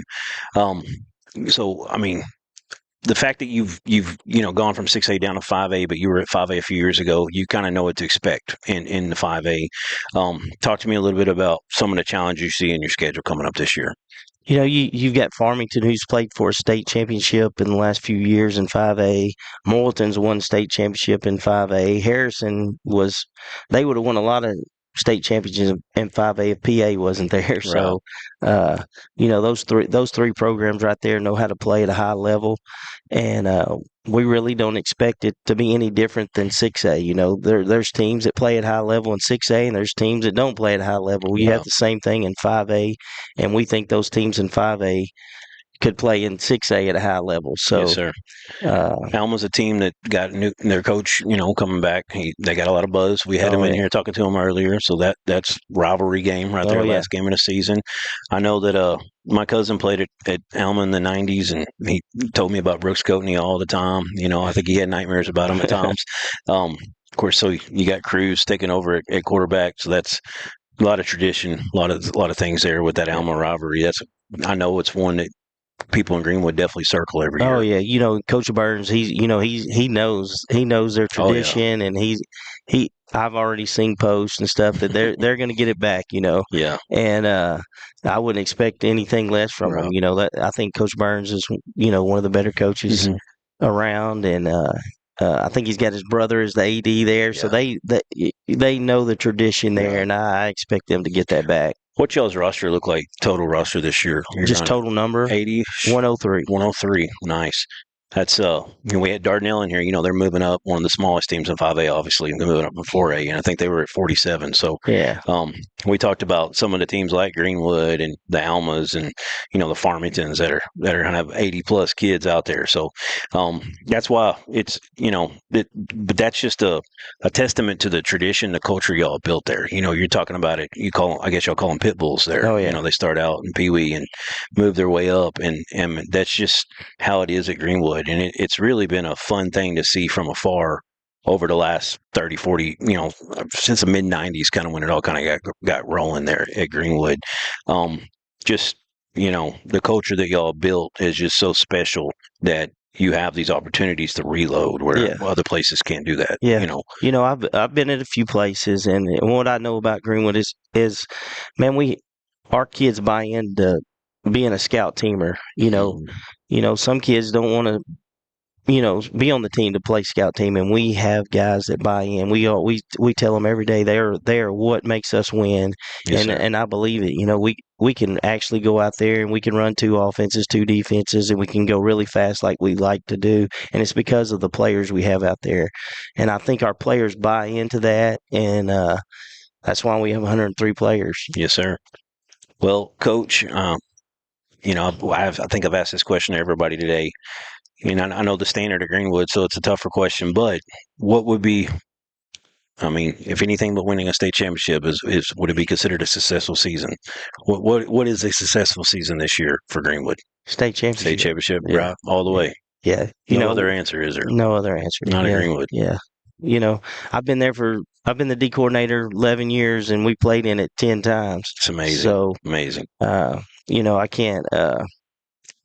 That's just our standard. Yes, sir. We want to go into the preseason, win those 3 non-conference games, get into the conference. We want to win a conference championship. Right. That's a goal, but state championship's the ultimate goal. I was talking about earlier, y'all been in the 5A. So the teams right now that have been kind of leading in Robinson, the Park Views.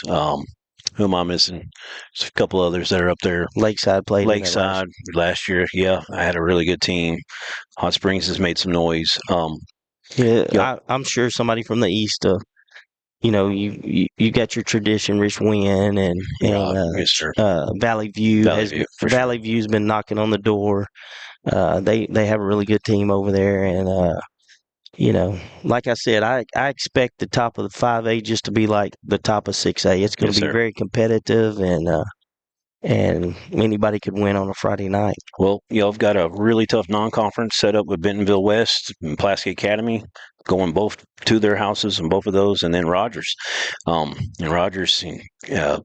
Coach, was it Harbison? Harbison. Yeah, he's just done a great job there, and PA got a new coach, and that's going to definitely get y'all battle tested for sure. Yeah, Coach.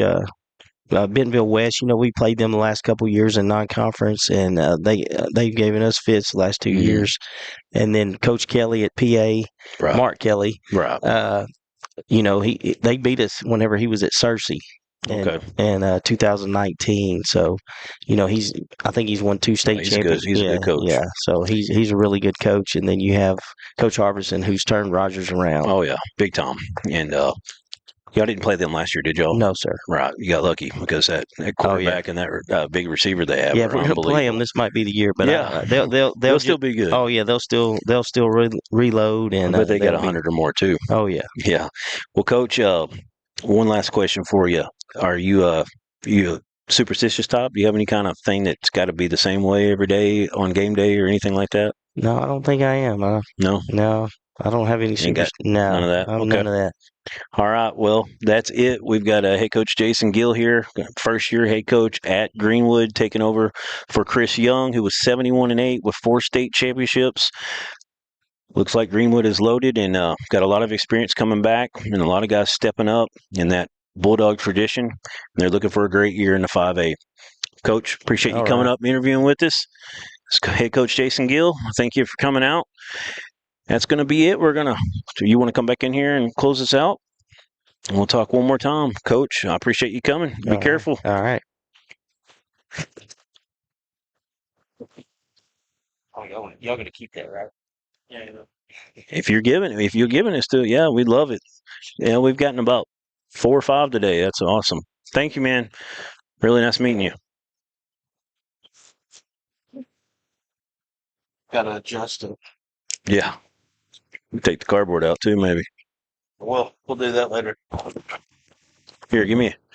I'll put an Alma hat on. You can put Hackett on. There you go. Aaron, you getting in here? Got Ozark hat coming. Yeah.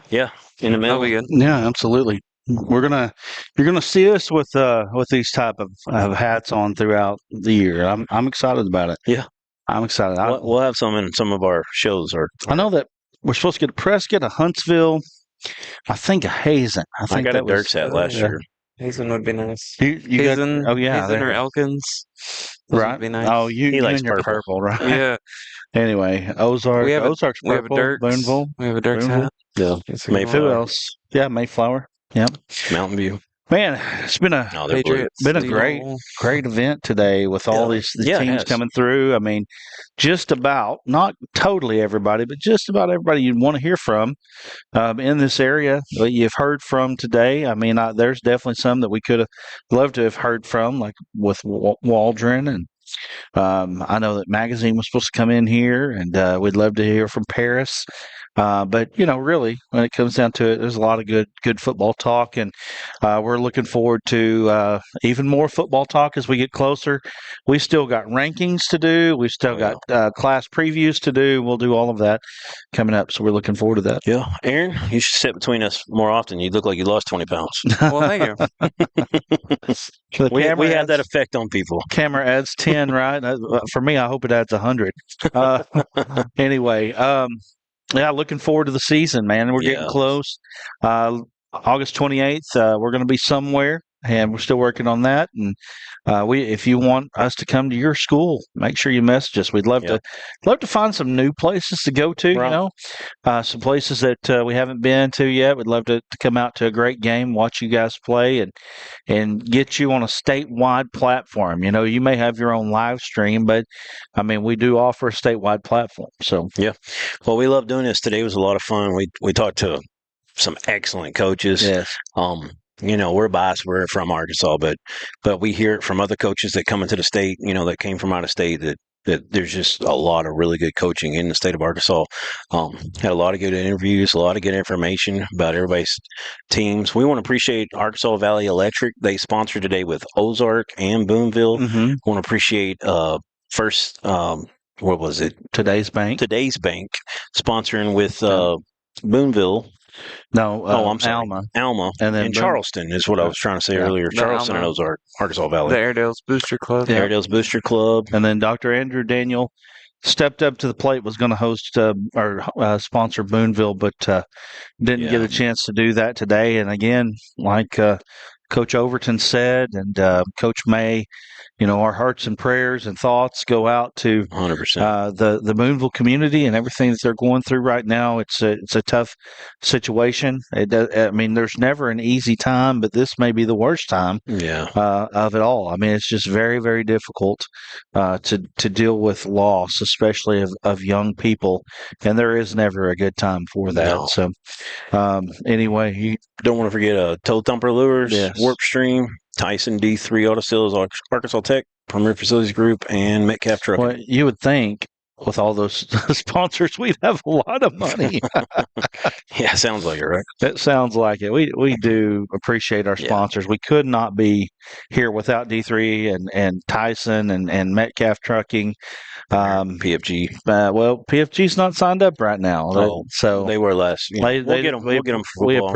We do appreciate them. They've been great. We appreciate all our sponsors. If you want to get on with us, you can message us at arsportsnet@gmail.com or message us over on Facebook. There are a lot of opportunities for sure. We're working on some things right now, but anyway, I will say that we're not going to be in Jonesboro next week. We're going to look at that one as possibly the first week of August. We got something coming up. I don't want to go out with it just yet, but it looks like we'll be somewhere Thursday and Friday of next week. So you want to make sure you stay tuned for that. So subscribe. Yes. Notification bell so you know when we go live. Yeah. Think about becoming a member. Yes. We'll have plenty of opportunities for more member content coming up. Yes, during football season, member content, you're going to want to see it. There's stuff that we're going to be doing. Yep, we got rankings coming up, so be ready for that. That too. That's it. Yeah. All right. That's it. All mine's clear.